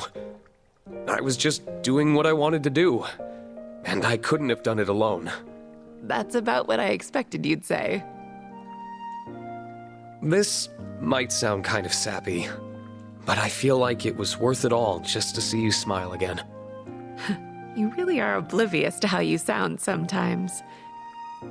He's so deep and Jokes and thanks aside, deep and has emotions there's and something I stuff. wanted to Literal ask you, blank too. slate What is says constantly Are romantic you and sexual truly things happy without right actually now, knowing what he Reed? says. Yeah, so deep, so much personality. Of course I am. Busy, Literally the certainly, dumbest person alive. but I am happy. I still can't believe we made it through the Great Twilight.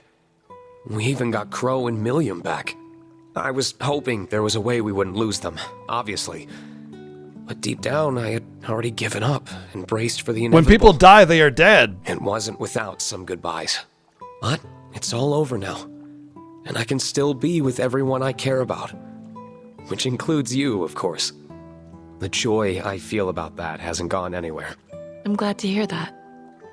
Still, there's a difference between being happy over something and you yourself. It's not being exactly happy. great. It's just like regurgitating all the generics from the previous Cold Steel game, and it hasn't really built up anything yet. I'm calling out all the silly parts of it because that's just what I do. But I wouldn't say it's necessarily been bad because we really haven't gotten into it yet. I mean, if the game insists upon having the over elaboration of character interactions constantly, that's only one facet of a storytelling. It really depends on how much they feed us. Basically, over the course of the entire Cold Steel quadrilogy, we got nothing. Breadcrumbs, and then suddenly fight a god. And then breadcrumbs, and then suddenly fight a god. And then it just wrap it up, roll credits, repeat again. In Class 7, you know? So there really wasn't like any movement, like forward movement in the storytelling. It's just like, there's a war, and now there's not a war. You know, it just, kind of nothing, right? So the bad storytelling was because there was no real story to speak of in Cold Steel games on top of the overly elaborate interactions and greetings and goodbyes and every cutscene being a loss where somebody comes and saves you at the last second. It's just awful, just really bad. But this game just started. We can't really say what the cadence is going to be. We really can't say what the flow of it will be. So we just have to sit and wait. Right now, it's just been 6 hours of character interactions. I'll let you know. You went through a lot during the Great Twilight, including having to say farewell to your father. Despite living in fear you would disappear or lose your friends, you came out the other side with victory in hand. You, Reen, persevered to save us all. And I can believe that's It's made you because happy, all of yes. old Class 7's character fell As off a much cliff as I after can believe that Cold happiness Steel 2. continues to cast Because it a was about new punishing Class shadow over you. Because it was about new Class 7, and the old Class 7 was just there as like paper cutouts to be like, look everyone, we're still here. Look at us being still here. And then the character growth was relegated to the new Class 7, which admittedly wasn't even all that much. Am I wrong? I'm speechless. You really can see right through me. You're right. I'm still not sure how to handle the happiness I feel. I know it's there. Duvally, yeah. Just not sure how to truly One could accept say it. that she was the main All the character of people Cold who Steel died in 4, the first day of the and it war would not be did far so from the because truth. I made the Great Twilight happen. Do I even deserve to be happy when they can't be? Or forgiven for what I did? It may not be my place to say this, but I think you're the only one who can decide that. I suppose you're right. I know how you feel, because I'm in exactly the same position. You were concerned earlier that I might be overworking myself. For me, I'm just trying to atone for my sins by throwing myself into my work. Major, that can't be good for... Don't worry. It's okay. I can calculate how far I can go as well as any number. All I have on I'm my taking care conscience is not war to cross crimes. the line into self-sacrifice. It's tempting, though. Every time I achieve something to make Erebonia's future better or see you and Milliam's smiling faces... You know, I was actually looking at the water at the same time. Like, I was looking at it as like, that is actually not a terrible effect. Obviously, all it is basically just a rip. It's just this, right? So every pixel is just doing this back and forth to make it feel like a wavy thing and give the water distortion. But it's not terrible. It's actually pretty all right. I mean, especially considering that they didn't put a whole lot of effort into the visual fidelity of the game. But that being said, like, there's a couple things that they're always going to put a lot of effort into, and that's anything to do with fan service. I get a little closer to forgiving myself. It's Oh, not yeah, I something forgot, I can yeah. do overnight. The amount of people that moment did I war can crimes in justify the various forgiveness, Cold Steel no games, matter how small it is, that gets me one step closer. and did not see the inside of a prison cell, and then were allies immediately after, is staggering. Staggering. Like half the cast. What did Claire do? She's a Ironblood. She sided with the frickin' authoritarian warmonger war criminal guy that wanted to take over the world. She was part of that group that we were fighting against. And a high rank of an Ironblood as well.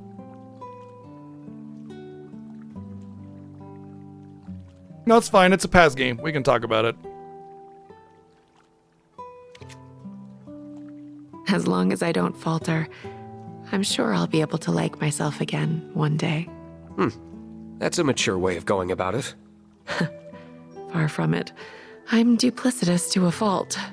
I wonder if I don't think my approach will work for you. You're much too sincere to go tricking yourself into feeling anything other than how you feel. I know it won't be easy for you. Just, I hope you can let yourself be happy. Easier said than done, I'm afraid. Maybe. I appreciate that, But yeah. if you let it elude But you if forever, you I'll always be one if you get good too deed specific, short it's of fine. being able to You fully know, forgive since it is a myself. past game.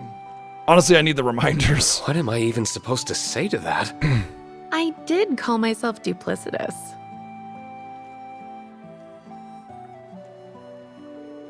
So part of what Osborne did was usurp the government of Erebonia, and then like start like what 3 wars, which were summarily just kind of ignored, and then voila, no more war kind of thing. And that obviously is bad. But yeah, she definitely did a war crime or 5 or 10.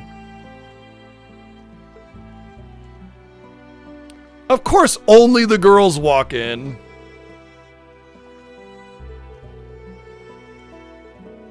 They were listening in from like 100 feet away.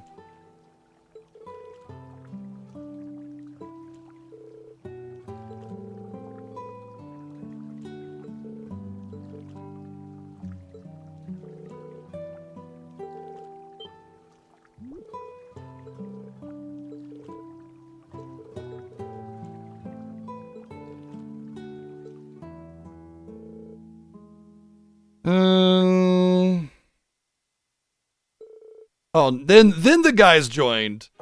And then the guys joined, and then we don't care about that. Did you catch that? It's like after they did stuff, then the guys joined, and then they left. The end.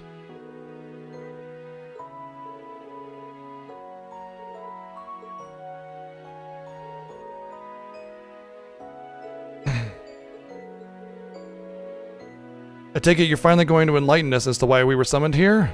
We're going into the valley, I assume. Correct. Please follow me. You will have all your answers soon enough. Ooh.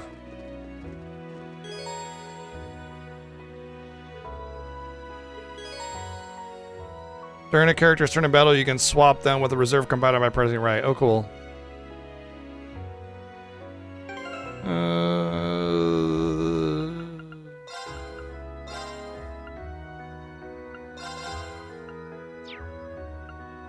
If their character output is anything like the last game, that's pretty much what I'm going to want. Until Laura or Aurelia or somebody shows up to replace Yuna. If that happens at all. And since I know I don't have any kind of orbiment options, I know there's nothing I can do to change that around.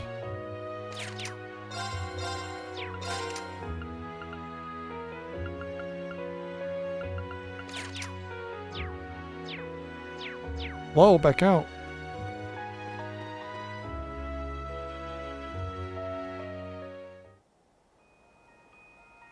I haven't had a unique dungeon yet, by the way. Every single dungeon so far has been a previous area from one of the previous Cold Steel games.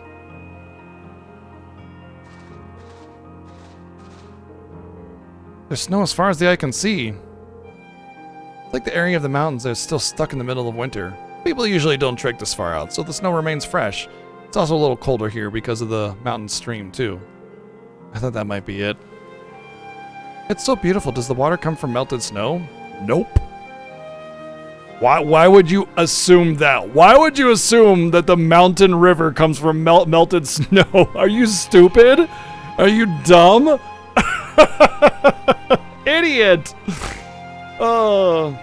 Still freezing cold though, so watch your step and don't fall in. Actually, it reminds me, there's a really nice fishing spot here. Maybe you're the one who needs that warning, fish for brains.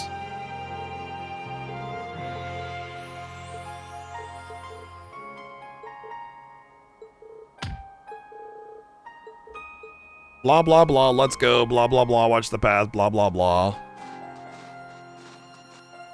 It's a good thing they dress for the occasion.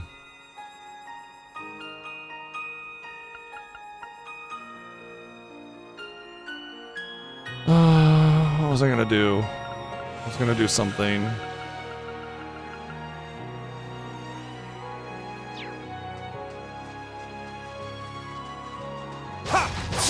Oh. Here I go. Isn't there like a... I thought there was a way to shoot as well. My turn. I'm here. Oh, music it is. These monsters are no pushovers, yeah, but I'm yes, ready to Major. go anytime. Just stay alert and keep your eyes. Let's get him! Why are the monsters like that were level 20 before now level 100? I don't know.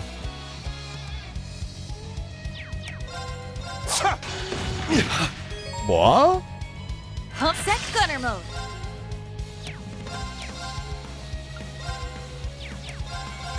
My turn.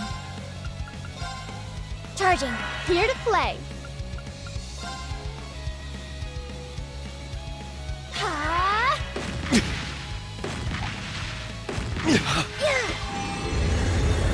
There's a fast forward function that makes everything tolerable. That's all that is. I'll support. I love you. It's my turn. Here I go. Wide open. Got him. Stay down. You've really... Like, here's your normal movement.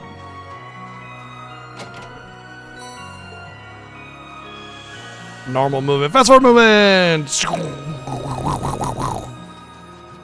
Like, think about how long it takes. And the areas are not small, you know? So, doing the fast forward just...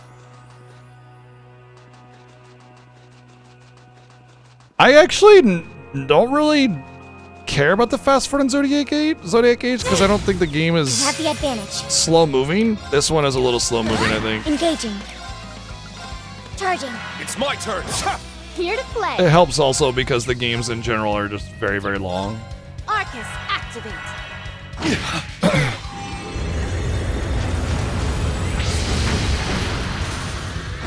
Thanks. I'll support. I love you. Oh, did we win? I didn't notice that the damage was gray. We should probably...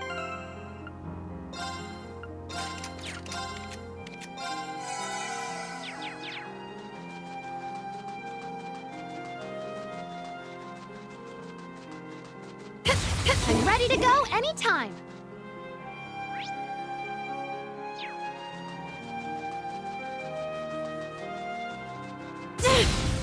Let's get him. It's It my is turn. gray. It's actually hard to read that way, like really hard to read. Charging. I'm here. Arcus, activate.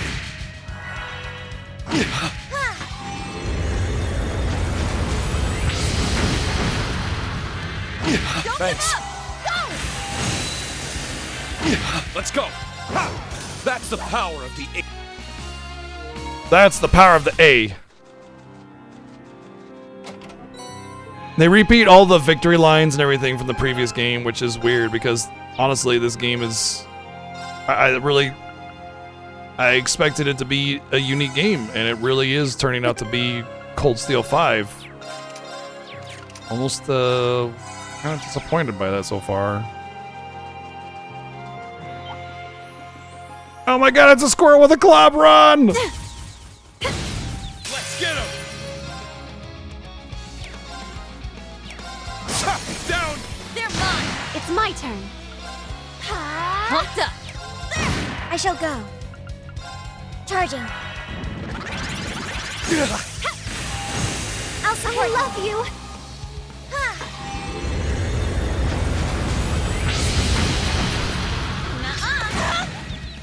Here to play. Arcus, activate. Engaging. Charging. Go! I'll support. I love you. Yeah. I love you? Battle complete.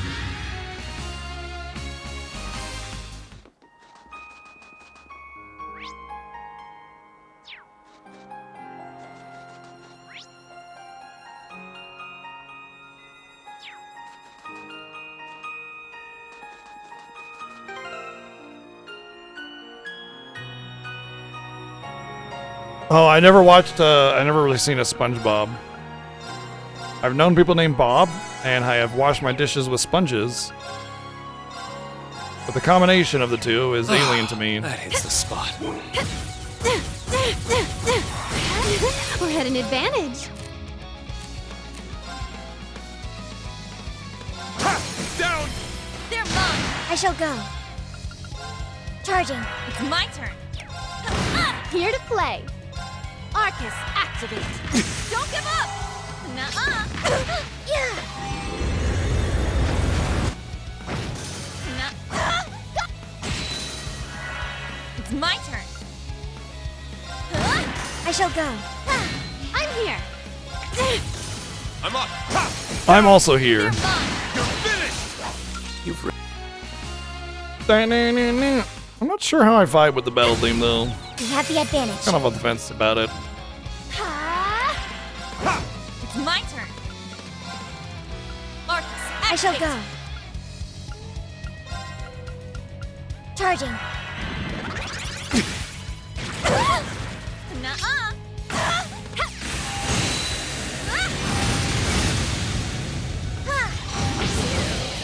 Not out yet.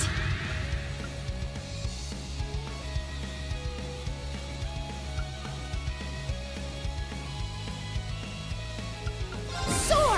Etheric arts! Not out yet.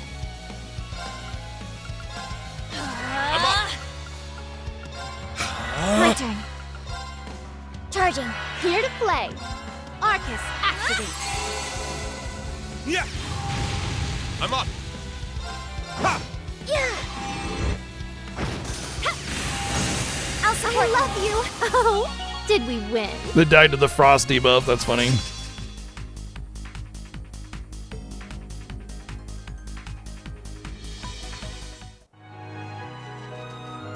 I'm ready to go anytime. There's a treasure chest right over there.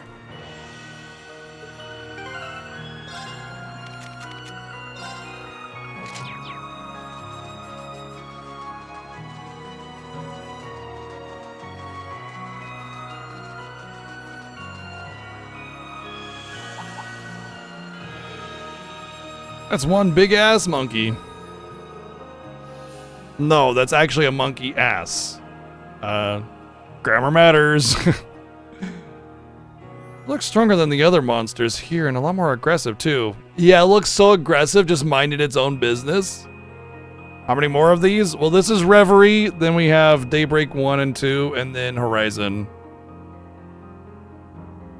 I've heard that it gets a lot better after Daybreak, but we'll see. You know, I've heard Reverie is also decent. Could it be because the higher elements are active? Why would we not tell the player that beforehand so that we can try to make our own assessment about things? Instead, just create problem, answer problem. No thinking permitted by the player. Now that you mention it, they're normally only present in spiritual places, but I can sense them along this path too. That wouldn't have been the least bit surprising during the twilight, but it's concerning now. You're right, I don't sense anything else that would be amiss, but we should keep our guards up. Let's defeat the monster while we're at it. United Front. Alright. United Front, Divine Knights, blah blah blah, United Front. Class 7! United Front, blah blah blah. Class 7! United Front. Strong enemy sighted. Let's take it out.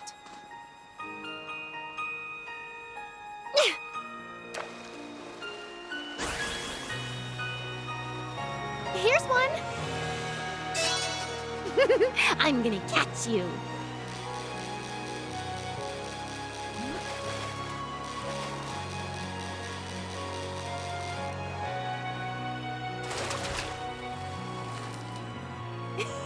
I did it.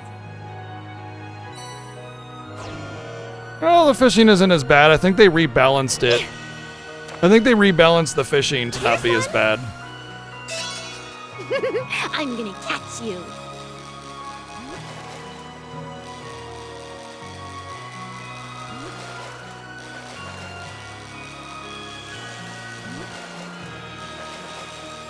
Maybe not.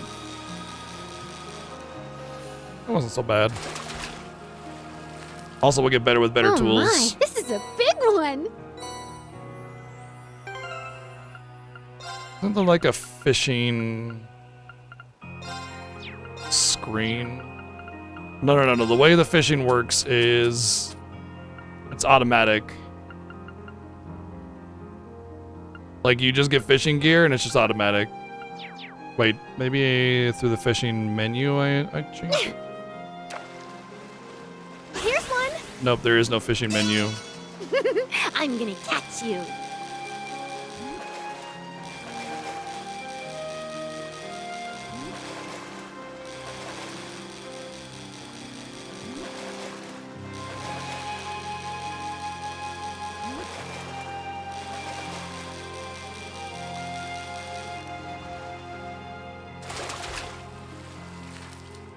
Oh my, this is a big one!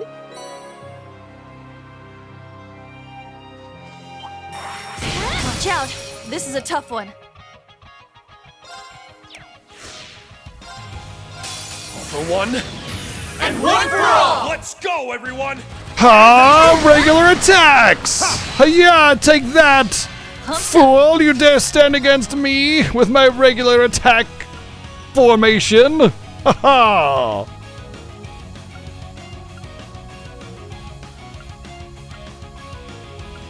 You know, Absolute Reflect would be actually baller for popping all my shit off.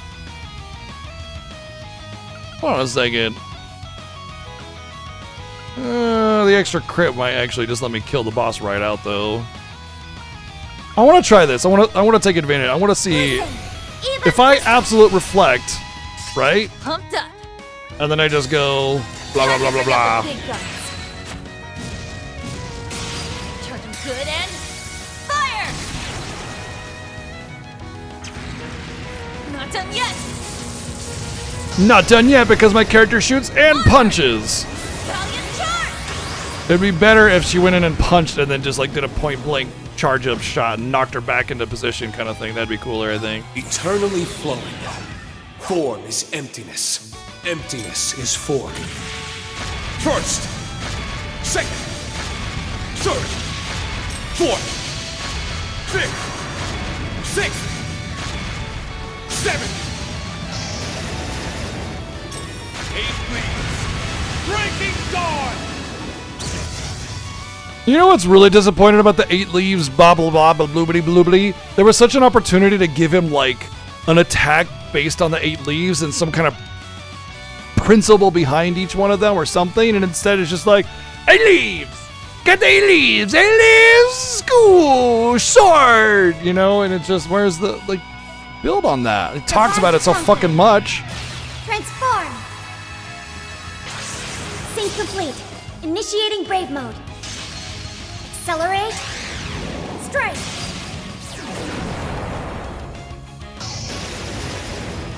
Solaris. Bringer.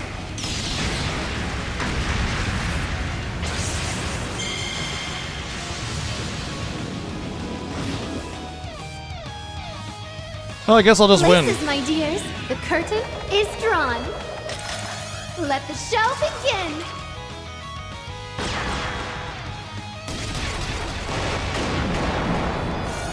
And now, the grand finale!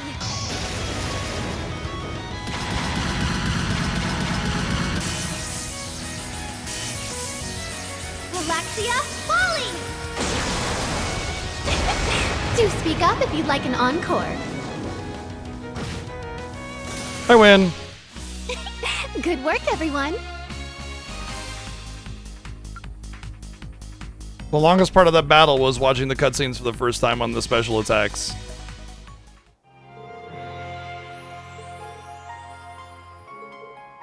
United Front, it's super cool. Yay, it would have been cool to have this. We feel like we're getting stronger. What an experience. It's so cool. Yay, true enough. Let's not forget that we can use it. That would be best. Okay, cool. Moving on.